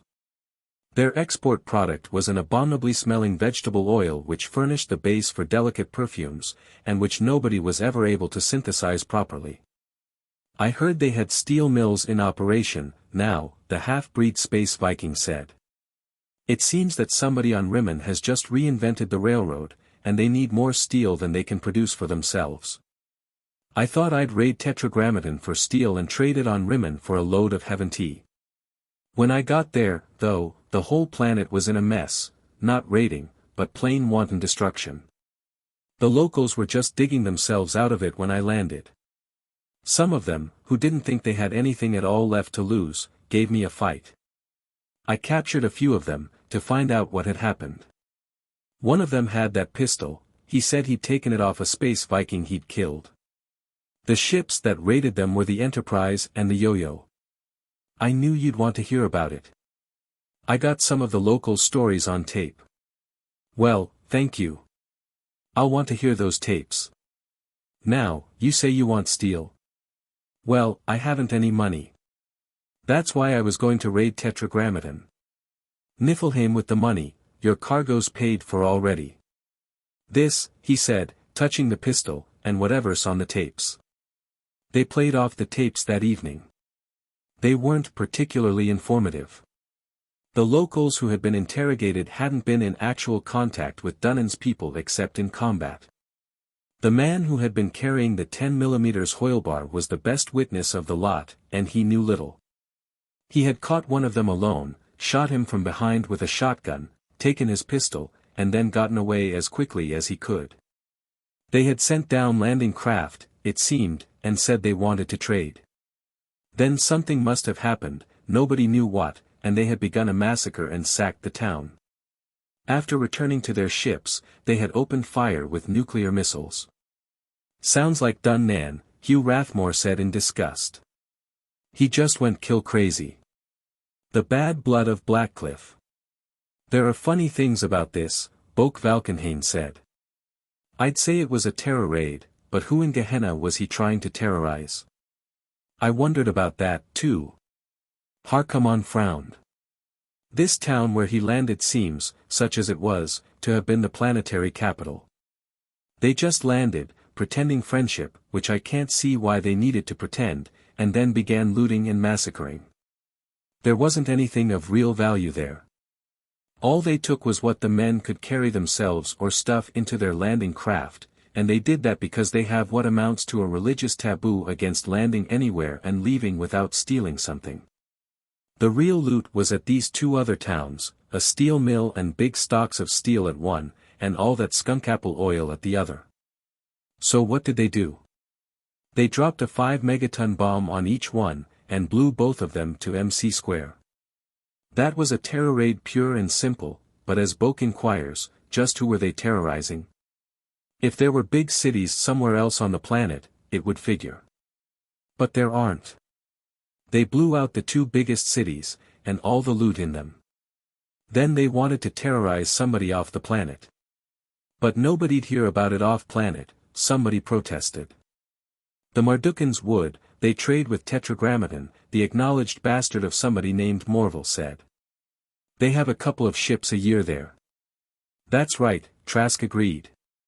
Marduk. You mean, you think Dunnan's trying to terrorize Marduk? Valkenhayn demanded. Great Satan, even he isn't crazy enough for that. Baron Rathmore started to say something about what Andray Dunnan was crazy enough to do, and what his uncle was crazy enough to do. It was just one of the cracks he had been making since he'd come to Tanith and didn't have to look over his shoulder while he was making them. I think he is, too, Trask said. I think that is exactly what he is doing. Don't ask me why. As Otto is fond of remarking, he's crazy and we aren't, and that gives him an advantage. But what have we gotten, since those Gilgameshers told us about his picking up Burrick's ship and the honest Horus? Until today, we've heard nothing from any other Space Viking. What we have gotten was stories from Gilgameshers about raids on planets where they trade, and every one of them is also a planet where Marduk ships trade. And in every case, there has been little or nothing reported about valuable loot taken. The stories are all about wanton and murderous bombings. I think Andray Dunnan is making war on Marduk. Then he's crazier than his grandfather and his uncle both. Rathmore cried. You mean, he's making a string of terror raids on their trade planets, hoping to pull the Mardican space navy away from the home planet? Harkaman had stopped being incredulous. And when he gets them all lured away, he'll make a fast raid? That's what I think. Remember our fundamental postulate, Dunnan is crazy. Remember how he convinced himself that he was the rightful heir to the ducal crown of Wardshaven? And remember his insane passion for Elaine, he pushed that thought hastily from him. Now, he's convinced that he's the greatest space Viking in history. He has to do something worthy of that distinction. When was the last time anybody attacked a civilized planet? I don't mean Gilgamesh, I mean a planet like Marduk. 120 years ago, Prince Havelgar of Haltaclear, 6 ships, against Aten. 2 ships got back. He didn't. Nobody's tried it since, Harkaman said. So Dunnan the Great will do it. I hope he tries, he surprised himself by adding. That's provided I find out what happened. Then I could stop thinking about him. There was a time when he had dreaded the possibility that somebody else might kill Dunnan before he could. Chapter 18. Seshet, Obidicut, Lugaluru, Audhumla. The young man elevated by his father's death in the Dunnan raid to the post of hereditary president of the Democratic Republic of Tetragrammaton had been sure that the Marduk ships which came to his planet traded also on those. There had been some difficulty about making contact, and the first face-to-face meeting had begun in an atmosphere of bitter distrust on his part. They had met out of doors. Around them, spread wrecked and burned buildings, and hastily constructed huts and shelters, and wide spaces of charred and slagged rubble. They blew up the steel mill here, and the oil refinery at Jansboro. They bombed and strafed the little farm towns and villages. They scattered radioactives that killed as many as the bombing. And after they had gone away, this other ship came. The damn thing. She bore the head of a beast with 3 very big horns. That's the one. They did a little damage, at first. When the captain found out what had happened to us, he left some food and medicines for us. Roger Van Morville Estersan hadn't mentioned that. Well, we'd like to help you, if we can. Do you have nuclear power? We can give you a little equipment. Just remember it of us, when you're back on your feet, we'll be back to trade later. But don't think you owe us anything. The man who did this to you is my enemy. Now, I want to talk to every one of your people who can tell me anything at all. Seshet was the closest, they went there first. They were too late. Seshet had had it already, and on the evidence of the radioactivity counters, not too long ago. 400 hours at most. There had been 2 hellburners. The cities on which they had fallen were still smoking pits literally burned into the ground and the bedrock below, at the center of 500-mile radii of slag and lava and scorched earth and burned forests. There had been a planet buster. It had started a major earthquake. And half a dozen thermonuclears. There were probably quite a few survivors. A human planetary population is extremely hard to exterminate completely, but within a century they'd be back to the loincloth and the stone hatchet. We don't even know Dunnan did it, personally, Patrick Moreland said. For all we know, he's down in an airtight cave city on some planet nobody ever heard of, sitting on a golden throne, surrounded by a harem. He had begun to suspect that Dunnan was doing something of just the sort. The greatest space Viking of history would naturally found a space Viking empire. An emperor goes out to look his empire over, now and then. I don't spend all my time on Tanith. Say we try Audhumla next. It's the farthest away. We might get there while he's still shooting up Obidicut and Lugaluru. Gwat, figure us a jump for it. When the colored turbulence washed away and the screen cleared, Audhumla looked like Tanith or Kepra or Amaterasu or any other Terra-type planet. A big disk brilliant with reflected sunlight and glowing with starlit and moonlit atmosphere on the other. There was a single rather large moon, and, in the telescopic screen, the usual markings of seas and continents and rivers and mountain ranges. But there was nothing to show. Oh, yes. Lights on the darkened side, and from the size they must be vast cities. All the available data for Audhumla was long out of date. A considerable civilization must have developed in the last half-dozen centuries. Another light appeared, a hard blue-white spark that spread into a larger, less brilliant yellow light. At the same time, all the alarm devices in the command room went into a pandemonium of jangling and flashing and squawking and howling and shouting. Radiation. Energy release. Contragravity distortion effects. Infrared output. A welter of indecipherable radio and communication screen signals. Radar and scan array beams from the planet. Trask's fist began hurting. He found that he had been pounding the desk in front of him with it. He stopped it. We caught him, he was yelling hoarsely. Full speed in, continuous acceleration, as much as we can stand. We'll worry about decelerating when we're in shooting distance. The planet grew steadily larger. Karvall was taking him at his word about continuous acceleration. There'd be a Gehenna of a bill to pay when they started decelerating. On the planet, more bombs were going off just outside atmosphere beyond the sunset line. Ship observed. Altitude about 100 to 500 miles, hundreds, not thousands, 35 degrees north latitude, 15 degrees west of the sunset line. Ship is under fire, bomb explosions near her, a voice whooped. Somebody else was yelling that the city lights were really burning cities, or burning forests. The first voice, having stopped, broke in again. Ship is visible in telescopic screen, just at the sunset line. And there's another ship detected but not visible, somewhere around the equator, and a third one somewhere out of sight. We can just get the fringe of her contragravity field around the planet. That meant there were two sides, and a fight. Unless Dunnan had picked up a third ship, somewhere. The telescopic view shifted. For a moment the planet was completely off-screen, and then its curvature came into the screen against a star-scattered background. They were almost into 2,000 miles now. Karvall was yelling to stop acceleration and trying to put the ship into a spiral orbit. Suddenly they caught a glimpse of one of the ships. She's in trouble. That was Paul Koreff's voice.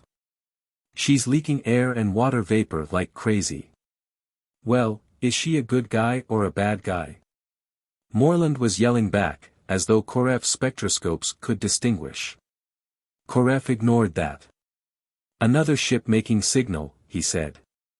She's the one coming up over the equator. Sword World Impulse Code, her communication screen combination, and an identify yourself.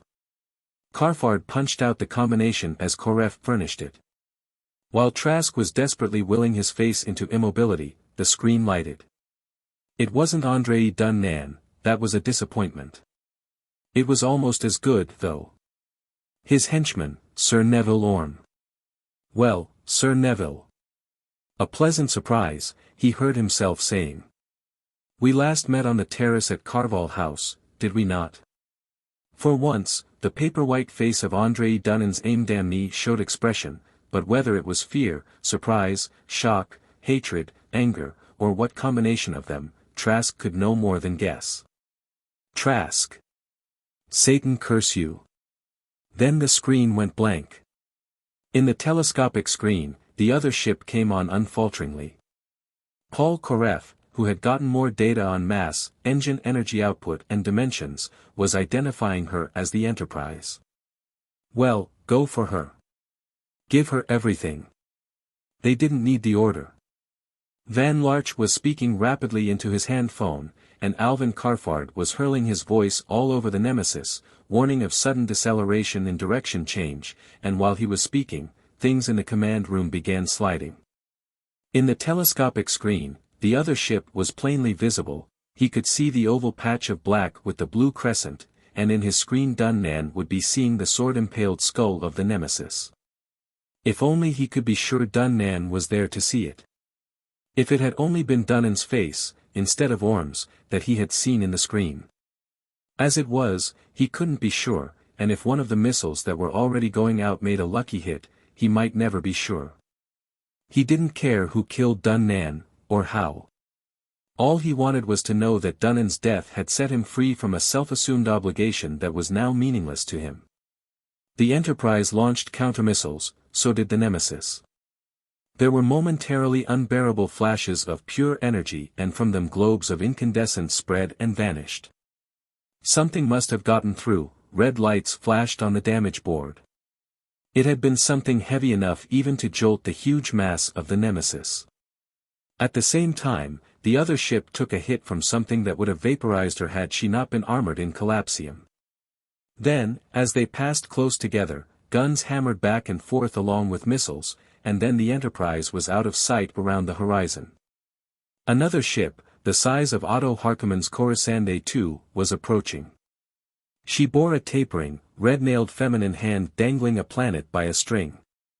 They rushed toward each other, planting a garden of evanescent fire flowers between them. They pounded one another with guns, and then they sped apart. At the same time, Paul Koref was picking up an impulse code signal from the third, crippled, ship, a screen combination. Trask punched it out as he received it. A man in space armor was looking out of the screen. That was bad, if they had to suit up in the command room. They still had air, his helmet was off, but it was attached and hinged back. On his breastplate was a device of a dragon-like beast perched with its tail around a planet, and a crown above. He had a thin, high-cheeked face, with a vertical wrinkle between his eyes, and a clipped blonde mustache. "Who are you, stranger? You're fighting my enemies, does that make you a friend?" "I'm a friend of anybody who owns Andray Dunnan, his enemy. Sword World Ship Nemesis, I'm Prince Lucas Trask of Tanith, commanding Royal Mardican Ship Victrix." The thin-faced man gave a wry laugh. "Not been living up to her name so well. I'm Prince Simon Bentrick, commanding. Are you still battle-worthy? We can fire about half our guns, we still have a few missiles left. 70% of the ship sealed off, and we've been holed in a dozen places. We have power enough for lift and some steering way. We can't make lateral way except at the expense of lift."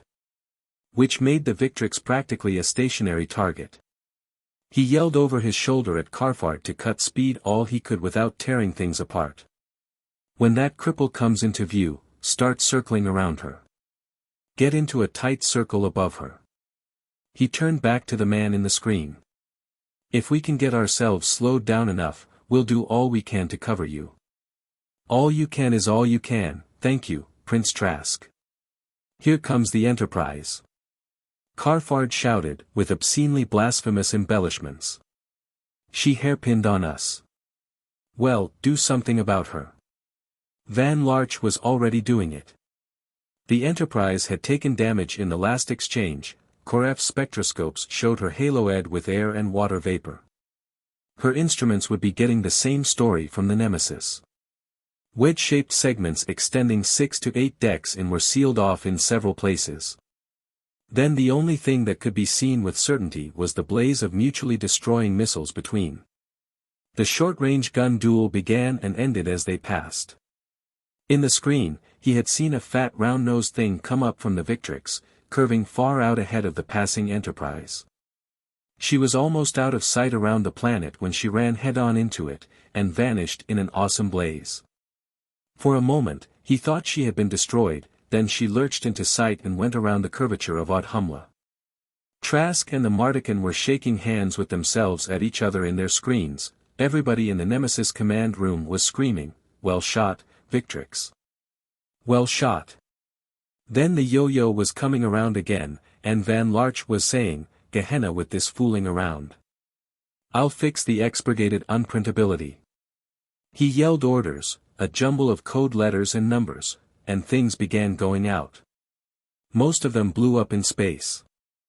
Then the yo-yo blew up, very quietly, as things do where there is no air to carry shock and sound waves, but very brilliantly. There was brief daylight all over the night side of the planet. "That was our planet buster," Larch said. "I don't know what we'll use on Dunnan." "I didn't know we had one," Trask admitted. Otto had a couple built on Beowulf. The Beowulfers are good nuclear weaponeers. The Enterprise came back, hastily, to see what had blown up. Larch put off another entertainment of small stuff, with a 50-megaton thermonuclear, viewscreen piloted, among them. It had its own arsenal of small missiles, and it got through. In the telescopic screen, a jagged hole was visible just below the equator of the Enterprise, the edges curling outward. Something, possibly a heavy missile in an open tube, ready for launching, had gone off inside her. What the inside of the ship was like, or how many of her company were still alive, was hard to guess. There were some, and her launchers were still spewing out missiles. They were intercepted and blew up. The hull of the Enterprise bulked huge in the guidance screen of the missile and filled it, the jagged crater that had obliterated the bottom of Dunnan's blue crescent blazon spread to fill the whole screen. The screen went milky white as the pickup went off. All the other screens blazed briefly, until their filters went on. Even afterward, they glared like the cloud-veiled sun of Graham at high noon. Finally, when the light intensity had dropped and the filters went off, there was nothing left of the Enterprise but an orange haze. Somebody, Patrick, Baron Moreland, he saw, was pounding him on the back and screaming inarticulately in his ear. A dozen space-armored officers with planet-perched dragons on their breasts were crowding beside Prince Bentrick in the screen from the Victrix, whooping like drunken bisonoid herders on payday night. "I wonder," he said, almost inaudibly, "if I'll ever know if Andray Dunnan was on that ship." Chapter 19. Prince Trask of Tanith and Prince Simon Bentrick were dining together on an upper terrace of what had originally been the mansion house of a Federation-period plantation. It had been a number of other things since. Now it was the municipal building of a town that had grown around it, which had, somehow, escaped undamaged from the Dunnan Blitz. Normally about 5 or 10,000, the place was now jammed with almost 50,000 homeless refugees from half a dozen other towns that had been destroyed. Overflowing the buildings and crowding into a sprawling camp of hastily built huts and shelters, and already permanent buildings were going up to accommodate them. Everybody, locals, Mardukans and Space Vikings, had been busy with the work of relief and reconstruction. This was the first meal the two commanders had been able to share in any leisure at all. Prince Bentrick's enjoyment of it was somewhat impaired by the fact that from where he sat he could see, in the distance, the sphere of his disabled ship. "I doubt we can get her off-planet again, let alone into hyperspace." "Well, we'll get you and your crew to Marduk in the Nemesis, then." They were both speaking loudly, above the clank and clatter of machinery below. "I hope you didn't think I'd leave you stranded here. I don't know how either of us will be received. Space Vikings haven't been exactly popular on Marduk, lately." "They may thank you for bringing me back to stand trial," Bentrick said bitterly. "Why, I'd have anybody shot who let his ship get caught as I did mine. Those two were down in atmosphere before I knew they'd come out of hyperspace. I think they were down on the planet before your ship arrived." "Oh, that's ridiculous, Prince Trask," the Mardican cried. "You can't hide a ship on a planet. Not from the kind of instruments we have in the Royal Navy." "We have pretty fair detection ourselves," Trask reminded him. "There's one place where you can do it. At the bottom of an ocean, with 1,000 or so feet of water over her. That's where I was going to hide the Nemesis, if I got here ahead of Dunnan." Prince Bentrick's fork stopped halfway to his mouth. He lowered it slowly to his plate. That was a theory he'd like to accept, if he could. But the locals. They didn't know about it. They wouldn't. They have no off-planet detection of their own. Come in directly over the ocean, out of the sun, and nobody'd see the ship. Is that a regular Space Viking trick? No. I invented it myself, on the way from Seshet. But if Dunnan wanted to ambush your ship, he'd have thought of it, too. It's the only practical way to do it. Dunnan, or Neville Orme, he wished he knew, and was afraid he would go on wishing all his life. Bentrick started to pick up his fork again, changed his mind, and sipped from his wineglass instead. "You may find you're quite welcome on Marduk, at that," he said. These raids have only been a serious problem in the last 4 years. I believe, as you do, that this enemy of yours is responsible for all of them. We have half the Royal Navy out now, patrolling our trade planets. Even if he wasn't aboard the Enterprise when you blew her up, you've put a name on him and can tell us a good deal about him. He set down the wineglass. Why, if it weren't so utterly ridiculous, one might even think he was making war on Marduk. From Trask's viewpoint, it wasn't ridiculous at all. He merely mentioned that Andray Dunnan was psychotic and let it go at that. The Victrix was not completely unrepairable, although quite beyond the resources at hand.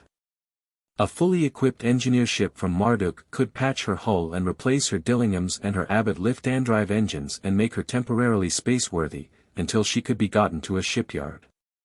They concentrated on repairing the Nemesis, and in another 2 weeks she was ready for the voyage. The 600-hour trip to Marduk passed pleasantly enough. The Mardukan officers were good company, and found their Space Viking opposite numbers equally so. The two crews had become used to working together on Audhumla, and mingled amicably off-watch, interesting themselves in each other's hobbies and listening avidly to tales of each other's home planets. The Space Vikings were surprised and disappointed at the somewhat lower intellectual level of the Mardukans. They couldn't understand that Marduk was supposed to be a civilized planet, wasn't it? The Mardukans were just as surprised, and inclined to be resentful, that the Space Vikings all acted and talked like officers. Hearing of it, Prince Bentrick was also puzzled. FOCSLE hands on a Mardukan ship belong definitely to the lower orders. There's still too much free land and free opportunity on the Sword Worlds, Trask explained. Nobody does much bowing and scraping to the class above him, he's too busy trying to shove himself up into it. And the men who ship out as Space Vikings are the least class-conscious of the lot. Think my men may have trouble on Marduk about that? They'll all insist on doing their drinking in the swankiest places in town. No. I don't think so. Everybody will be so amazed that Space Vikings aren't 12 feet tall, with 3 horns like a Zarathustra damn thing and a spiked tail like a Fafnir manticore that they won't even notice anything less. Might do some good, in the long run. Crown Prince Edvard will like your Space Vikings. He's much opposed to class distinctions and caste prejudices. Says they have to be eliminated before we can make democracy really work. The Mardukans talked a lot about democracy. They thought well of it, their government was a representative democracy. It was also a hereditary monarchy, if that made any kind of sense. Trask's efforts to explain the political and social structure of the Sword Worlds met the same incomprehension from Bentrick. Why, it sounds like feudalism to me. That's right, that's what it is. A king owes his position to the support of his great nobles, they owe theirs to their barons and landholding knights, they owe theirs to their people. There are limits beyond which none of them can go, after that, their vassals turn on them. Well, suppose the people of some barony rebel? Won't the king send troops to support the baron? What troops? Outside a personal guard and enough men to police the royal city and hold the crown lands, the king has no troops. If he wants troops, he has to get them from his great nobles, they have to get them from their vassal barons, who raise them by calling out their people. That was another source of dissatisfaction with King Angus of Graham. He had been augmenting his forces by hiring off-planet mercenaries. And the people won't help some other baron oppress his people, it might be their turn next. You mean, the people are armed? Prince Bentrick was incredulous. Great Satan, aren't yours? Prince Trask was equally surprised. Then your democracy's a farce, and the people are only free on sufferance. If their ballots aren't secured by arms, they're worthless. Who has the arms on your planet? Why, the government. You mean the king? Prince Bentrick was shocked. Certainly not, horrid idea. That would be, why, it would be despotism.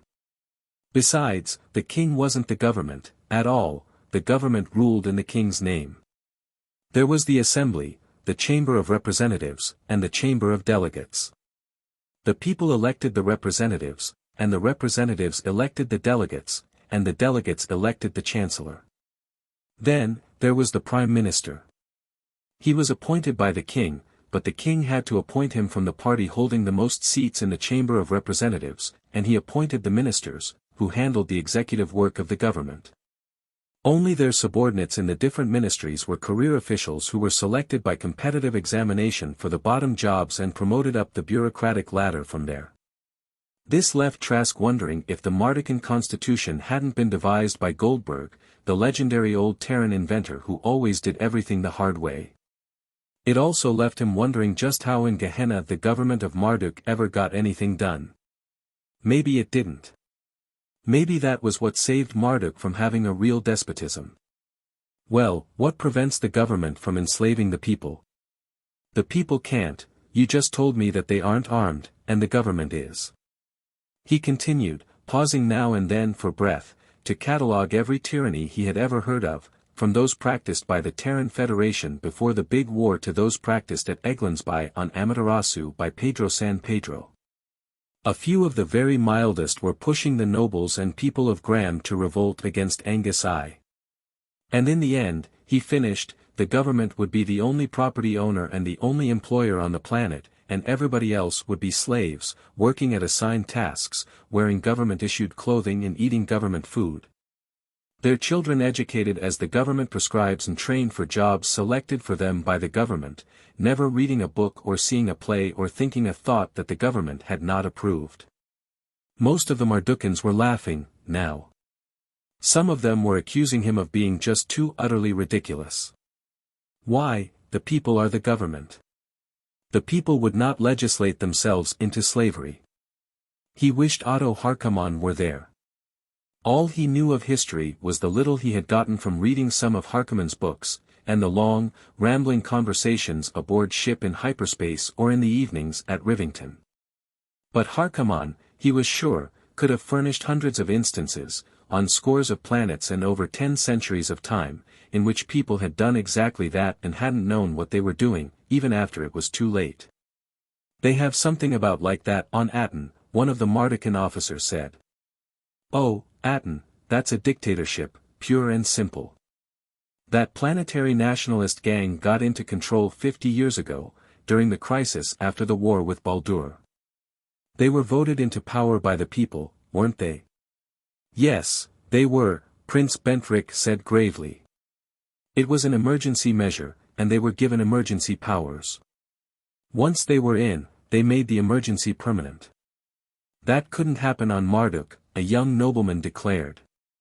It could if Zasper Makan's party wins control of the assembly at the next election, somebody else said. Oh, then Marduk's safe. The sun will go nova first, one of the junior Royal Navy officers said. After that, they began talking about women, a subject any spaceman will drop any other subject to discuss. Trask made a mental note of the name of Zasper Makan, and took occasion to bring it up in conversation with his shipboard guests. Every time he talked about Makan to 2 or more Mardukans, he heard at least 3 or more opinions about the man. He was a political demagogue, on that everybody agreed. After that, opinions diverged. Makan was a raving lunatic, and all the followers he had were a handful of lunatics like him. He might be a lunatic, but he had a dangerously large following. Well, not so large, maybe they'd pick up a seat or so in the assembly, but that was doubtful, not enough of them in any representative district to elect an assemblyman. He was just a smart crook, milking a lot of half-witted plebeians for all he could get out of them. Not just plebes, either, a lot of industrialists were secretly financing him, in hope that he would help them break up the labor unions. You're nuts. Everybody knew the labor unions were backing him, hoping he'd scare the employers into granting concessions. You're both nuts. He was backed by the mercantile interests, they were hoping he'd run the Gilgameshers off the planet. Well, that was one thing you had to give him credit for. He wanted to run out the Gilgameshers. Everybody was in favor of that. Now, Trask could remember something he'd gotten from Harkaman. There had been Hitler, back at the end of the 1st century pre-atomic, hadn't he gotten into power because everybody was in favor of running out the Christians, or the Muslims, or the Albigensians, or somebody? Chapter 20. Marduk had 3 moons, a big one, 1,500 miles in diameter, and 2 insignificant 20-mile chunks of rock. The big one was fortified, and a couple of ships were in orbit around it. The Nemesis was challenged as she emerged from her last hyperjump. Both ships broke orbit and came out to meet her, and several more were detected lifting away from the planet. Prince Bentrick took the communication screen, and immediately encountered difficulties. The commandant, even after the situation had been explained twice to him, couldn't understand. A Royal Navy fleet unit knocked out in a battle with Space Vikings was bad enough, but being rescued and brought to Marduk by another Space Viking simply didn't make sense. He then screened the royal palace at Malverton, on the planet. First he was icily polite to somebody several echelons below him in the peerage, and then respectfully polite to somebody he addressed as Prince Vandervant. Finally, after some minutes' wait, a frail, white-haired man in a little black cap of maintenance appeared in the screen. Prince Bentrick instantly sprang to his feet. So did all the other Mardukans in the command room. "Your Majesty! I am most deeply honored." "Are you all right, Simon?" the old gentleman asked solicitously. "They haven't done anything to you, have they? Saved my life, and my men's, and treated me like a friend and a comrade, Your Majesty. Have I your permission to present, informally, their commander, Prince Trask of Tanith?" "Indeed you may, Simon. I owe the gentleman my deepest thanks." "His Majesty, Michael VIII, Planetary King of Marduk," Prince Bentrick said. "His Highness, Lucas, Prince Trask, Planetary Viceroy of Tanith for His Majesty Angus I of Graham." The elderly monarch bowed his head slightly. Trask bowed a little more deeply, from the waist. "I am very happy, Prince Trask, first, I confess, at the safe return of my kinsman Prince Bentrick, and then at the honor of meeting one in the confidence of my fellow sovereign King Angus of Graham. I will never be ungrateful for what you did for my cousin and for his officers and men. You must stay at the palace while you are on this planet. I am giving orders for your reception, and I wish you to be formally presented to me this evening." He hesitated briefly. "Graham, that is one of the Sword Worlds, is it not?" Another brief hesitation. "Are you really a Space Viking, Prince Trask?" Maybe he'd expected Space Vikings to have 3 horns and a spiked tail and stand 12 feet tall, himself. It took several hours for the Nemesis to get into orbit. Bentrick spent most of them in a screen booth, and emerged visibly relieved. "Nobody's going to be sticky about what happened on Audhumla," he told Trask. "There will be a board of inquiry. I'm afraid I had to mix you up in that. It's not only about the action on Audhumla. Everybody from the Space Minister down wants to hear what you know about this fellow Dunnan. Like yourself, we all hope he went to MC Square along with his flagship, but we can't take it for granted. We have over a dozen trade planets to protect, and he's hit more than half of them already. The process of getting into orbit took them around the planet several times, and it was a more impressive spectacle at each circuit. Of course, Marduk had a population of almost 2 billion, and had been civilized, with no hiatus of neo-barbarism, since it had first been colonized in the 4th century. Even so, the Space Vikings were amazed, and stubbornly refusing to show it, at what they saw in the telescopic screens. "Look at that city," Patrick Morland whispered. "We talk about the civilized planets, but I never realized they were anything like this. Why, this makes Excalibur look like Tanith." The city was Malverton, the capital. Like any city of a contragravity-using people, it lay in a rough circle of buildings towering out of green interspaces, surrounded by the smaller circles of spaceports and industrial suburbs. The difference was that any of these were as large as Camelot on Excalibur or 4 Wardshavens on Graham, and Malverton itself was almost half the size of the whole Barony of Traskon. "They aren't any more civilized than we are, Patrick. There are just more of them. If there were 2 billion people on Graham, which I hope there never will be, Graham would have cities like this, too. One thing. The government of a planet like Marduk would have to be something more elaborate than the loose feudalism of the Sword Worlds. Maybe this Goldbergocracy of theirs had been forced upon them by the sheer complexity of the population and its problems. Alvin Carfard took a quick look around him to make sure none of the Mardukans were in earshot. "I don't care how many people they have," he said. "Marduk can be had. A wolf never cares how many sheep there are in a flock. With 20 ships, we could take this planet like we took Eglinspy. There'd be losses coming in, sure, but after we were in and down, we'd have it. Where would we get 20 ships? Tanith, at a pinch, could muster 5 or 6, counting the free Space Vikings who used the base facilities. They would have to leave a couple to hold the planet. Beowulf had one, and another almost completed, and now there was an Amaterasu ship. But to assemble a Space Viking armada of 20. He shook his head. The real reason why Space Vikings had never raided a civilized planet successfully had always been their inability to combine under one command in sufficient strength. Besides, he didn't want to raid Marduk. A raid, if successful, would yield immense treasures, but cause 100, even 1,000, times as much destruction, and he didn't want to destroy anything civilized. The landing stages of the palace were crowded when he and Prince Bentrick landed, and, at a discreet distance, swarms of air vehicles circled, creating a control problem for the police. Parting from Bentrick, he was escorted to the suite prepared for him. It was luxurious in the extreme but scarcely above Sword World standards. There were a surprising number of human servants, groveling and fawning and getting underfoot and doing work robots could have been doing better. What robots there were inefficient, and much work and ingenuity had been lavished on efforts to copy human form to the detriment of function. After getting rid of most of the superfluous servants, he put on a screen and began sampling the newscasts.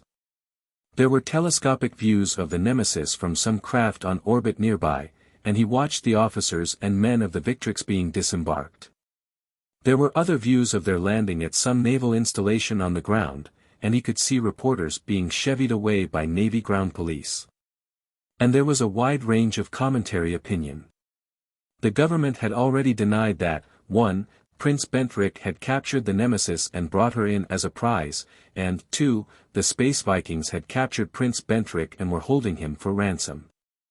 Beyond that, the government was trying to sit on the whole story, and the opposition was hinting darkly at corrupt deals and sinister plots. Prince Bentrick arrived in the midst of an impassioned tirade against pusillanimous traitors surrounding His Majesty who were betraying Marduk to the Space Vikings. "Why doesn't your government publish the facts and put a stop to that nonsense?" Trask asked. "Oh, let them rave," Bentrick replied. "The longer the government waits, the more they'll be ridiculed when the facts are published. Or, the more people will be convinced that the government had something to hush up, and had to take time to construct a plausible story." He kept the thought to himself. It was their government, how they mismanaged it was their own business. He found that there was no bartending robot, he had to have a human servant bring drinks. He made up his mind to have a few of the Nemesis robots sent down to him.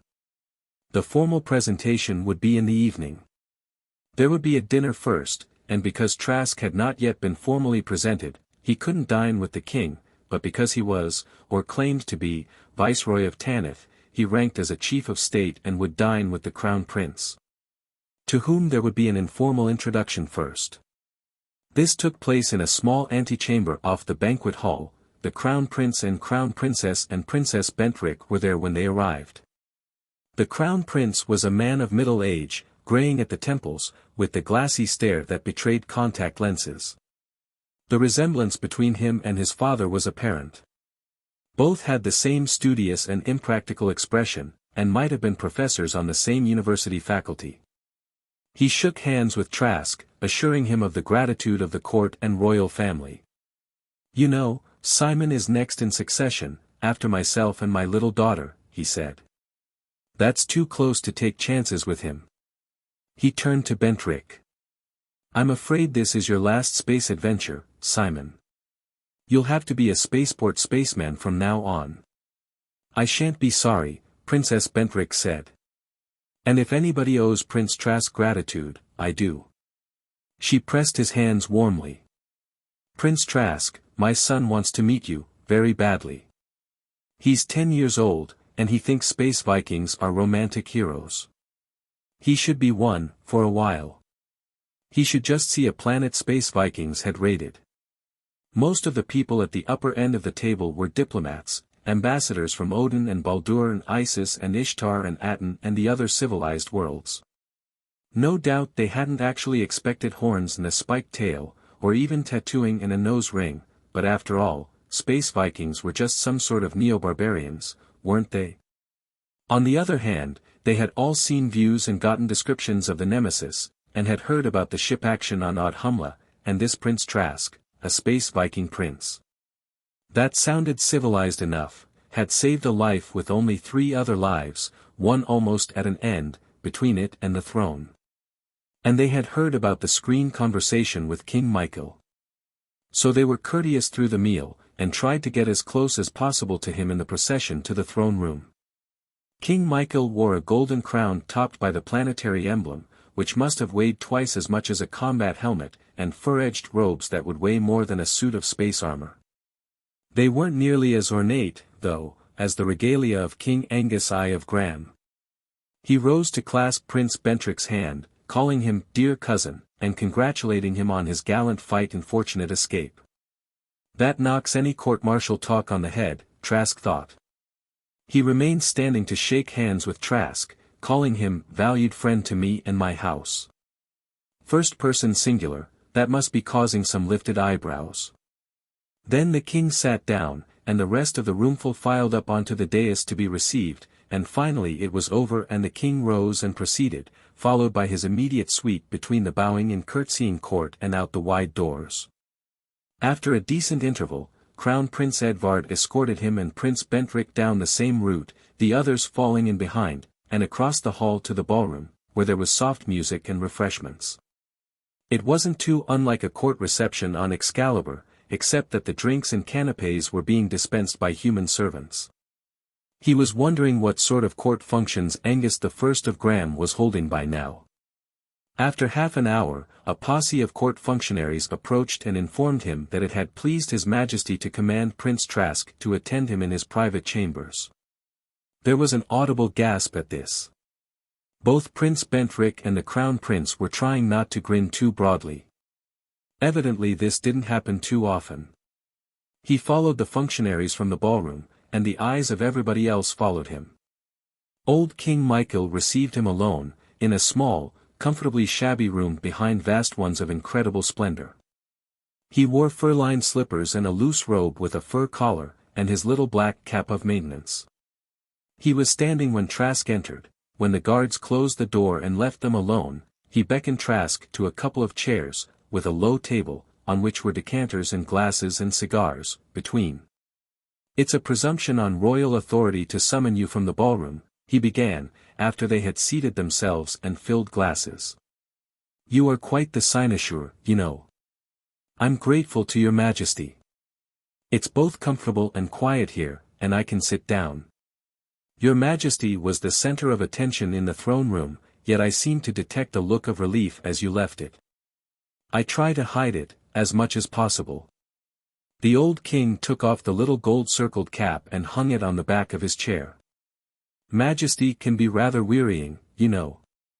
So he could come here and put it off." Trask felt that some gesture should be made on his own part. He unfastened the dress dagger from his belt and laid it on the table. The king nodded.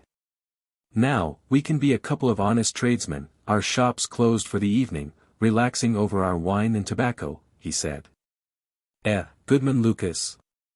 It seemed like an initiation into a secret society whose ritual he must guess at step by step. "Right, Goodman Michael." They lifted their glasses to each other and drank. Goodman Michael offered cigars, and Goodman Lucas held a light for him. "I hear a few hard things about your trade, Goodman Lucas. All true, and mostly understated. We're professional murderers and robbers, as one of my fellow tradesmen says. The worst of it is that robbery and murder become just that, a trade, like servicing robots or selling groceries. Yet you fought 2 other Space Vikings to cover my cousin's crippled Victrix.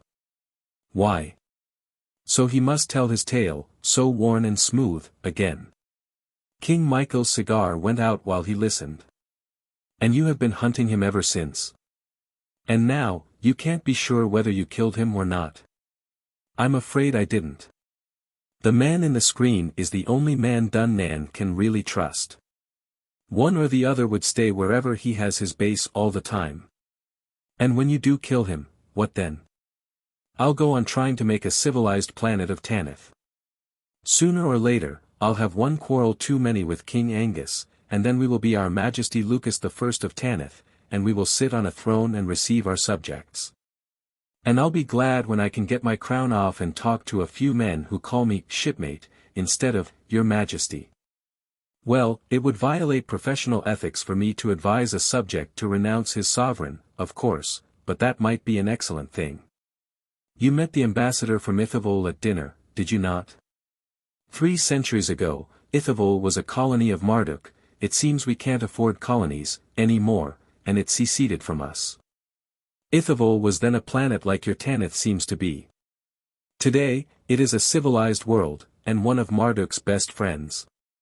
You know, sometimes I think a few lights are coming on again, here and there in the old Federation. If so, you Space Vikings are helping to light them. You mean the planets we use as bases, and the things we teach the locals? That, too, of course. Civilization needs civilized technologies. But they have to be used for civilized ends. Do you know anything about a Space Viking raid on Aten, over a century ago? 6 ships from Haltaclear. 4 destroyed, the other 2 returned damaged and without booty. The king of Marduk nodded. That raid saved civilization on Aten. There were 4 great nations. The 2 greatest were at the brink of war, and the others were waiting to pounce on the exhausted victor and then fight each other for the spoils. The Space Vikings forced them to unite. Out of that temporary alliance came the League for Common Defense, and from that the Planetary Republic. The Republic's a dictatorship, now, and just between Goodman Michael and Goodman Lucas it's a nasty one and Our Majesty's government doesn't like it at all. It will be smashed sooner or later, but they'll never go back to divided sovereignty and nationalism again. The Space Vikings frightened them out of that when the dangers inherent in it couldn't. Maybe this man Dunnan will do the same for us on Marduk. You have troubles. You've seen decivilized planets. How does it happen? I know how it's happened on a good many, war. Destruction of cities and industries. Survivors among ruins, too busy keeping their own bodies alive to try to keep civilization alive. Then they lose all knowledge of how to be civilized. That's catastrophic decivilization. There is also decivilization by erosion, and while it's going on, nobody notices it. Everybody is proud of their civilization, their wealth and culture. But trade is falling off, fewer ships come in each year. So there is boastful talk about planetary self-sufficiency. Who needs off-planet trade anyhow? Everybody seems to have money, but the government is always broke. Deficit spending, and always the vital social services for which the government has to spend money. The most vital one, of course, is buying votes to keep the government in power. And it gets harder for the government to get anything done. The soldiers are sloppier at drill, and their uniforms and weapons aren't taken care of. The non-coms are insolent. And more parts of the city are dangerous at night, and then even in the daytime. And it's been years since a new building went up, and the old ones aren't being repaired anymore. Trask closed his eyes. Again, he could feel the mellow sun of Graham on his back, and hear the laughing voices on the lower terrace, and he was talking to Lothar Fail and Robert Graufes and Alex Gorham and cousin Nicolay and Otto Harkaman. He said. And finally, nobody bothers fixing anything up. And the power reactors stop, and nobody seems to be able to get them started again. It hasn't quite gotten that far on the Sword Worlds yet. It hasn't here either. Yet. Goodman Michael slipped away. King Michael VIII looked across the low table at his guest. Prince Trask, have you heard of a man named Zasper Macken? Occasionally. Nothing good about him. He is the most dangerous man on this planet, the king said. And I can make nobody believe it. Not even my son.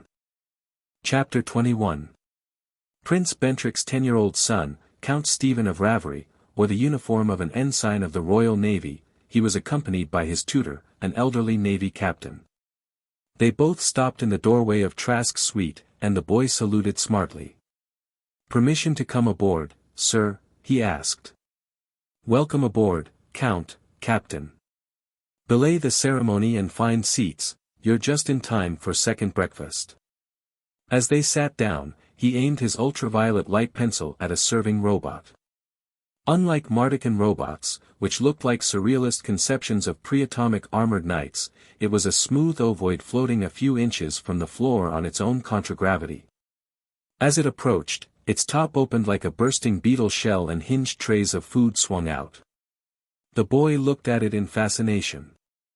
"Is that a Sword World robot, sir, or did you capture it somewhere?" "It's one of our own." He was pardonably proud. It had been built on Tanith a year before. Has an ultrasonic dishwasher underneath, and it does some cooking on top, at the back. The elderly captain was, if anything, even more impressed than his young charge. He knew what went into it, and he had some conception of the society that would develop things like that. "I take it you don't use many human servants, with robots like that," he said. "Not many. We're all low-population planets, and nobody wants to be a servant. We have too many people on Marduk, and all of them want soft jobs as noble servants," the captain said. "Those that want any kind of jobs." "You need all your people for fighting men, don't you?" the boy count asked. "Well, we need a good many. The smallest of our ships will carry 500 men, most of them around 800. The captain lifted an eyebrow. The complement of the Victrix had been 300, and she'd been a big ship. Then he nodded. "Of course. Most of them are ground fighters." That started Count Stephen off. Questions, about battles and raids and booty and the planets Trask had seen. "I wish I were a Space Viking." "Well, you can't be, Count Ravery. You're an officer of the Royal Navy. You're supposed to fight Space Vikings." "I won't fight you." "You'd have to, if the king commanded," the old captain told him. "No. Prince Trask is my friend. He saved my father's life. And I won't fight you, either, Count. We'll make a lot of fireworks, and then we'll each go home and claim victory." "How would that be?" "I've heard of things like that," the captain said. "We had a war with Odin, 70 years ago, that was mostly that sort of battles. Besides, the king is Prince Trask's friend, too," the boy insisted. "Father and Mummy heard him say so, right on the throne. Kings don't lie when they're on the throne, do they?" "Good kings don't," Trask told him. "Ours is a good king," the young Count of Ravery declared proudly. "I would do anything my king commanded. Except fight Prince Trask. My house owes Prince Trask a debt." Trask nodded approvingly. "That's the way a Sword World noble would talk, Count Stephen," he said. The Board of Inquiry, that afternoon, was more like a small and very sedate cocktail party. An Admiral Schefter, who seemed to be very highbrass, presided while carefully avoiding the appearance of doing so. Alvin Carfard and Van Larch and Patrick Morland were there from the Nemesis, and Bentrick and several of the officers from the Victrix, and there were a couple of naval intelligence officers, and somebody from operational planning. And from ship construction and research and development. They chatted pleasantly and in a deceptively random manner for a while. Then Schefter said, "Well, there's no blame or censure of any sort for the way Commodore Prince Bentrick was surprised. That couldn't have been avoided, at the time." He looked at the research and development officer. "It shouldn't be allowed to happen many more times, though." "Not many more, sir. I'd say it'll take my people a month, and then the time it'll take to get all the ships equipped as they come in." Ship construction didn't think that would take too long. We'll see to it that you get full information on the new submarine detection system, Prince Trask, the Admiral said. You gentlemen understand you'll have to keep it under your helmets, though, one of the intelligence men added. If it got out that we were informing Space Vikings about our technical secrets. He felt the back of his neck in a way that made Trask suspect that beheadment was the customary form of execution on Marduk. We'll have to find out where the fellow has his base, operational planning said. I take it, Prince Trask, that you're not going to assume that he was on his flagship when you blew it, and just put paid to him and forget him? Oh, no. I'm assuming that he wasn't. I don't believe he and Orm went anywhere on the same ship, after he came out here and established a base. I think one of them would stay home all the time. Well, we'll give you everything we have on them, Schefter promised. Most of that is classified and you'll have to keep quiet about it, too. I just skimmed over the summary of what you gave us. I dare say we'll both get a lot of new information. Have you any idea at all where he might be based, Prince Trask? Only that we think it's a non-Terra-type planet. He told them about Dunnan's heavy purchases of air and water recycling equipment and carniculture and hydroponic material. That, of course, helps a great deal. Yes. There are only about 5 million planets in the former Federation space volume that are inhabitable in artificial environment. Including a few completely covered by seas, where you could put in underwater dome cities if you had the time and material. One of the intelligence officers had been nursing a glass with a tiny remnant of cocktail in it. He downed it suddenly, filled the glass again, and glowered at it in silence for a while. Then he drank it briskly and refilled it. What I should like to know, he said, is how this double obscenity of a Dunnan knew we'd have a ship on Audhumla just when we did, he said. Your talking about underwater dome cities reminded me of it. I don't think he just pulled that planet out of a hat and then went there prepared to sit on the bottom of the ocean for a year and a half waiting for something to turn up. I think he knew the Victrix was coming to Audhumla, and just about when. I don't like that, Commodore, Schefter said. You think I do, sir, the intelligence officer countered. There it is, though. We all have to face it. We do, Schefter agreed. Get on it, Commodore, and I don't need to caution you to screen everybody you put onto it very carefully. He looked at his own glass. It had a bare thimbleful in the bottom. He replenished it slowly and carefully. It's been a long time since the navies had anything like this to worry about. He turned to Trask. I suppose I can get in touch with you at the palace whenever I must. Well, Prince Trask and I have been invited as house guests at Prince Edvard's, Baron Cragdale's, hunting lodge, Bentrick said. We'll be going there directly from here. Ah. Admiral Schefter smiled slightly. Beside not having 3 horns and a spiked tail, this Space Viking was definitely persona grata with the royal family. Well, we'll keep in contact, Prince Trask. The hunting lodge where Crown Prince Edvard was simple Baron Cragdale lay at the head of a sharply sloping mountain valley down which a river tumbled.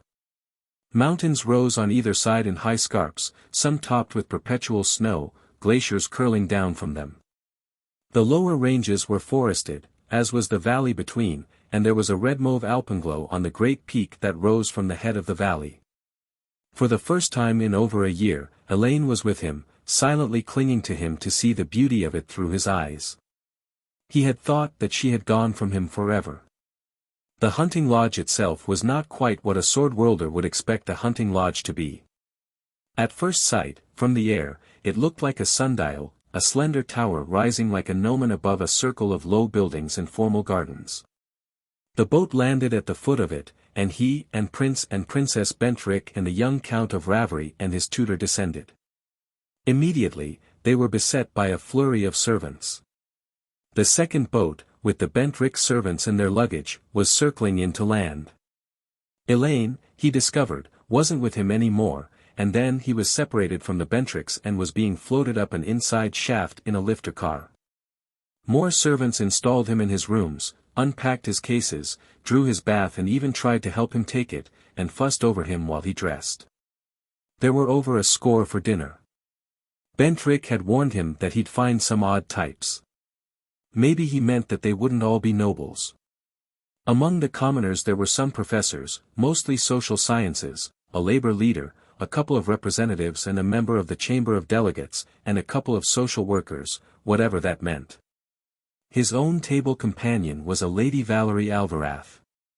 She was beautiful, black hair, and almost startlingly blue eyes, a combination unusual in the sword worlds, and she was intelligent, or at least cleverly articulate. She was introduced as the lady companion of the Crown Prince's daughter. When he asked her the daughter was, she laughed. She won't be helping entertain visiting Space Vikings for a long time, Prince Trask. She is precisely 8 years old. I saw her getting ready for bed before I came down here. I'll look in on her after dinner. Then the Crown Princess Melanie, on his other hand, asked him some question about Sword World court etiquette. He stuck to generalities, and what he could remember from a presentation at the court of Excalibur during his student days.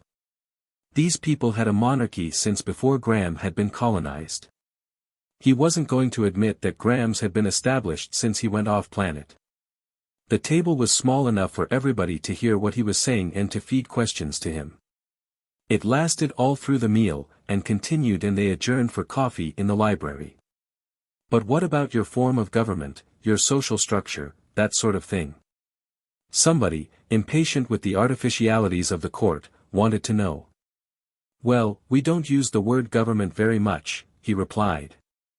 We talk a lot about authority and sovereignty, and I'm afraid we burn entirely too much powder over it, but government always seems to us like sovereignty interfering in matters that don't concern it.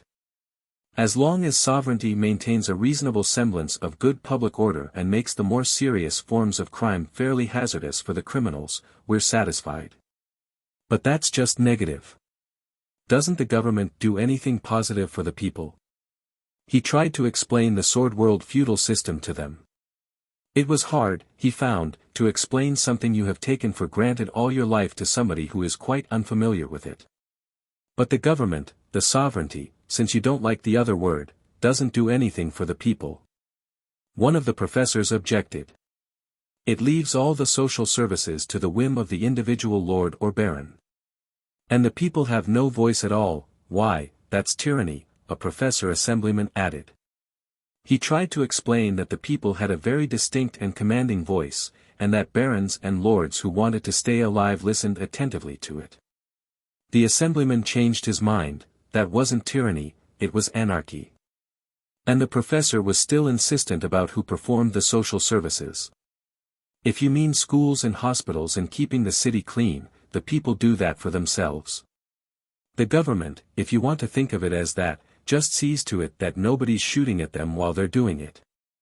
That isn't what Professor Pulwell means, Lucas. He means old age pensions, Prince Bentrick said. Like this thing Zasper Mawkin's whooping for. He'd heard about that, on the voyage from Audhumla. Every person on Marduk would be retired on an adequate pension after 30 years regular employment or at the age of 60.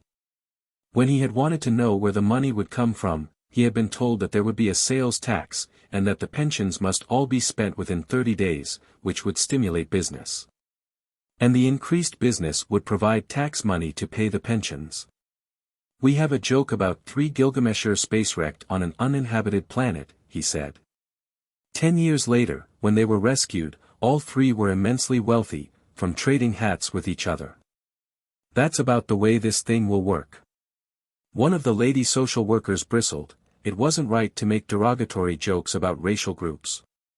One of the professors harumphed. Wasn't a parallel at all, the self-sustaining rotary pension plan was perfectly feasible.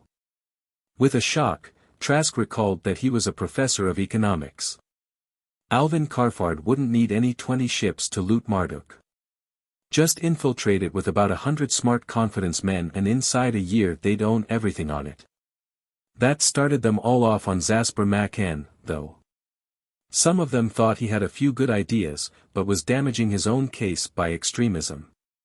One of the wealthier nobles said that he was a reproach to the ruling class. It was their fault that people like Macan could gain a following.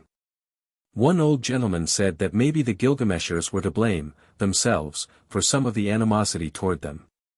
He was immediately set upon by all the others and verbally torn to pieces on the spot. Trask didn't feel it proper to quote Goodman Michael to this crowd. He took the responsibility upon himself for saying, "From what I've heard of him, I think he's the most serious threat to civilized society on Marduk." They didn't call him crazy, after all he was a guest, but they didn't ask him what he meant, either. They merely told him that Makan was a crackpot with a contemptible following of half-wits, and just wait till the election and see what happened. "I'm inclined to agree with Prince Trask," Bentrick said soberly. "And I'm afraid the election results will be a shock to us, not to Makan. He hadn't talked that way on the ship. Maybe he'd been looking around and doing some thinking, since he got back. He might have been talking to Goodman Michael, too." There was a screen in the room. He nodded toward it. "He's speaking at a rally of the People's Welfare Party at Dreplin, now," he said. "May I put it on, to show you what I mean?" When the Crown Prince assented, he snapped on the screen and twiddled at the selector. A face looked out of it. The features weren't Andray Dunnan's, the mouth was wider, the cheekbones broader, the chin more rounded. But his eyes were Dunnan's, as Trask had seen them on the terrace of Karvall House. Mad eyes. His high-pitched voice screamed. "Our beloved sovereign is a prisoner. He is surrounded by traitors. The ministries are full of them. They are all traitors. The bloodthirsty reactionaries of the falsely so-called Crown Loyalist Party. The grasping conspiracy of the interstellar bankers. The dirty Gilgameshers. They are all leagued together in an unholy conspiracy. And now this Space Viking, this bloody-handed monster from the Sword Worlds. Shut the horrible man off," somebody was yelling, in competition with the hypnotic scream of the speaker. The trouble was, they couldn't. They could turn off the screen, but Zasper Makan would go on screaming, and millions all over the planet would still hear him. Bentrick twiddled the selector. The voice stuttered briefly, and then came echoing out of the speaker, but this time the pickup was somewhere several hundred feet above a great open park. It was densely packed with people, most of them wearing clothes a farm tramp on Graham wouldn't be found dead in, but here and there among them were blocks of men in what was almost but not quite military uniform. Each with a short and thick swagger stick with a knobbed head. Across the park, in the distance, the head and shoulders of Zasper Makan loomed 100 feet high in a huge screen.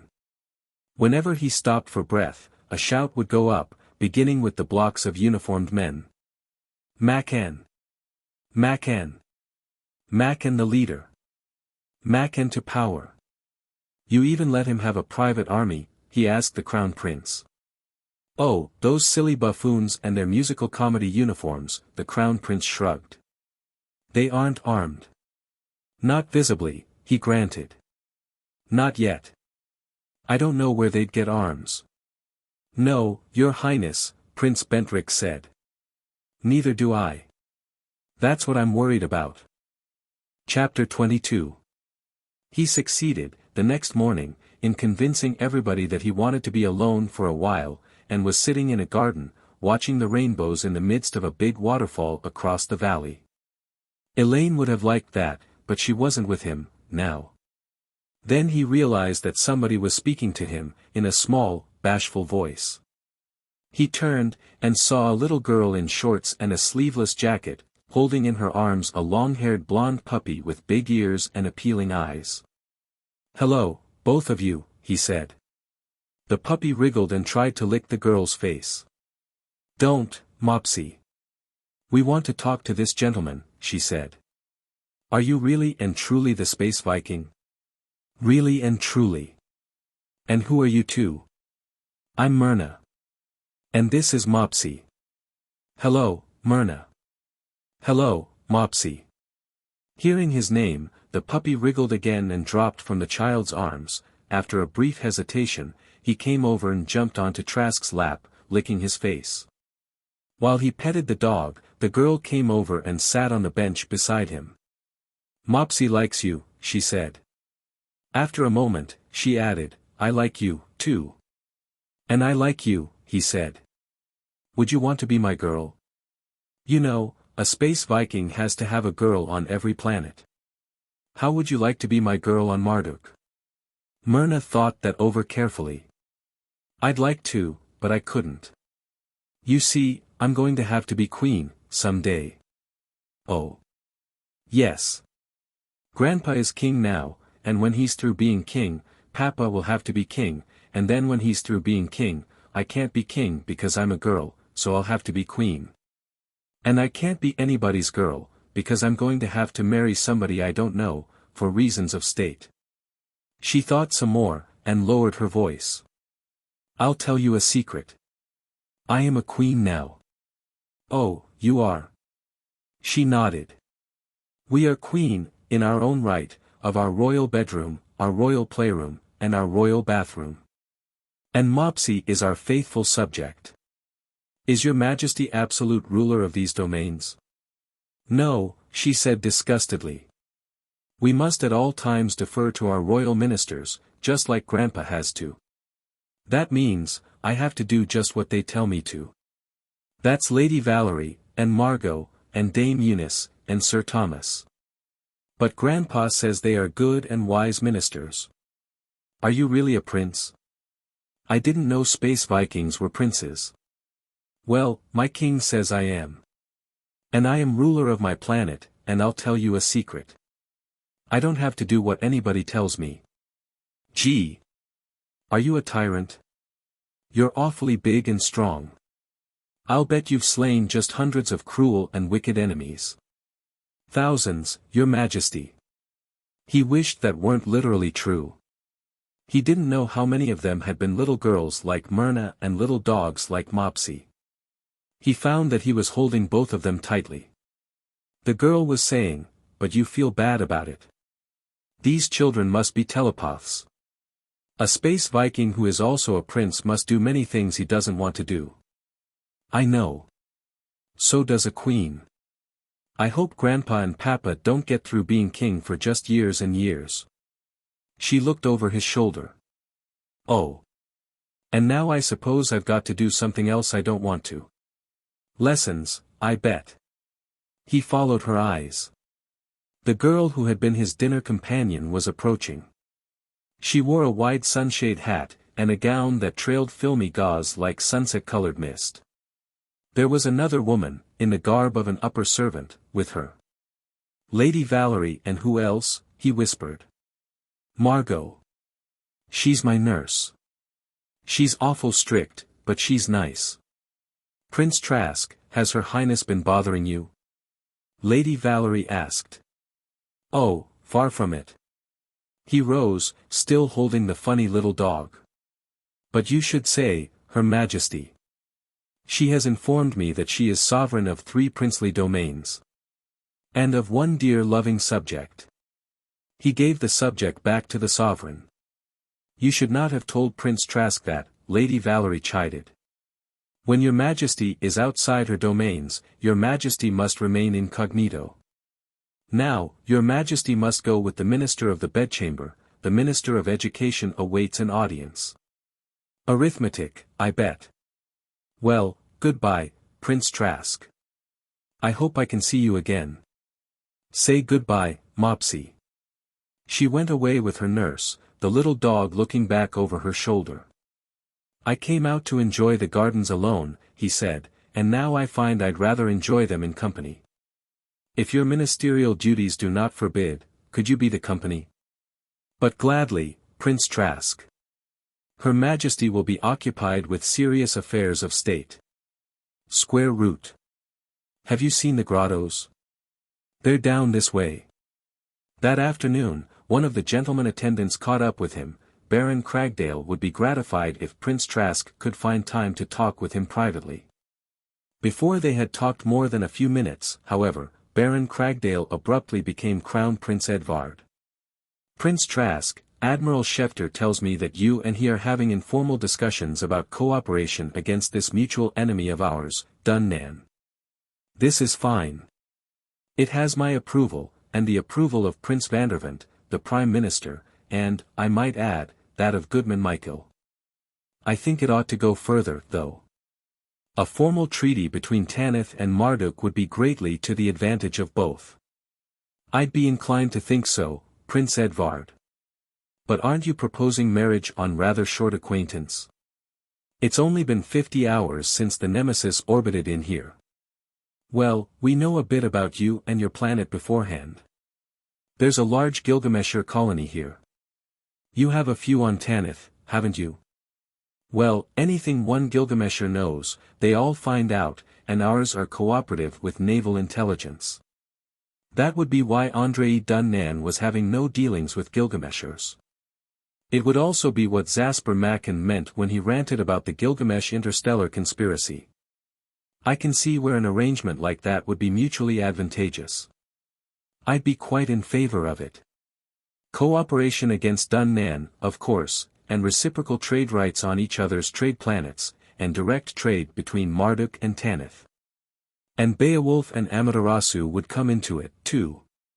Does this also have the approval of the Prime Minister and the King? Goodman Michael's in favor of it. There's a distinction between him and the King, as you'll have noticed. The King can't be in favor of anything till the Assembly or the Chancellor express an opinion. Prince Vandervent favors it personally. As Prime Minister, he is reserving his opinion. We'll have to get the support of the Crown Loyalist Party before he can take an unequivocal position. Well, Baron Cragdale. Speaking as Baron Trask of Traskon, suppose we just work out a rough outline of what this treaty ought to be, and then consult, unofficially, with a few people whom you can trust. And see what can be done about presenting it to the proper government officials. The Prime Minister came to Cragdale that evening, heavily incognito and accompanied by several leaders of the Crown Loyalist Party. In principle, they all favored a treaty with Tanith. Politically, they had doubts. Not before the election. Too controversial a subject.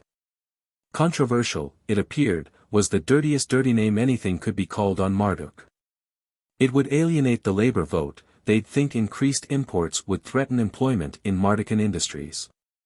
Some of the interstellar trading companies would like a chance at the Tanith planets, others would resent Tanith ships being given access to theirs. And Zasper Macken's party were already shrieking protests about the Nemesis being repaired by the Royal Navy. And a couple of professors who inclined toward Macken had introduced a resolution calling for the court-martial of Prince Bentrick and an investigation of the loyalty of Admiral Schefter.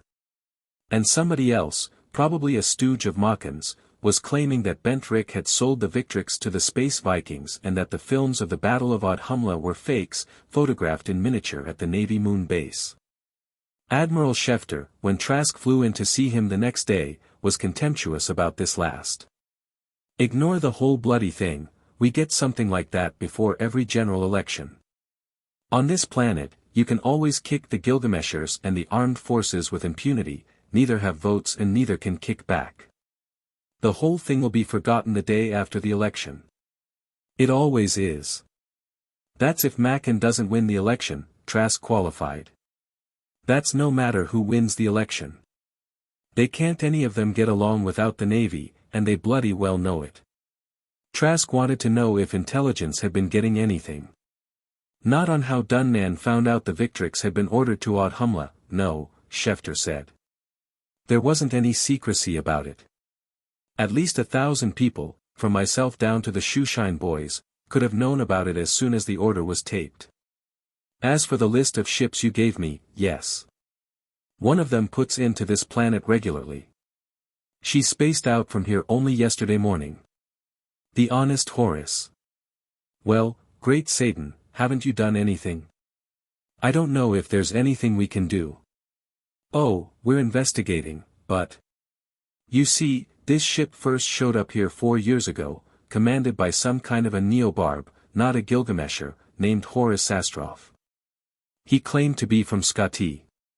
The locals there have a few ships. The Space Vikings had a base on Scotty about 100 or so years ago. Naturally, the ship had no papers. Tramp trading among the Neobarbs, it might be years before you'd put in on a planet where they'd ever heard of ship's papers. The ship seems to have been in bad shape, probably abandoned on Scotty as junk a century ago and tinkered up by the locals. She was in here twice, according to the commercial shipping records, and the second time she was in too bad shape to be moved out, and Sastrov couldn't pay to have her rebuilt, so she was libeled for spaceport charges and sold. Some one-lung trading company bought her and fixed her up a little. They went bankrupt in a year or so, and she was bought by another small company, Star Traders, Limited, and they've been using her on a milk run to and from Gimli.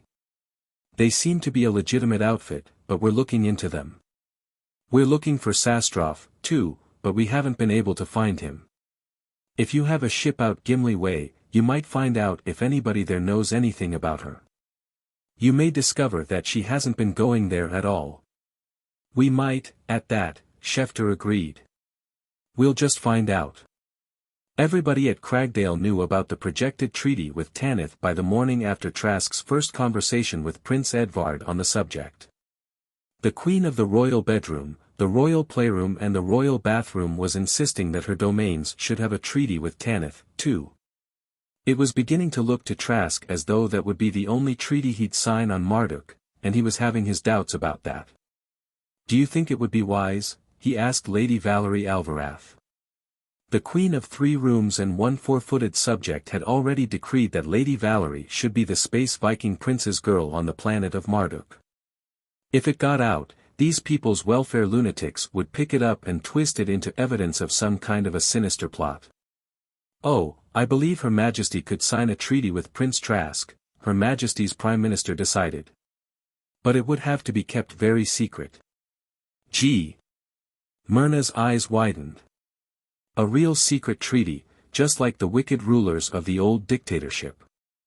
She hugged her subject ecstatically. I'll bet Grandpa doesn't even have any secret treaties.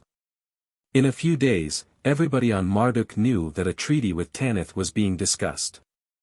If they didn't, it was no fault of Zasper Machen's party, who seemed to command a disconcertingly large number of telecast stations. And who drenched the ether with horror stories of Space Viking atrocities and denunciations of carefully unnamed traitors surrounding the king and the crown prince who were about to betray Marduk to rapine and plunder. The leak evidently did not come from Cragdale, for it was generally believed that Trask was still at the royal palace in Malverton. At least, that was where the mechanists were demonstrating against him. He watched such a demonstration by screen. The pickup was evidently on one of the landing stages of the palace, overlooking the wide park surrounding it. They were packed almost solid with people, surging forward toward the thin cordon of police. The front of the mob looked like a checkerboard, a block in civilian dress, then a block in the curiously effeminate-looking uniforms of Zasper Machen's People's Watchmen, then more in ordinary garb, and more People's Watchmen. Over the heads of the crowds, at intervals, floated small contragravity lifters on which were mounted the amplifiers that were bellowing. Space 6 King, go home. Space 6 King, go home. The police stood motionless, at parade rest. The mob surged closer. When they were 50 yards away, the blocks of People's Watchmen ran forward, then spread out until they formed a line 6 deep across the entire front. Other blocks, from the rear, pushed the ordinary demonstrators aside and took their place. Hating them more every second, Trask grudged approval of a smart and disciplined maneuver. How long, he wondered, had they been drilling in that sort of tactics? Without stopping, they continued their advance on the police, who had now shifted their stance. Space 6 King, go home. Space 6 King, go home. Fire. He heard himself yelling. Don't let them get any closer, fire now. They had nothing to fire with, they had only truncheons, no better weapons than the knobbed swagger sticks of the People's Watchmen. They simply disappeared, after a brief flurry of blows, and the Machen stormtroopers continued their advance. And that was that. The gates of the palace were shut, the mob, behind a front of Machen People's Watchmen, surged up to them and stopped. The loudspeakers bellowed on, reiterating their forward chant. Those police were murdered, he said. They were murdered by the man who ordered them out there unarmed. That would be Count Naidnair, the Minister of Security, somebody said. Then he's the one you want to hang for it. What else would you have done? Crown Prince Edvard challenged. Put up about 50 combat cars. Drawn a deadline, and opened machine gun fire as soon as the mob crossed it, and kept on firing till the survivors turned tail and ran. Then sent out more cars, and shot everybody wearing a People's Watchman uniform, all over town. Inside 48 hours, there'd be no People's Welfare Party, and no Zasper Macken either. The Crown Prince's face stiffened. That may be the way you do things in the Sword Worlds, Prince Trask. It's not the way we do things here on Marduk. Our government does not propose to be guilty of shedding the blood of its people. He had it on the tip of his tongue to retort that if they didn't, the people would end by shedding theirs. Instead, he said softly, "I'm sorry, Prince Edvard. You had a wonderful civilization here on Marduk. You could have made almost anything of it. But it's too late now. You've torn down the gates, the barbarians are in." Chapter 23. The colored turbulence faded into the gray of hyperspace, 500 hours to Tanith. Gwut Kirby was securing his control panel, happy to return to his music. And Van Larch would go back to his paints and brushes, and Alvin Carfard to the working model of whatever it was he had left unfinished when the Nemesis had emerged at the end of the jump from Audhumla. Trask went to the index of the ship's library and punched for history, Old Terran. There was plenty of that, thanks to Otto Harkaman. Then he punched for Hitler, Adolf. Harkaman was right. Anything that could happen in a human society had already happened, in one form or another, somewhere and at some time. Hitler could help him understand Zasper Macken. By the time the ship came out, with the yellow sun of Tanith in the middle of the screen, he knew a great deal about Hitler, occasionally referred to as Schicklgruber, and he understood, with sorrow, how the lights of civilization on Marduk were going out. Beside the Lamia, stripped of her Dillinghams and crammed with heavy armament and detection instruments, the Space Scourge and the Queen Flavia were on off-planet watch. There were half a dozen other ships on orbit just above atmosphere. A Gilgamesher, one of the Grand Tanith freighters, a couple of freelance Space Vikings, and a new and unfamiliar ship. When he asked the moonbase who she was, he was told that she was the sun goddess, Amaterasu. That was, by almost a year, better than he had expected of them. Otto Harkaman was out in the Coruscant, raiding and visiting the trade planets. He found his cousin, Nikolay Trask, at Rivington. When he inquired about Traskon, Nikolay cursed. "I don't know anything about Traskon, I haven't anything to do with Traskon, anymore. Traskon is now the personal property of our well-loved, very well-loved, Queen Evita. The Trasks don't own enough land on Graham now for a family cemetery. You see what you did," he added bitterly. "You needn't rub it in, Nikolay. If I'd stayed on Graham, I'd have helped put Angus on the throne, and it would have been about the same in the end." "It could be a lot different," Nikolay said. "You could bring your ships and men back to Graham and put yourself on the throne." "No, I'll never go back to Graham. Tanith's my planet, now. But I will renounce my allegiance to Angus. I can trade on Morglay or Joyous or Flamberge just as easily. You won't have to, you can trade with New Haven and Biglersport. Count Lionel and Duke Joris are both defying Angus. They've refused to furnish him men, they've driven out his tax collectors, those they haven't hanged, and they're building ships of their own. Angus is building ships, too. I don't know whether he's going to use them to fight Biglersport and New Haven, or attack you, but there's going to be a war before another year's out." The Good Hope and the Speedwell, he found, had gone back to Graham. They were commanded by men who had come into favor at the court of King Angus recently. The Black Star and the Queen Flavia, whose captain had contemptuously ignored an order from Graham to rechristen her Queen Evita, had remained. They were his ships, not King Angus. The captain of the merchantman from Wardshaven now on orbit refused to take a cargo to New Haven. He had been chartered by King Angus, and would take orders from no one else. "All right," Trask told him. "This is your last voyage here. You bring that ship back under Angus of Wardshaven's charter and we'll fire on her. Then he had the regalia he had worn in his last audiovisual to Angus dusted off. At first, he had decided to proclaim himself King of Tanith. Lord Valpry, Baron Rathmore and his cousin all advised against it. Just call yourself Prince of Tanith, Valpry said. The title won't make any difference in your authority here, and if you do lay claim to the throne of Graham, nobody can say you're a foreign king trying to annex the planet. He had no intention of doing anything of the kind, but Valpry was quite in earnest.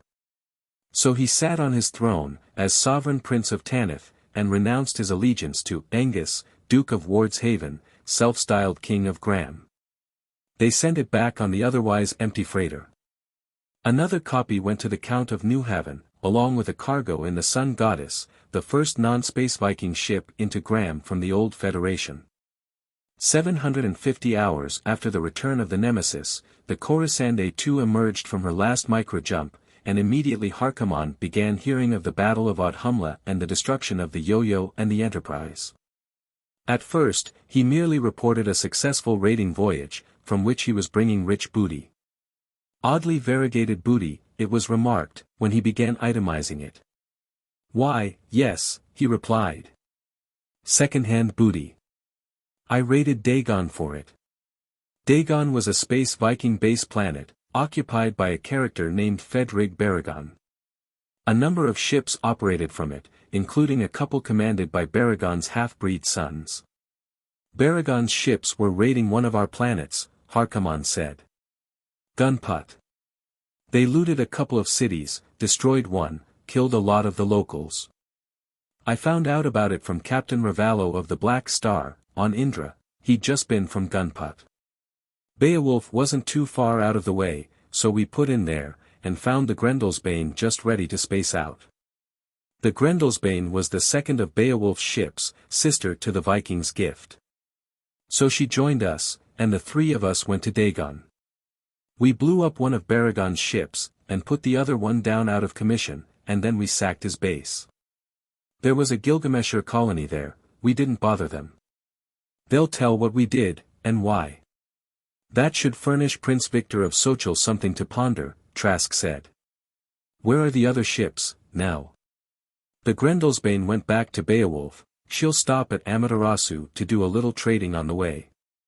The Black Star went to Sochel. Just a friendly visit, to say hello to Prince Victor for you. Ravallo has a lot of audiovisuals we made during the Dagon operation. Then she's going to Juggernaut to visit Mickey Gratham. Harkaman approved his attitude and actions with regard to King Angus. We don't need to do business with the Sword Worlds at all. We have our own industries, we can produce what we need, and we can trade with Beowulf and Amaterasu, and with Sochel and Juggernaut and Hoth, if we can make any sort of agreement with them. Everybody agrees to let everybody else's trade planets alone. It's too bad you couldn't get some kind of an agreement with Marduk. Harkaman regretted that for a few seconds, and then shrugged. Our grandchildren, if any, will probably be raiding Marduk. You think it'll be like that? Don't you? You were there, you saw what's happening. The barbarians are rising, they have a leader, and they're uniting. Every society rests on a barbarian base. The people who don't understand civilization, and wouldn't like it if they did. The hitchhikers. The people who create nothing, and who don't appreciate what others have created for them, and who think civilization is something that just exists and that all they need to do is enjoy what they can understand of it, luxuries. A high living standard, and easy work for high pay. Responsibilities? Phooey. What do they have a government for? Trask nodded. And now, the hitchhikers think they know more about the car than the people who designed it, so they're going to grab the controls. Zasper Maken says they can, and he's the leader. He poured a drink from a decanter that had been looted on Pushan. There was a planet where a republic had been overthrown in favor of a dictatorship 4 centuries ago, and the planetary dictatorship had fissioned into a dozen regional dictatorships. And now they were down to the peasant village and handcraft industry level. I don't understand it, though. I was reading about Hitler, on the way home. I wouldn't be surprised if Zasper Machen had been reading about Hitler, too.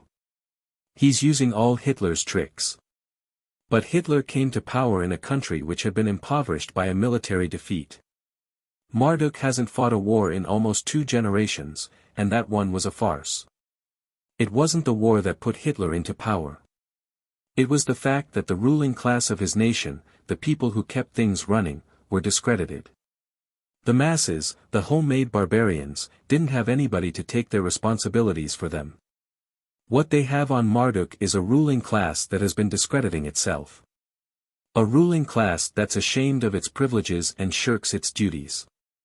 A ruling class that has begun to believe that the masses are just as good as they are, which they manifestly are not. And a ruling class that won't use force to maintain its position.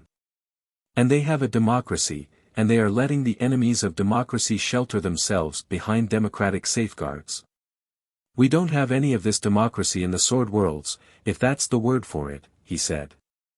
And our ruling class aren't ashamed of their power, and our people aren't hitchhikers, and as long as they get decent treatment they don't try to run things. And we're not doing so well. The Morglay dynastic war of a couple of centuries ago, still sputtering and smoking.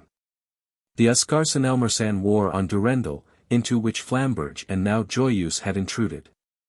And the situation on Graham, fast approaching critical mass. Harkaman nodded agreement. You know why? Our rulers are the barbarians among us. There isn't one of them, Napoleon of Flamberge, Rodolphe of Excalibur, or Angus of about half of Graham, who is devoted to civilization or anything else outside himself, and that's the mark of the barbarian. What are you devoted to, Otto? You. You are my chieftain. That's another mark of the barbarian. Before he had left Marduk, Admiral Schefter had ordered a ship to Gimli to check on the honest Horus. A few men and a pinnace would be left behind to contact any ship from Tanith. He sent Boke Valkenhayn off in the Space Scourge. Lionel of Newhaven's Blue Comet came in from Graham with a cargo of general merchandise. Her captain wanted fissionables and gadolinium. Count Lionel was building more ships. There was a rumor that Omfrey of Glaspeth was laying claim to the throne of Graham, in the right of his great-grandmother's sister, who had been married to the great-grandfather of Duke Angus.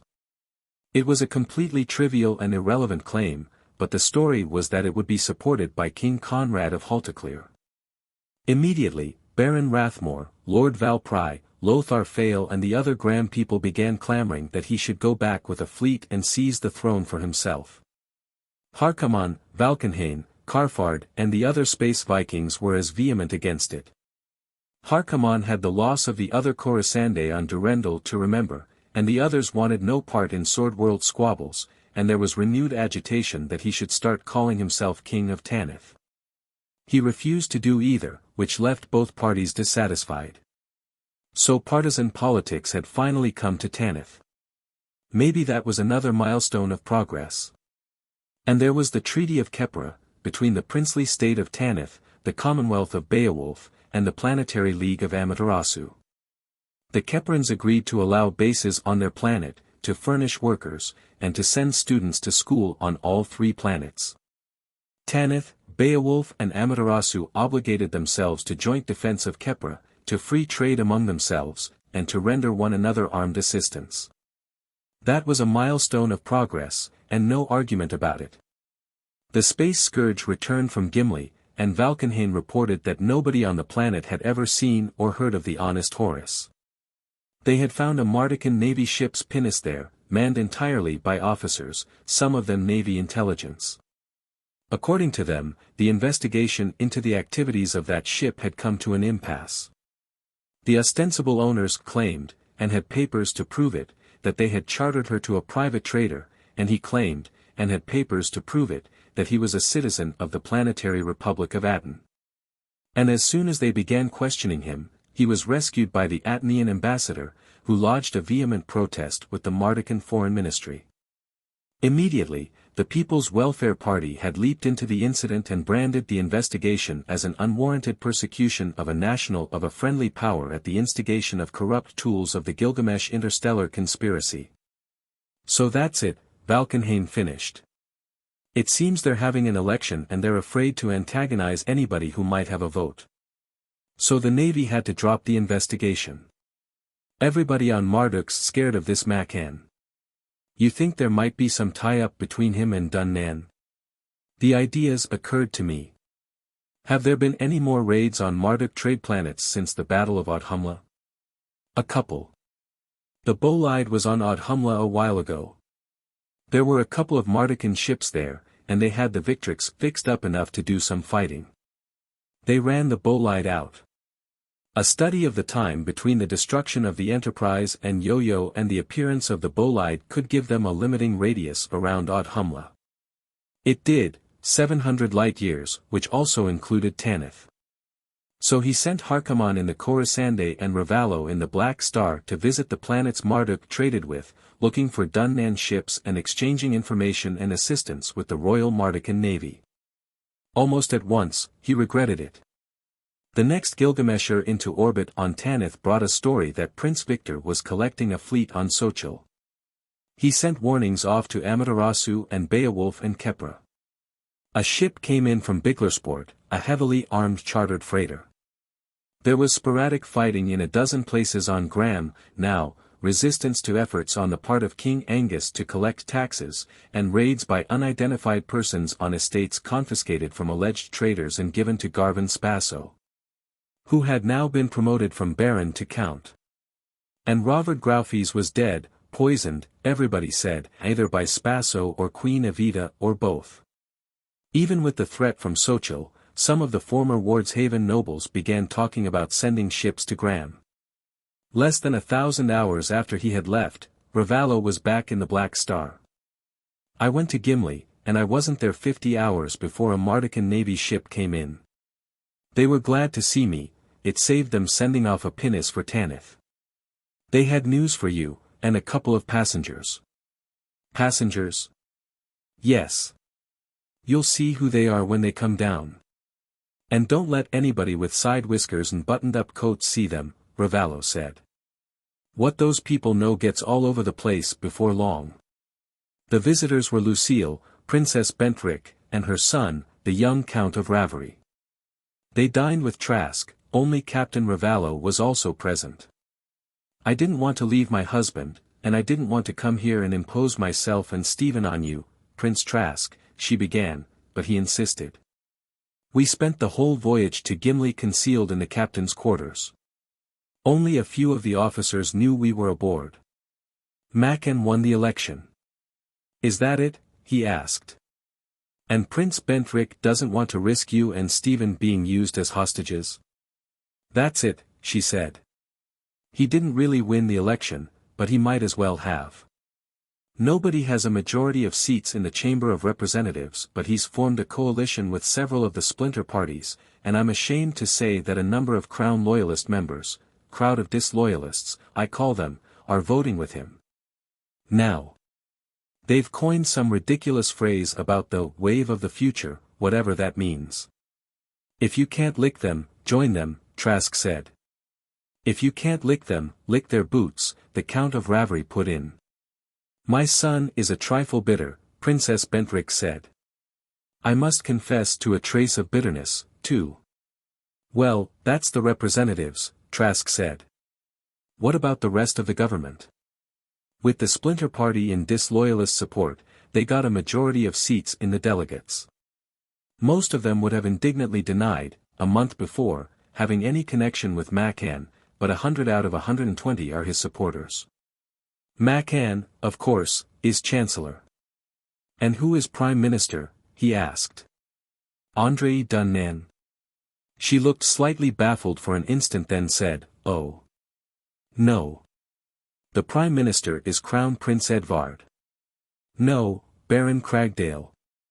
That isn't a royal title, so by some kind of a fiction I can't pretend to understand he is not Prime Minister as a member of the royal family. If you can't. The boy started. Stephen. I forbid you to say that about Baron Cragdale. He believes, very sincerely, that the election was an expression of the will of the people, and that it is his duty to bow to it. He wished Otto Harkaman were there. He could probably name, without stopping for breath, 100 great nations that went down into rubble because their rulers believed that they should bow instead of rule, and couldn't bring themselves to shed the blood of their people. Edvard would have been a fine and admirable man, as a little country baron.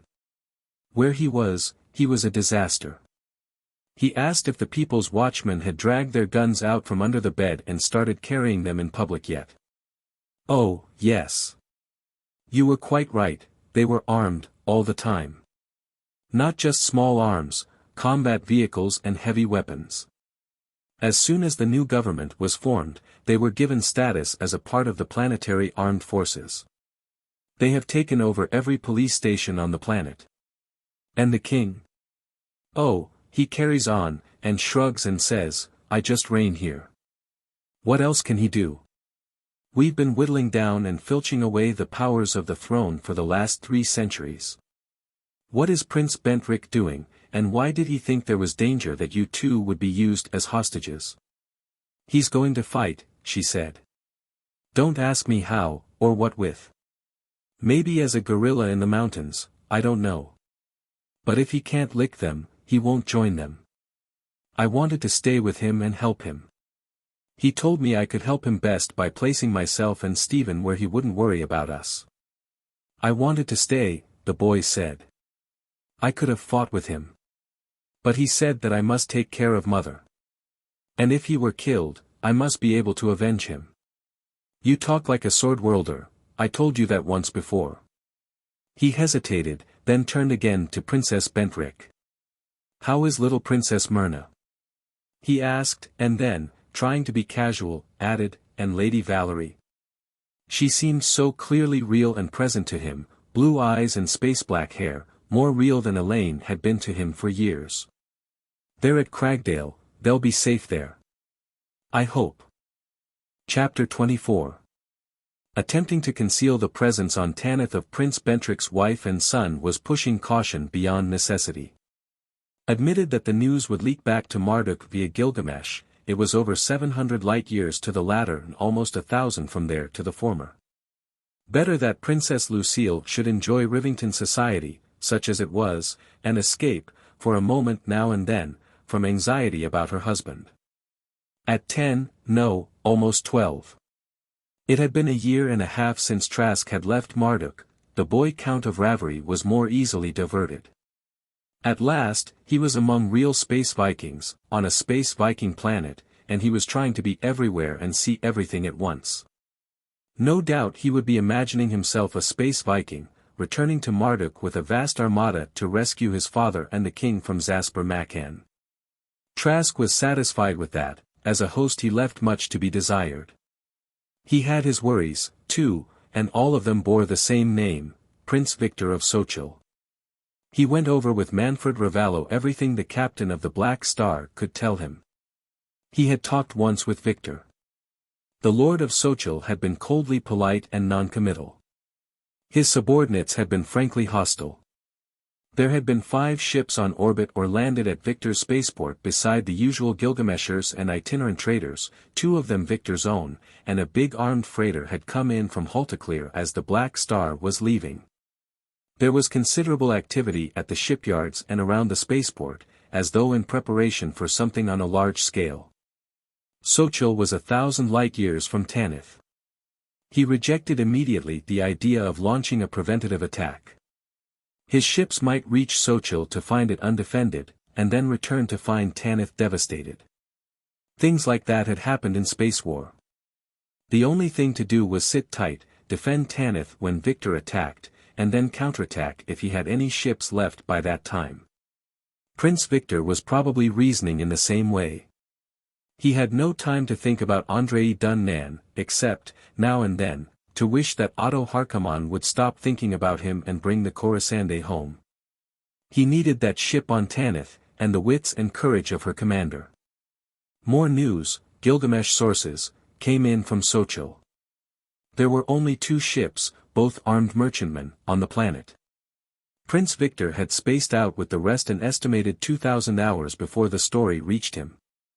That was twice as long as it would take the Sochil armada to reach Tanith. He hadn't gone to Beowulf, that was only 65 hours from Tanith and they would have heard about it long ago. Or Amaterasu, or Kepra. How many ships he had was a question, not fewer than 5, and possibly more. He could have slipped into the Tanith system and hidden his ships on one of the outer uninhabitable planets. He sent Valkenhayn and Ravallo micro-jumping their ships from one to another to check. They returned to report in the negative. At least, Victor of Sochil wasn't camped inside their own system, waiting for them to leave Tanith open to attack. But he was somewhere, and up to nothing even resembling good, and there was no possible way of guessing when his ships would be emerging on Tanith. The only thing to do was wait for him. When he did, Trask was confident that he would emerge from hyperspace into serious trouble. He had the Nemesis, the Space Scourge, the Black Star and Queen Flavia, the strongly rebuilt Lamia, and several independent Space Viking ships, among them the damn thing of his friend Roger Fanmorville Estersan, who had volunteered to stay and help in the defense. This, of course, was not pure altruism. If Victor attacked and had his fleet blown to MC², Sochil would lie open and unprotected, and there was enough loot on Sochil to cram everybody's ships. Everybody's ships who had ships when the Battle of Tanith was over, of course. He was apologetic to Princess Bentrick. "I'm very sorry you jumped out of Zasper Machen's frying pan into Prince Victor's fire," he began. She laughed at that. "I'll take my chances on the fire. I seem to see a lot of good firemen around. If there is a battle you will see that Stephen's in a safe place, won't you? In a space attack, there are no safe places. I'll keep him with me." The young Count of Ravery wanted to know which ship he would serve on when the attack came. "Well, you won't be on any ship, Count. You'll be on my staff." 2 days later, the Coruscant came out of hyperspace. Harkaman was guardedly noncommittal by screen. Trask took a landing craft and went out to meet the ship. "Marduk doesn't like us, anymore," Harkaman told him. "They have ships on all their trade planets, and they all have orders to fire on any, repeat any, Space Vikings, including the ships of the self-styled Prince of Tanith. I got this from Captain Garavay of the Vindex. After we were through talking, we fought a nice little ship-to-ship action for him to make films of. I don't think anybody could see anything wrong with it. This order came from Machen. From the Admiral commanding. He isn't your friend Schefter. Schefter retired on account of quote ill health unquote. He is now in a quote hospital unquote. Where's Prince Bentrick? Nobody knows. Charges of high treason were brought against him, and he just vanished. Gone underground, or secretly arrested and executed, take your choice." He wondered just what he'd tell Princess Lucille and Count Stephen. They have ships on all the planets they trade with. 14 of them. That isn't to catch Dunnan. That's to disperse the navy away from Marduk. They don't trust the navy. Is Prince Edvard still Prime Minister? Yes, as of Garavay's last information. It seems Machen is behaving in a scrupulously legal manner, outside of making his people's watchman part of the armed forces. Protesting his devotion to the king every time he opens his mouth. When will the fire be, I wonder? Huh. Oh yes, you were reading up on Hitler. That I don't know. Probably happened by now. He just told Princess Lucille that her husband had gone into hiding. He couldn't be sure whether she was relieved or more worried. The boy was sure that he was doing something highly romantic and heroic. Some of the volunteers tired of waiting, after another 1,000 hours, and spaced out. The Vikings' gift of Beowulf came in with a cargo, and went on orbit after discharging it to join the watch. A Gilgamesher came in from Amaterasu and reported everything quiet there. As soon as her captain had sold his cargo, with a minimum of haggling, he spaced out again. His behavior convinced everybody that the attack would come in a matter of hours. It didn't. 3,000 hours had passed since the first warning had reached Tanith, that made 5,000 since Victor's ships were supposed to have left Sochil. There were those, Boke Valkenhayn among them, who doubted, now, if he ever had. The whole thing's just a big Gilgamesher lie, he was declaring. Somebody, Nicky Gratham, or the Everards, or maybe Victor himself, paid them to tell us that, to pin our ships down here. Or they made it up themselves, so they could make hay on our trade planets. Let's go down to the ghetto and clean out the whole gang, somebody else took up. Anything one of them's in, they're all in together. Niflheim with that. Let's all space out for Sochil, Manfred Ravallo proposed. We have enough ships to lick them on Tanith, we have enough to lick them on their own planet. He managed to talk them out of both courses of action. What was he, anyhow? Sovereign Prince of Tanith, or the non-ruling King of Marduk, or just the chieftain of a disciplineless gang of barbarians? One of the independents spaced out in disgust. The next day, 2 others came in, loaded with booty from a raid on Bragi, and decided to stay around for a while and see what happened. And 4 days after that, a 500-foot hyperspace yacht, bearing the daggers and chevrons of Biglersport, came in. As soon as she was out of the last micro-jump, she began calling by screen. Trask didn't know the man who was screening, but Hugh Rathmore did, Duke Yoris' confidential secretary. Prince Trask, I must speak to you as soon as possible, he began, almost stuttering. Whatever the urgency of his mission, one would have thought that a 3,000-hour voyage would have taken some of the edge from it. It is of the first importance. You are speaking to me. This screen is reasonably secure. And if it's of the first importance, the sooner you tell me about it. Prince Trask, you must come to Graham, with every man and every ship you can command. Satan only knows what's happening there now, but 3,000 hours ago, when the Duke sent me off, Omfrey of Glaspeth was landing on Wardshaven. He has a fleet of 8 ships, furnished to him by his wife's kinsman, the King of Haltaclear. They are commanded by King Conrad's Space Viking cousin, the Prince of Sochil. Then a look of shocked surprise came into the face of the man in the screen, and Trask wondered why, until he realized that he had leaned back in his chair and was laughing uproariously. Before he could apologize, the man in the screen had found his voice. I know, Prince Trask. You have no reason to think kindly of King Angus, the former King Angus, or maybe even the late King Angus, I suppose he is now, but a murderer like Omfrey of Glaspeth. It took a little time to explain to the confidential secretary of the Duke of Biglersport the humor of the situation. There were others at Rivington to whom it was not immediately evident. The professional Space Vikings, men like Valkenhayn Ravallo and Alvin Carfard, were disgusted. Here they'd been sitting, on combat alert, all these months, and, if they'd only known, they could have gone to Sochil and looted it clean long ago. The Graham party were outraged. Angus of Wardshaven had been bad enough, with the hereditary taint of the mad Baron of Blackcliff, and Queen Evita and her rapacious family. But even he was preferable to a murderous villain, some even called him a fiend in human shape, like Omfrey of Glaspeth. Both parties, of course, were positive as to where their prince's duty lay.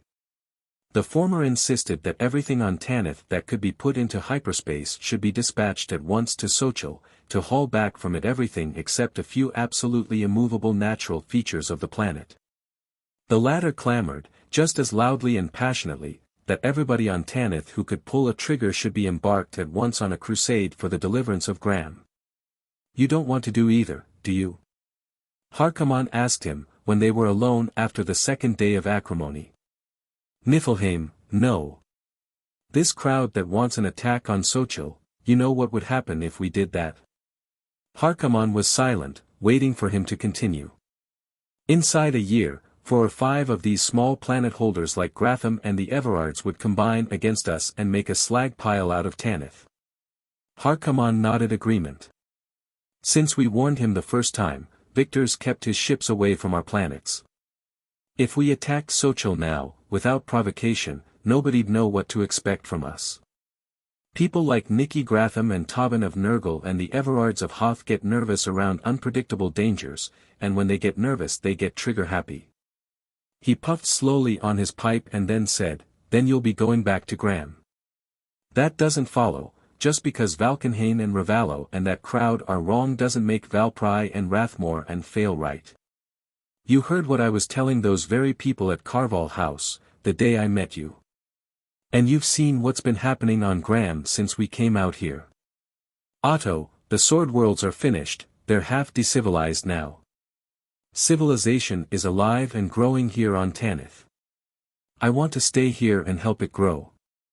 Look, Lucas, Harkaman said. You're Prince of Tanith, and I'm only the Admiral. But I'm telling you, you'll have to do something, or this whole setup of yours will fall apart. As it stands, you can attack Xochitl and the Back-to-Graham party would go along, or you can decide on this crusade against Omfrey of Glaspeth and the Raid Xochitl now party would go along. But if you let this go on much longer, you won't have any influence over either party. And then I will be finished. And in a few years, Tanith will be finished. He rose and paced across the room and back. Well, I won't raid Xochitl. I told you why, and you agreed. And I won't spend the men and ships and wealth of Tanith in any Sword World dynastic squabble. Great Satan, Otto, you were in the Durendal War. This is the same thing, and it'll go on for another half a century. Then what will you do? I came out here after Andray Dunnan, didn't I? He asked. I'm afraid Ravallo and Valpry, or even Valkenhayn and Moorland, won't be as interested in Dunnan as you are. Then I will interest them in him. Remember, I was reading up on Hitler, coming in from Marduk. I will tell them all a big lie. Such a big lie that nobody will dare to disbelieve it. Chapter 25. Do you think I was afraid of Victor of Xochitl? He demanded. Half a dozen ships, we could make a new Van Allen belt around Tanith of them, with what we have here. Our real enemy is on Marduk, not Xochitl, his name's Zasper Macan. Zasper Macan, and Andray Dunnan, the man I came out from Graham to hunt, they're in alliance, and I believe Dunnan is on Marduk, himself, now. The delegation who had come out from Graham in the yacht of the Duke of Biglersport were unimpressed. Marduk was only a name to them, one of the fabulous civilized old Federation planets no sword-worlder had ever seen. Zasper Macan wasn't even that. And so much had happened on Graham since the murder of Elaine Karvall and the piracy of the Enterprise that they had completely forgotten Andray Dunnan. That put them at a disadvantage.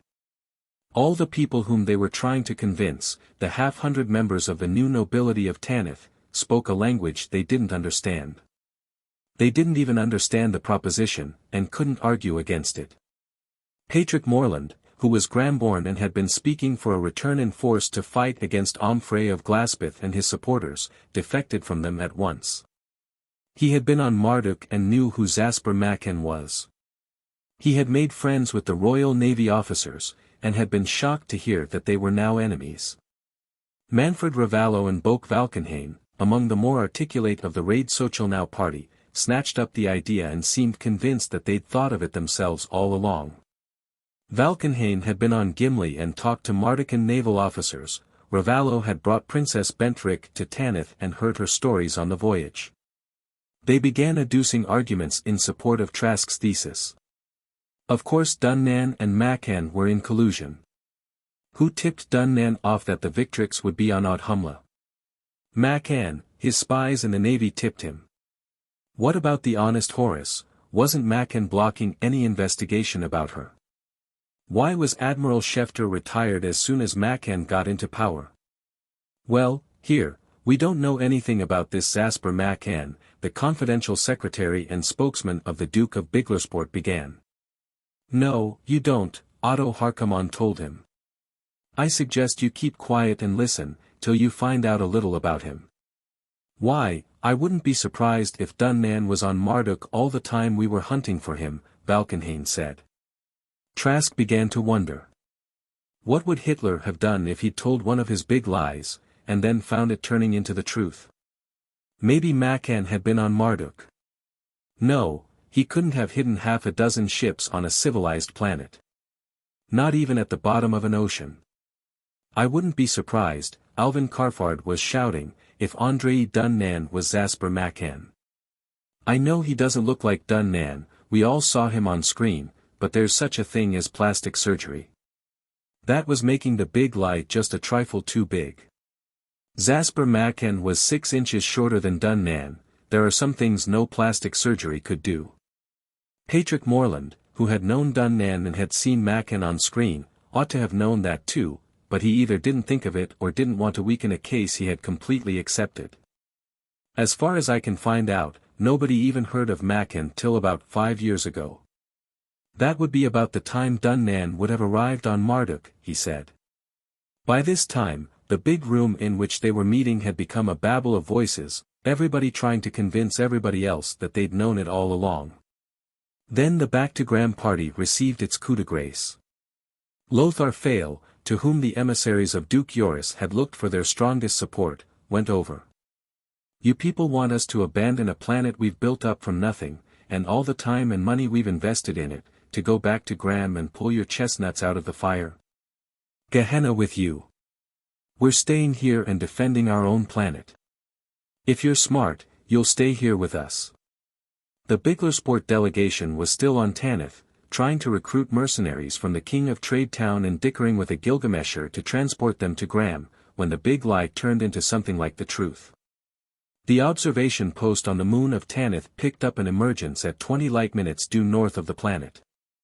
Half an hour later, there was another one at 5 light-minutes. A very small one, and then a third at 2 light-seconds, and this was detectable by radar and microray as a ship's pinnace. He wondered if something had happened on Amaterasu or Beowulf. Somebody like Gratham or the Everards might have decided to take advantage of the defensive mobilization on Tanith. Then they switched the call from the pinnace over to his screen, and Prince Simon Bentrick was looking out of it. I'm glad to see you. Your wife and son are here, worried about you, but safe and well. He turned to shout to somebody to find young Count Stephen of Ravery and tell him to tell his mother. How are you? I had a broken leg when I left Moon Base, but that's mended on the way, Bentrick said. I have little Princess Myrna aboard with me. For all I know, she's Queen of Marduk, now. He gulped slightly. Prince Trask, we've come as beggars. We're begging help for our planet. You've come as honored guests, and you'll get all the help we can give you. He blessed the social invasion scare, and the big lie which was rapidly ceasing to be a lie. Tanith had the ships and men and the will to act. What happened? Machen deposed the king and took over. It came to that, Bentrick told him. It had started even before the election.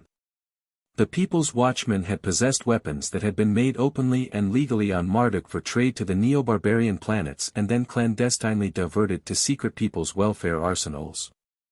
Some of the police had gone over to Machen. The rest had been terrorized into inaction. There had been riots fomented in working-class districts of all the cities as pretexts for further terrorization.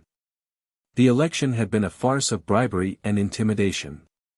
Even so, Machen's party had failed of a complete majority in the Chamber of Representatives, and had been compelled to patch up a shady coalition in order to elect a favorable Chamber of Delegates.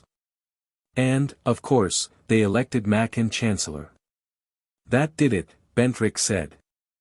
All the opposition leaders in the Chamber of Representatives have been arrested, on all kinds of ridiculous charges, sex crimes, receiving bribes, being in the pay of foreign powers, nothing too absurd. Then they rammed through a law empowering the Chancellor to fill vacancies in the Chamber of Representatives by appointment. Why did the Crown Prince lend himself to a thing like that?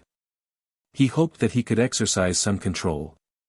The royal family is an almost holy symbol to the people. Even Machen was forced to pretend loyalty to the king and the Crown Prince. It didn't work, he played right into Machen's hands. What happened? The Crown Prince had been assassinated. The assassin, an unknown man believed to be a Gilgamesher, had been shot to death by People's Watchmen guarding Prince Edvard at once. Immediately Machen had seized the royal palace to protect the king, and immediately there had been massacres by People's Watchmen everywhere. The Mardican planetary army had ceased to exist. Maaken's story was that there had been a military plot against the king and the government. Scattered over the planet in small detachments, the army had been wiped out in 2 nights and a day. Now Maaken was recruiting it up again, exclusively from the People's Welfare Party. You weren't just sitting on your hands, were you? Oh, no, Bentrick replied. I was doing something I wouldn't have thought myself capable of, a few years ago. Organizing a mutineering conspiracy in the Royal Mardican Navy. After Admiral Schefter was forcibly retired and shut up in an insane asylum, I disappeared and turned into a civilian contragravity lifter operator at the Malverton Navy Yard. Finally, when I was suspected, one of the officers, he was arrested and tortured to death later, managed to smuggle me onto a lighter for the moon base. I was an orderly in the hospital there. The day the Crown Prince was murdered, we had a mutiny of our own. We killed everybody we even suspected of being a mechanist. The moon base has been under attack from the planet ever since. There was a stir behind him. Turning, he saw Princess Bentrick and the boy enter the room. He rose. We'll talk about this later. There are some people here. He motioned them forward and turned away, shooing everybody else out of the room. The news was all over Rivington, and then all over Tanith, while the pinnace was still coming down. There was a crowd at the spaceport, staring as the little craft, with its blazon of the crowned and planet-throned dragon, settled onto its landing legs, and reporters of the Tanith News Service with their screen pickups. He met Prince Bentrick, a little in advance of the others, and managed to whisper to him hastily. While you're talking to anybody here, always remember that Andray Dunnan is working with Zasper Maaken. And as soon as Maaken consolidates his position, he's sending an expedition against Tanith. How in blazes did you find that out, here? Bentrick demanded. From the Gilgameshers? Then Harkaman and Rathmorn Valkenhain and Lothar Fail and the others were crowding up behind, and more people were coming off the pinnace, and Prince Bentrick was trying to embrace both his wife and his son at the same time. Prince Trask. He started at the voice, and was looking into deep blue eyes under coal-black hair. His pulse gave a sudden jump, and he said, Valerie, and then, Lady Alvarath, I'm most happy to see you here. Then he saw who was beside her, and squatted on his heels to bring himself down to a convenient size. And Princess Myrna. Welcome to Tanith, Your Highness. The child flung her arms around his neck. Oh, Prince Lucas. I'm so glad to see you. There's been such awful things happened. There won't be anything awful happen here, Princess Myrna. You are among friends, friends with whom you have a treaty. Remember? The child began to cry, bitterly. That was when I was just a play queen. And now I know what they meant when they talked about when Grandpa and Papa would be through being king. Papa didn't even get to be king. Something big and warm and soft was trying to push between them. A dog with long blonde hair and floppy ears. In a year and a half, puppies can grow surprisingly. Mopsy was trying to lick his face. He took the dog by the collar and straightened.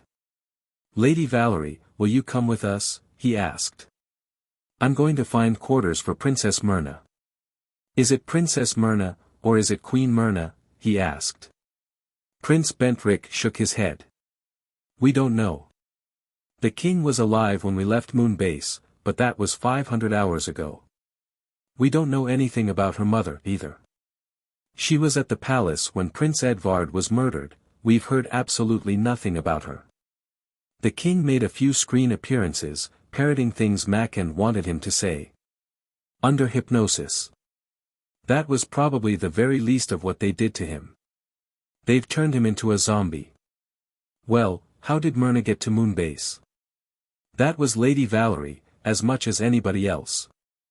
She and Sir Thomas Cobley, and Captain Rayner. They armed the servants at Cragdale with hunting rifles and everything else they could scrape up, captured Prince Edvard's space yacht, and took off in her. Took a couple of hits from ground batteries getting off, and from ships around Moon Base getting in. Ships of the Royal Mardican Navy, he added furiously. The pinnace in which they had made the trip to Tanith had taken a few hits, too, running the blockade. Not many, her captain had thrown her into hyperspace almost at once. They sent the yacht off to Gimli, Bentrick said. From there, they'll try to rally as many of the Royal Navy units as haven't gone over to Macan. They're to assemble on Gimli and await my return. If I don't return in 1500 hours from the time I left Moonbase, they're to use their own judgment. I'd expect that they'd move in on Marduk and attack. That's 60-odd days, Otto Harkaman said. That's an awfully long time to expect that lunar base to hold out, against a whole planet. It's a strong base. It was built 400 years ago, when Marduk was fighting a combination of 6 other planets. It held out against continuous attack, once, for almost a year. It's been constantly strengthened ever since. And what have they to throw at it? Harkaman persisted. When I left, 6 ships of the former Royal Navy, that had gone over to Macan. 4 1500-footers, same class as the Victrix, and 2000-footers. Then, there were 4 of Andray Dunnan's ships. You mean, he really is on Marduk? I thought you knew that, and I was wondering how you'd found out. Yes, Fortuna, Bolide, and 2 armed merchantmen, a Balder-built ship called the Reliable, and your friend Honest Horace. You didn't really believe Dunnan was on Marduk? Boke Valkenhayn asked. Actually, I didn't. I had to have some kind of a story, to talk those people out of that crusade against Omfrey of Glaspeth. He left unmentioned Valkenhayn's own insistence on a plundering expedition against Sochil. Now that it turns out to be true, I'm not surprised. We decided, long ago, that Dunnan was planning to raid Marduk. It appears that we underestimated him. Maybe he was reading about Hitler, too. He wasn't planning any raid. He was planning conquest, in the only way a great civilization can be conquered, by subversion. Yes, Harkaman put in. 5 years ago, when Dunnan started this program, who was this Macan, anyhow? Nobody, Bentrick said.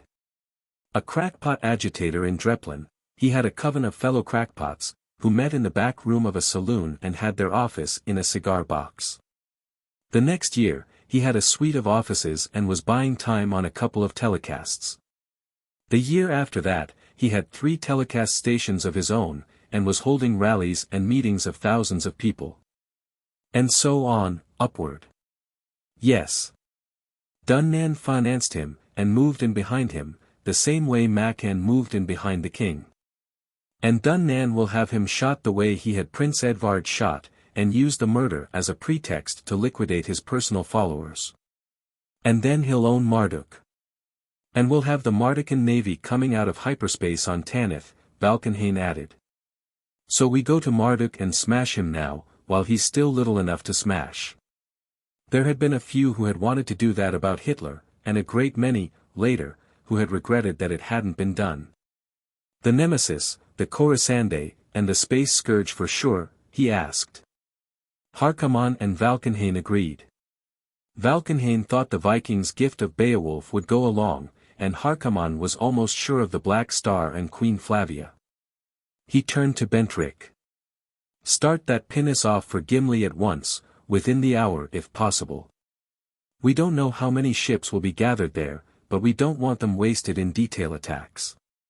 Tell whoever's in command there that ships from Tanith are on the way, and to wait for them. 1500 hours, less the 500 Bentrick was in space from Marduk.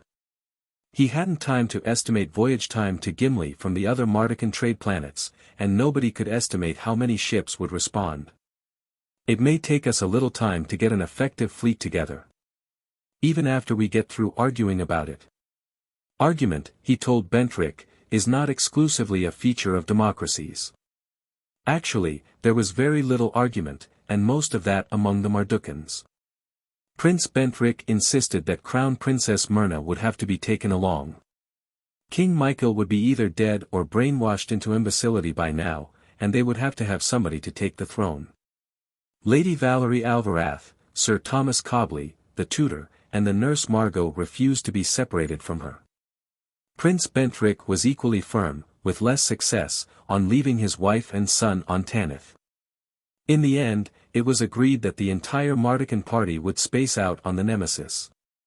The leader of the Biglersport delegation attempted an impassioned tirade about going to the aid of strangers while their own planet was being enslaved. He was booed down by everybody else and informed that Tanith was being defended where a planet ought to be, on somebody else's real estate. When the Biglersporters emerged from the meeting, they found that their own space yacht had been commandeered and sent off to Amaterasu and Beowulf for assistance. That the regiment of local infantry they had enlisted from the king of Trade Town had been taken over by the Rivington authorities, and that the Gilgamesh freighter they had chartered to transport them to Graham would now take them to Marduk. The problem broke into two halves: the purely naval action that would be fought to relieve the moon of Marduk, if it still held out, and to destroy the Dunnan and Makan ships. And the ground-fighting problem of wiping out Makan supporters and restoring the Mardican monarchy. A great many of the people of Marduk would be glad of a chance to turn on Makan, once they had arms and were properly supported. Combat weapons were almost unknown among the people, however, and even sporting arms uncommon. All the small arms and light artillery and auto weapons available were gathered up. The Grendelsbane came in from Beowulf, and the Sun Goddess from Amaterasu. 3 independent Space Viking ships were still in orbit on Tanith. They joined the expedition. There would be trouble with them on Marduk, they'd want to loot. Let the Mardukans worry about that. They could charge it off as part of the price for letting Zasper Makan get into power in the first place. There were 12 spacecraft in line outside the moon of Tanith, counting the 3 independents and the forcibly chartered Gilgamesher troop transport. That was the biggest fleet Space Vikings had ever assembled in their history. Alvin Karfard said as much while they were checking the formation by screen. It isn't a Space Viking fleet, Prince Bentrick differed. There are only 3 Space Vikings in it. The rest are the ships of 3 civilized planets: Tanith, Beowulf and Amaterasu. Karfard was surprised. You mean we're civilized planets? Like Marduk, or Baldur or Odin, or... Well, aren't you? Trask smiled. He'd begun to suspect something of the sort a couple of years ago. He hadn't really been sure until now. His most junior staff officer, Count Stephen of Ravery, didn't seem to appreciate the compliment. We are Space Vikings, he insisted. And we are going to battle with the neo-barbarians of Zasper Makan. Well, I won't argue the last half of it, Stephen, his father told him. Are you people done yakking about who's civilized and who isn't? Gwat Kirby asked. Then give the signal. All the other ships are ready to jump. Trask pressed the button on the desk in front of him. A light went on over Kirby's control panel as one would on each of the other ships. He said, jumping, around the stem of his pipe, and twisted the red handle and shoved it in.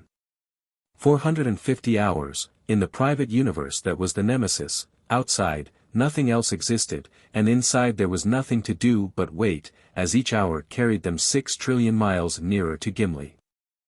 At first, the ruthless and terrible Space Viking, Stephen, Count of Ravery, was wildly excited, but before long he found that there was nothing exciting going on, it was just a spaceship, and he'd been on ships before. Her Highness the Crown Princess, or maybe Her Majesty the Queen of Marduk, stopped being excited about the same time, and she and Stephen and Mopsy played together. Of course, Myrna was only a girl, and 2 years younger than Stephen, but she was, or at least might be, his sovereign, and beside, she had been in a space action. If you call what lies between a planet and its satellite space, and if you call being shot at without being able to shoot back an action, and relentless Ravery, the interstellar terror, had not. This rather made up for being a girl and a mere baby of going on 10. One thing, there were no lessons. Sir Thomas Cobley fancied himself as a landscape painter and spent most of his time arguing techniques with Van Larch, and Stephen's tutor, Captain Rayner, was a normal space astrogator and found a kindred spirit in Charles Renner. This left Lady Valerie Alvarath at a loose end. There were plenty of volunteers to help her fill in the time, but rank hath its privileges. Trask undertook to see to it that she did not suffer excessively from shipboard ennui. Charles Renner and Captain Rayner approached him, during the cocktail hour before dinner, some 100 hours short of emergence. "We think we've figured out where Dunnan's base is," Renner said. "Oh, good. Everybody else had, on a different planet. Where's yours?" "Abaddon," the Count of Ravery's tutor said. When he saw that the name meant nothing to Trask, he added, "the 9th, outer, planet of the Marduk system." He said it disgustedly. "Yes. Remember how you had Boak and Manfred out with their ships, checking our outside planets to see if Prince Victor might be hiding on one of them? Well, what with the time element, and the way the honest Horus was shuttling back and forth from Marduk to some place that wasn't Gimli, and the way Dunnan was able to bring his ships in as soon as the shooting started on Marduk. We thought he must be on an uninhabited outer planet of the Marduk system." "I don't know why we never thought of that, ourselves," Rayner put in. "I suppose because nobody ever thinks of Abaddon for any reason. It's only a small planet, about 4,000 miles in diameter, and it's 3.5 billion miles from primary. It's frozen solid. It would take almost a year to get to it on Abbott Drive, and if your ship has Dillinghams, why not take a little longer and go to a good planet?" So nobody bothered with Abaddon. But for Dunnan's purpose, it would be perfect. He called Prince Bentrick and Alvin Carfard to him. They found the idea instantly convincing. They talked about it through dinner, and held a general discussion afterward. Even Gwat Kirby, the ship's pessimist, could find no objection to it. Trask and Bentrick began at once making battle plans. Carfard wondered if they hadn't better wait till they got to Gimli and discuss it with the others. "No," Trask told him. "This is the flagship, here's where the strategy is decided." "Well, how about the Mardican Navy?" Captain Rayner asked. "I think Fleet Admiral Bargam's in command at Gimli." Prince Simon Bentrick was silent for a moment, as though he realized, with reluctance, that the big decision was no longer avoidable. "He may be, at present, but he won't be when I get there." "I will be." "But, Your Highness, he's a fleet admiral, you're just a commodore." "I am not just a commodore. The king is a prisoner, and for all we know dead. The crown prince is dead. The Princess Myrna is a child. I am assuming the position of regent and prince protector of the realm." Chapter 26. There was a little difficulty on Gimli with Fleet Admiral Bargham. Commodores didn't give orders to fleet admirals. Well, maybe regents did, but who gave Prince Bentrick authority to call himself regent? Regents were elected by the Chamber of Delegates, on nomination of the Chancellor. "That's Zasper Macan and his stooges you're talking about?" Bentrick laughed.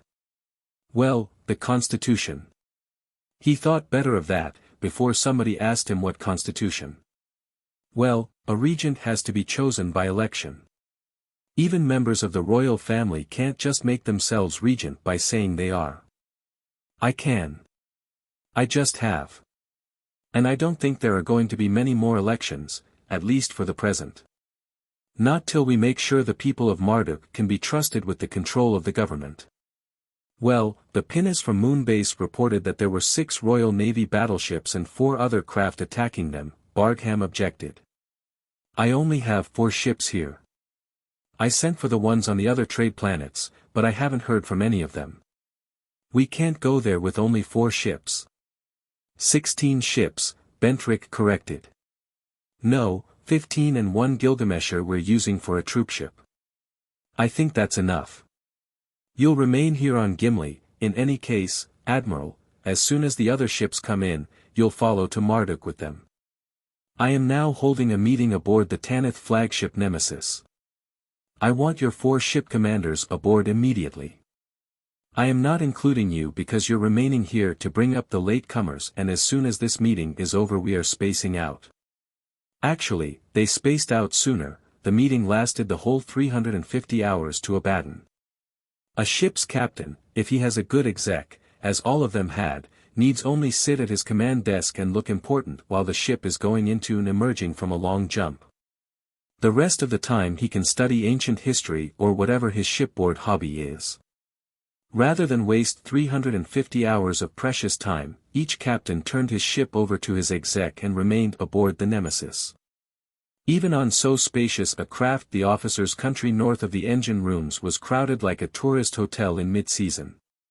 One of the four Mardukans was the Captain Garavay, who had smuggled Bentrick's wife and son off Marduk, and the other three were just as pro-Bentrick, pro-Tanith, and anti-Makan.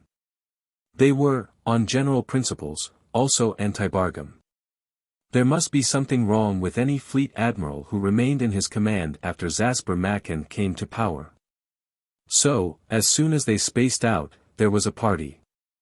After that, they settled down to planning the Battle of Abaddon. There was no Battle of Abaddon. It was a dead planet, one side in night and the other in dim twilight from the little speck of a sun 3.5 billion miles away, jagged mountains rising out of the snow that covered it from pole to pole. The snow on top would be frozen CO2, according to the thermocouples, the surface temperature was well below -100 centigrade. No ships on orbit circled it. There was a little faint radiation, which could have been from naturally radioactive minerals. There was no electrical discharge detectable. There was considerable bad language in the command room of the Nemesis. The captains of the other ships were screening in, wanting to know what to do. "Go on in," Trask told them. "Englobe the planet, and go down to within a mile if necessary. They could be hiding somewhere on it." "Well, they're not hiding at the bottom of any ocean, that's for sure," somebody said. It was one of those feeble jokes at which everybody laughs because nothing else is laughable about the situation. Finally, they found it, at the North Pole, which was no colder than anywhere else on the planet. First radiation leakage, the sort that would come from a closed-down nuclear power plant. Then a modicum of electrical discharge. Finally the telescopic screens picked up the spaceport, a huge oval amphitheater excavated out of a valley between two jagged mountain ranges. The language in the command room was just as bad, but the tone had changed. It was surprising what a wide range of emotions could be expressed by a few simple blasphemies and obscenities. Everybody who had been deriding Charles Renner were now acclaiming him. But it was lifeless. The ships came crowding in. Airlocked landing craft full of space-armored ground fighters went down. Screens in the command room lit as they transmitted in views. Depressions in the carbon dioxide snow where the 100-foot pad feet of ships' landing legs had pressed down. Ranks of cargo lighters that had plied to and from other ships or orbit. And, all around the cliff-walled perimeter, airlocked doors to caverns and tunnels. A great many men, with a great deal of equipment, had been working here in the estimated 5 or 6 years since Andray Dunnan, or somebody, had constructed this base. Andray Dunnan. They found his badge, the crescent, blue on black, on things. They found equipment that Harkaman recognized as having been part of the original cargo stolen with the Enterprise. They even found, in his living quarters, a blown-up photoprint picture of Neville Orme, draped in black. But what they did not find was a single vehicle small enough to be taken aboard a ship, or a single scrap of combat equipment, not even a pistol or a hand grenade. Dunnan had gone, but they knew whither, and where to find him. The conquest of Marduk had moved into its final phase. Marduk was on the other side of the sun from Abaddon with 95 million miles, close, but not inconveniently so, Trask thought, to spare. Gwat Kirby and the Mardican astrogator who was helping him made it within a light minute. The Mardican thought that was fine, Kirby didn't. The last microjump was aimed at the moon of Marduk, which was plainly visible in the telescopic screen. They came out within a light second and a half, which Kirby admitted was reasonably close. As soon as the screens cleared, they saw that they weren't too late. The moon of Marduk was under fire and firing back. They'd have detection, and he knew what they were detecting, a clump of 16 rending distortions of the fabric of spacetime, as 16 ships came into sudden existence in the normal continuum. Beside him, Bentrick had a screen on. It was still milky white, and he was speaking into a radio handphone. Simon Bentrick, Prince Protector of Marduk, calling Moonbase. Then, slowly, he repeated his screen combination twice. Come in, Moonbase. This is Simon Bentrick, Prince Protector, speaking. He waited 10 seconds, and was about to start again, when the screen flickered. The man who appeared in it wore the insignia of a Mardican Navy Commodore. He needed a shave, but he was grinning happily. Bentrick greeted him by name. Hello, Simon, glad to see you. Your Highness, I mean, what is this Prince Protector thing? Somebody had to do it. Is the king still alive? The grin slid off the Commodore's face, starting with his eyes. We don't know. At first, Macan had him speaking by screen, you know what it was like, urging everybody to obey and cooperate with our trusted Chancellor. Macan always appeared on the screen with him. Bentrick nodded. I remember. Before you left, Macan kept quiet, and let the king make the speech. After a while, the king wasn't able to speak coherently, he'd stammer, and repeat. So then Macan did all the talking, they couldn't even depend on him to parrot what they were giving him with an earplug phone. Then he stopped appearing entirely. I suppose there were physical symptoms they couldn't allow to be seen. Bentrick was cursing horribly under his breath, the officer at Moonbase nodded. I hope for his sake that he is dead. Poor Goodman Michael. Bentrick was saying, so do I. Trask agreed, mentally. The Commodore at Moonbase was still talking. We got 2 more renegade RMN ships, within 100 hours after you left. He named them. And we got one of the Dunnan ships, the Fortuna. We blew out the Malverton Navy Yard. They're still using the Antarctic Naval Base, but we've knocked out a good deal of that. We got the Honest Horace. They made 2 attempts to land on us and lost a couple of ships. 800 hours ago, they were joined by the rest of Dunnan's fleet, 5 ships. They made a landing on Malverton while it was turned away from us. Macan announced that they were RMN units from the trade planets that had joined him. I suppose the planet-side public swallowed that. He also announced that their commander, Admiral Dunnan, was in command of the People's Armed Forces. Dunnan's ground fighters would be in control of Malverton. By now, the odds were that Macan was as much his prisoner as King Michael VIII had been Macan's. So Dunnan has conquered Marduk. All he has to do, now, is make it stick, he said. I see 4 ships off Moonbase, how many more have they? These are Bolide and Eclipse, Dunnan's ships, and former Royal Mardican Navy ships Champion and Guardian. There are 5 orbiting off the planet, XRMNS Paladin, and Dunnan ship Starhopper, Banshee, Reliable and Exporter. The last 2 are listed as merchantmen, but they're performing like regulation battlecraft. The 4 that had been circling Moonbase broke orbit and started toward the relieving fleet. One took a hit from a Moonbase missile, which staggered her but did no evident damage. 2 ships which had been orbiting the planet also changed course and started out.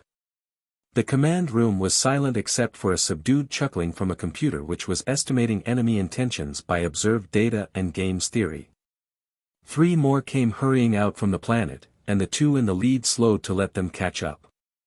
He wanted to be able to engage the 4 from off the satellite before the 5 from the planet joined them, but Carfard's computers said it couldn't be done. All right, we have to take all our bad eggs in one basket, he said. Try to hit them as soon after they join as possible. The computers began chuckling again. The serving robots were doing a rush business in hot coffee.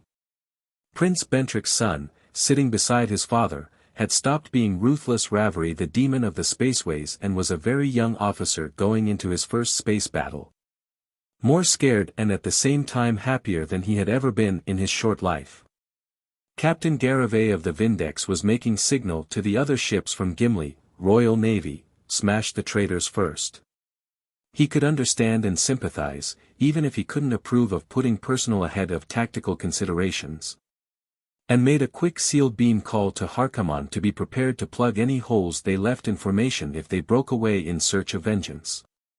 He also ordered the Black Star and the Sun Goddess to shepherd the lightly armed and troop-crammed Gilgamesh freighter out of danger. The two clumps of Dunnamakan ships were converging rapidly, and Alvin Karfard was screaming into a phone to somebody to get more speed. At 1,000 miles, the missiles started going out, and the two groups of ships, 4 and 5, were equidistant from each other and from the Allied fleet, at the points of a triangle that was growing smaller by the second. The first fire globes of intercepted missiles spread from their seeds of brief white light. A red light flashed on the damage board. An enemy ship took a hit.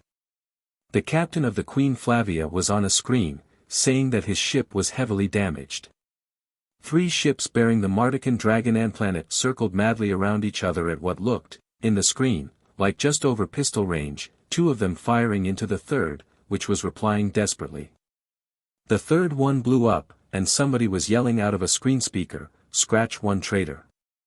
Another ship blew up somewhere, and then another. He heard somebody say, "There went one of ours," and wondered which one it was. Not the Corisande, he hoped. No, it wasn't. He could see her rushing after 2 other ships which were, in turn, speeding toward the Black Star, the Sun Goddess and the Gilgamesh freighter. Then the Nemesis and the Starhopper were within gun range, pounding each other savagely. The battle had tied itself into a ball of gyrating, fire-spitting ships that went rolling toward the planet, which was swinging in and out of the main viewscreen and growing rapidly larger. By the time they were down to the inner edge of the exosphere, the ball had started to unwind, ship after ship dropping out of it and going into orbit, some badly damaged and some going to attack damaged enemies. Some of them were completely around the planet, hidden by it. He saw 3 ships approaching Corisande, Sun Goddess, and the Gilgamesher. He got Harkaman on the screen. "Where's the Black Star?" he asked. "Gone to MC Square," Harkaman replied. "We got the 2 Dunnamakans. Bold-eyed and reliable." Then young Stephen of Ravery, who had been monitoring one of the intership screens, had a call from Captain Gompertz of the Grendelsbane, and at the same moment somebody else was yelling, "Here comes the Starhopper again." "Tell him to wait a moment, we have troubles," he said. Nemesis and Starhopper sledgehammered each other and parried with countermissiles, and then, quite unexpectedly, the Starhopper went to MC Square. There was an awful lot of M being converted to EE off Marduk, today. Including Manfred Ravallo, that grieved him. Manfred was a good man, and a good friend. He had a girl in Rivington. Niflheim, there were 800 good men aboard the Black Star, and most of them had girls who'd wait in vain for them on Tanith. Well, what had Otto Harkaman said, so long ago, on Gram? Something about old age not being a usual cause of death among Space Vikings, wasn't it? Then he remembered that Gompertz of the Grendelsbane was trying to get him. He told young Count Stephen to switch him over. "We just lost one of our Mardukans," Gompertz told him, in his staccato Beowulf accent. "I think she was the Challenger. The ship that got her looks like the Banshee. I'm turning to engage her." "Which way?" "West around the planet." "Be right with you, Captain." Chapter 27. It was like finishing a word puzzle. You sit staring at it, looking for more spaces to print letters into, and suddenly you realize that there are no more, that the puzzle is done. That was how the space battle of Marduk, the battle off Marduk, ended. Suddenly there were no more colored fire globes opening and fading, no more missiles coming, no more enemy ships to throw missiles at. Now it was time to take account of his own ships, and then begin thinking about the battle on Marduk. The Black Star was gone. So was RMNS Challenger, and RMNS Conquistador. Space Scourge was badly hammered. Worse than after the Beowulf raid, Boke Valkenhayn said. The Vikings' gift was heavily damaged, too, and so was the Corisande, and so, from the looks of the damage board, was the Nemesis. And 3 ships were missing, the 3 independent Space Vikings, Harpy, Curse of Cagn, and Roger van Morville Estersan's damn thing. Prince Bentrick frowned over that. I can't think that all 3 of those ships would have been destroyed, without anybody seeing it happen. Neither can I. But I can think that all those ships broke out of the battle together and headed in for the planet. They didn't come here to help liberate Marduk, they came here to fill their cargo holds. I only hope the people they're robbing all voted the Makan ticket in the last election. A crumb of comfort occurred to him, and he passed it on.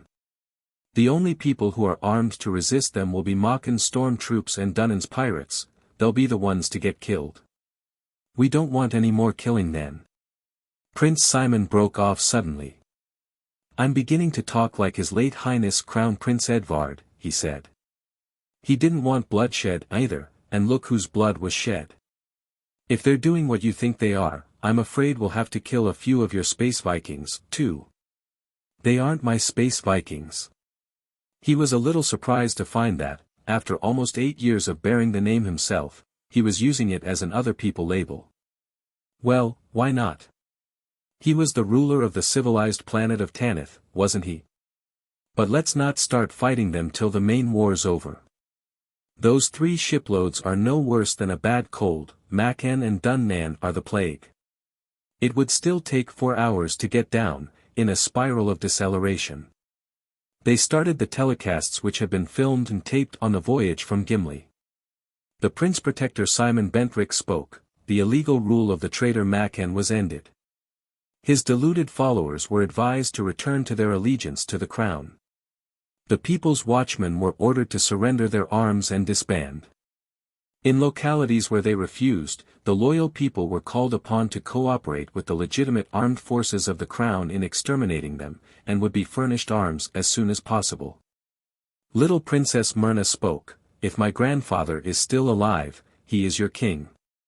If he is not, I am your queen, and until I am old enough to rule in my own right, I accept Prince Simon as regent and protector of the realm, and I call on all of you to obey him as I will.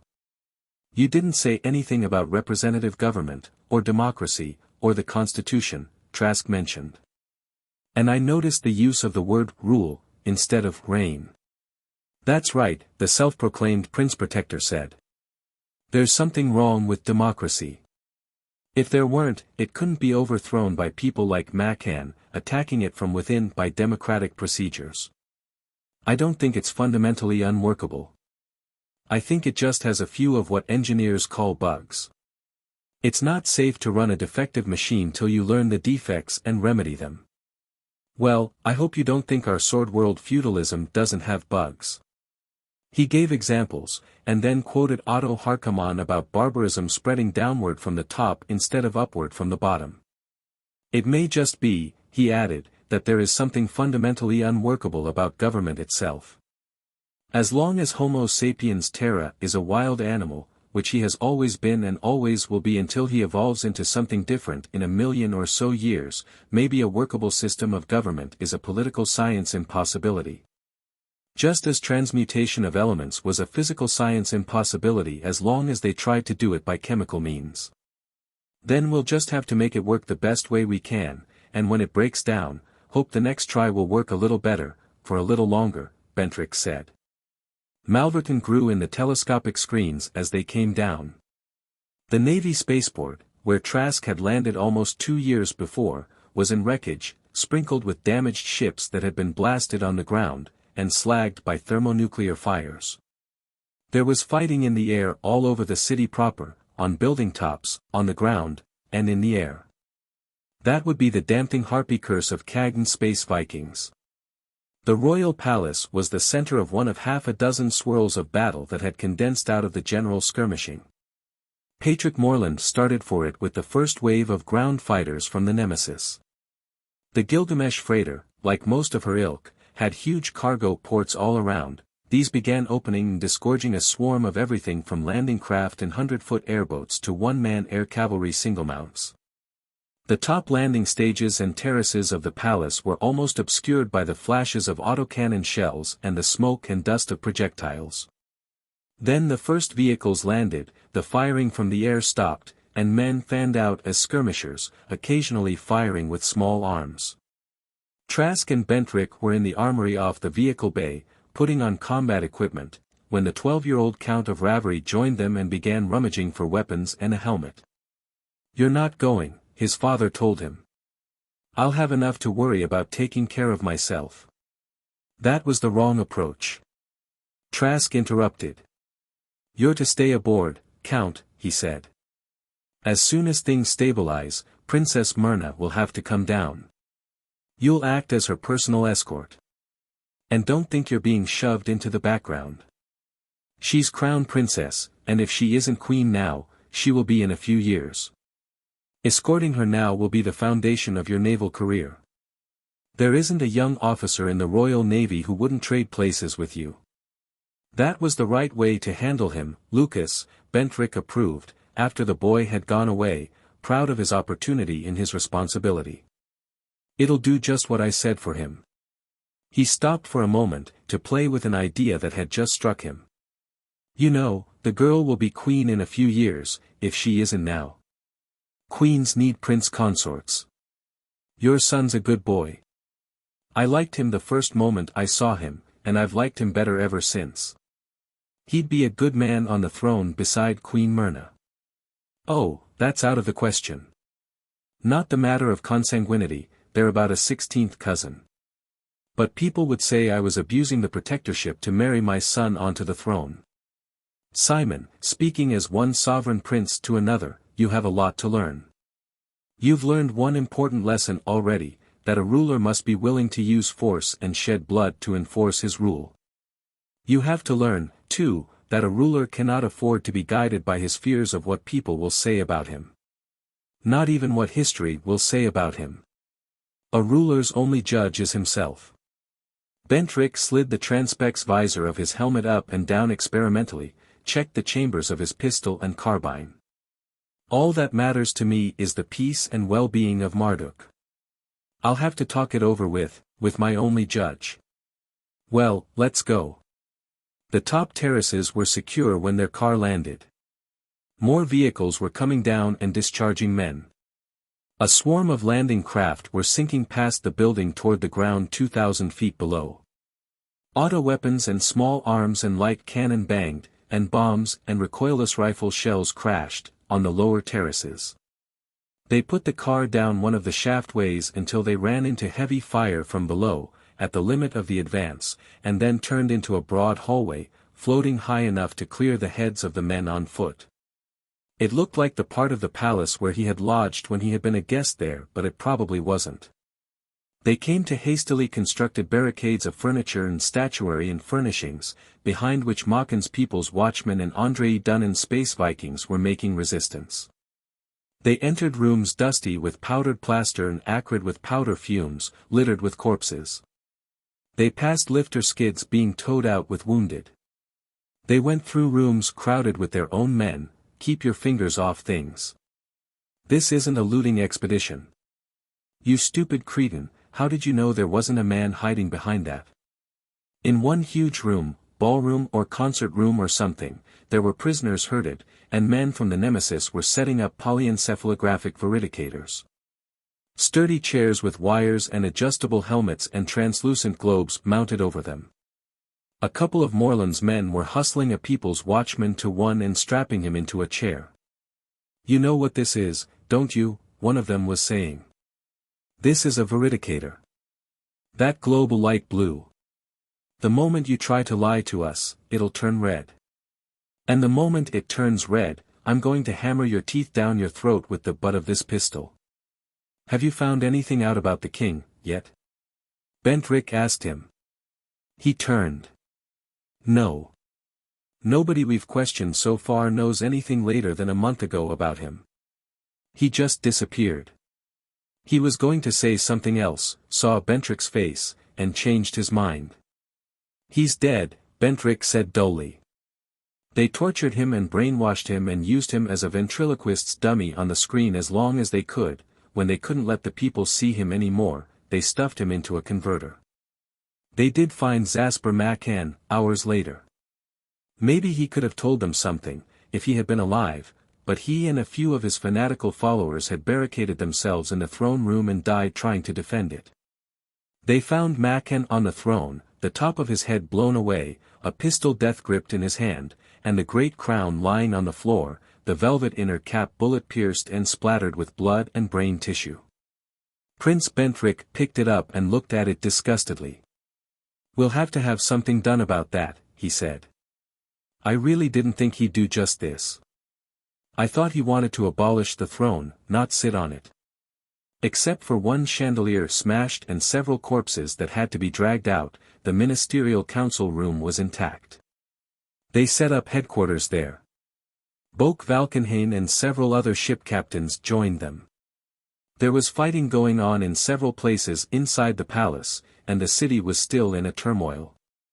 Somebody managed to get in touch with the captains of the damn thing, the Harpy and the Curse of Cagn, and bring them to the palace. Trask attempted to reason with them, to no avail. "Prince Trask, you're my friend, and you've always dealt fairly with me," Roger Fanmorville Estersan said. "But you know just how far any Space Viking captain can control his crew. These men didn't come here to correct the political mistakes of Marduk. They came here for what they could haul away. I could get myself killed trying to stop them now." "I wouldn't even try," the captain of the Curse of Cagn put in. "I came here for what I could make out of this planet, myself." "You can try to stop them," said the captain of the Harpy. "You'll find it even harder than what you're doing now." Trask looked at some of the reports that had come in from elsewhere on the planet. Harkaman had landed on one of the big cities to the east, and the people had risen against Makin's local bosses and were helping wipe out the people's watchmen with arms they had been furnished. Valkenhayn's exec had landed on a large concentration camp where close to 10,000 of Makin's political enemies had been penned. He had distributed all his available weapons and was calling for more. Gompertz of the Grendelsbane was at Dreplin. He reported just the reverse. The people there had risen in support of the Makin regime, and he wanted authorization to use nuclear weapons against them. "Could you talk your people into going to some other city?" Trask asked. "We have a city for you, big industrial center. It ought to be fine looting. Dreplin. The people there are Mardican subjects, too," Bentrick began. Then he shrugged. "It's not what we'd like to do, it's what we have to. By all means, gentlemen. Take your men to Dreplin, and nobody will object to anything you do. And when you have that place looted out, try a baton. You were aground there, Captain Estersan. You know what all Dunnan left there. A couple of Space Vikings, no, Royal Army of Tanith men, brought in the old woman, dirty, in rags, almost exhausted. She wants to talk to Prince Bentrick, won't talk to anybody else. Says she knows where the king is." Bentrick rose quickly, brought her to a chair, poured a glass of wine for her. "He's still alive, Your Highness. The Crown Princess Melanie and I." "I'm sorry, Your Highness, Dowager Crown Princess. Have been taking care of him, the best way we could. If you'll only come quickly." Michael VIII, Planetary King of Marduk, lay on a pallet of filthy bedding on the floor of a narrow room behind a mass-energy converter which disposed of the rubbish and sewage and generated power for some of the fixed equipment on one of the middle floors of the east wing of the palace. There was a bucket of water, and on a rough wooden bench lay a cloth-wrapped bundle of food. A woman, haggard and disheveled, wearing a suit of greasy mechanic's coveralls and nothing else, squatted beside him. The Crown Princess Melanie, whom Trask remembered as the charming and gracious hostess of Cragdale. She tried to rise, and staggered. "Prince Bentrick. And it's Prince Trask of Tanith," she cried. "Just hurry. Get him out of here and to where he can be taken care of. Please." Then she sat down again on the floor and fell over, unconscious. They couldn't get the story. The Princess Melanie had collapsed completely. Her companion, another noblewoman of the court, could only ramble disconnectedly. And the king merely lay, bathed and fed in a clean bed, and looked up at them wonderingly, as though nothing he saw or heard conveyed any meaning to him. The doctors could do nothing. "He has no mind, no more mind than a newborn baby. We can keep him alive, I don't know how long. That's our professional duty. But it's no kindness to His Majesty. The little pockets of resistance in the palace were wiped out, through the next morning and afternoon. All but one, far underground, below the main power plant. They tried sleep gas, the defenders had blowers and sent it back at them. They tried blasting, there was a limit to what the fabric of the building would stand. And nobody knew how long it would take to starve them out. On the third day, a man crawled out, pushing a white shirt tied to the barrel of a carbine ahead of him. "Is Prince Lucas Trask of Tanith here?" he asked. "I won't speak to anybody else." They brought Trask quickly. All that was visible of the other man was the carbine barrel and the white shirt. When Trask called to him, he raised his head above the rubble behind which he was hiding. "Prince Trask, we have Andray Dunnan here. He was leading us, but now we've disarmed him and are holding him. If we turn him over to you, will you let us go? If you all come out unarmed, and bring Dunnan with you, I promise you, the rest of you will be let outside this building and allowed to go away unharmed." "All right. We'll be coming out in a minute." The man raised his voice. "It's agreed," he called. "Bring him out." There were fewer than 20 of them. Some wore the uniforms of high officers of the People's Watchmen or of People's Welfare Party functionaries, a few wore the heavily braided short jackets of Space Viking officers. Among them, they propelled a thin-faced man with a pointed beard, and Trask had to look twice at him before he recognized the face of Andray Dunnan. It looked more like the face of Duke Angus of Wardshaven as he last remembered it. Dunnan looked at him in incurious contempt. "Your dotard king couldn't rule without Zasper Macan, and Macan couldn't rule without me, and neither can you," he said. "Shoot this gang of turncoats, and I'll rule Marduk for you." He looked at Trask again. "Who are you?" he demanded. "I don't know you." Trask slipped the pistol from his holster, thumbing off the safety. "I am Lucas Trask." "You've heard that name before," he said. "Stand away from behind him, you people." "Oh, yes, the poor fool who thought he was going to marry Elaine Karvall. Well, you won't, Lord Trask of Traskon. She loves me, not you. She's waiting for me now, on Graham." Trask shot him through the head. Dunnan's eyes widened in momentary incredulity, then his knees gave way, and he fell forward on his face. Trask thumbed on the safety and holstered the pistol, and looked at the body on the concrete. It hadn't made the least difference. It had been like shooting a snake, or one of the nasty scorpion things that infested the old buildings in Rivington. Just no more Andray Dunnan. "Take that carrion and stuff it in a mass energy converter," he said. "And I don't want anybody to mention the name of Andray Dunnan to me again."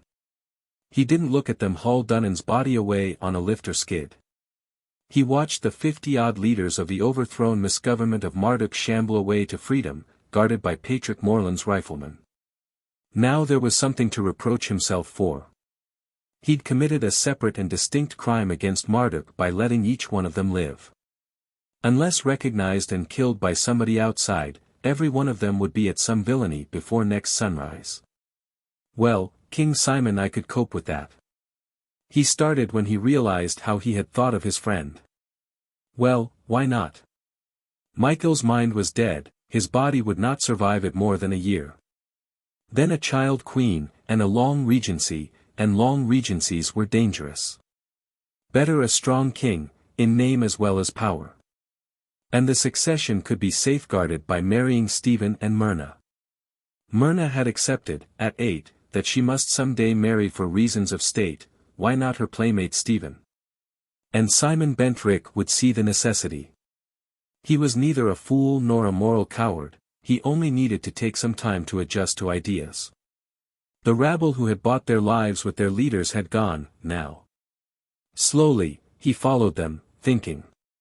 Don't press the idea on Simon too hard, just expose him to it and let him adopt it. And there would be the treaty, Tanith, Marduk, Beowulf, Amaterasu, eventually, treaties with the other civilized planets. Nebulously, the idea of a league of civilized worlds began to take shape in his mind. Be a good idea if he adopted the title of King of Tanith for himself. And cut loose from the sword worlds, especially cut loose from Graham. Let Victor of Sochel have it. Or Garvin Spasso. Victor wouldn't be the last Space Viking to take his ships back against the sword worlds. Sooner or later, civilization in the old Federation would drive them all home to loot the planets that had sent them out. Well, if he was going to be a king, shouldn't he have a queen? Kings usually did. He climbed into the little hull car and started up a long shaft. There was Valerie Alvarath. They'd enjoyed each other's society on the Nemesis. He wondered if she would want to make it permanent, even on a throne. Elaine was with him. He felt her beside him, almost tangibly. Her voice was whispering to him, "She loves you, Lucas. She'll say yes. Be good to her, and she'll make you happy." Then she was gone, and he knew that she would never return. Goodbye, Elaine.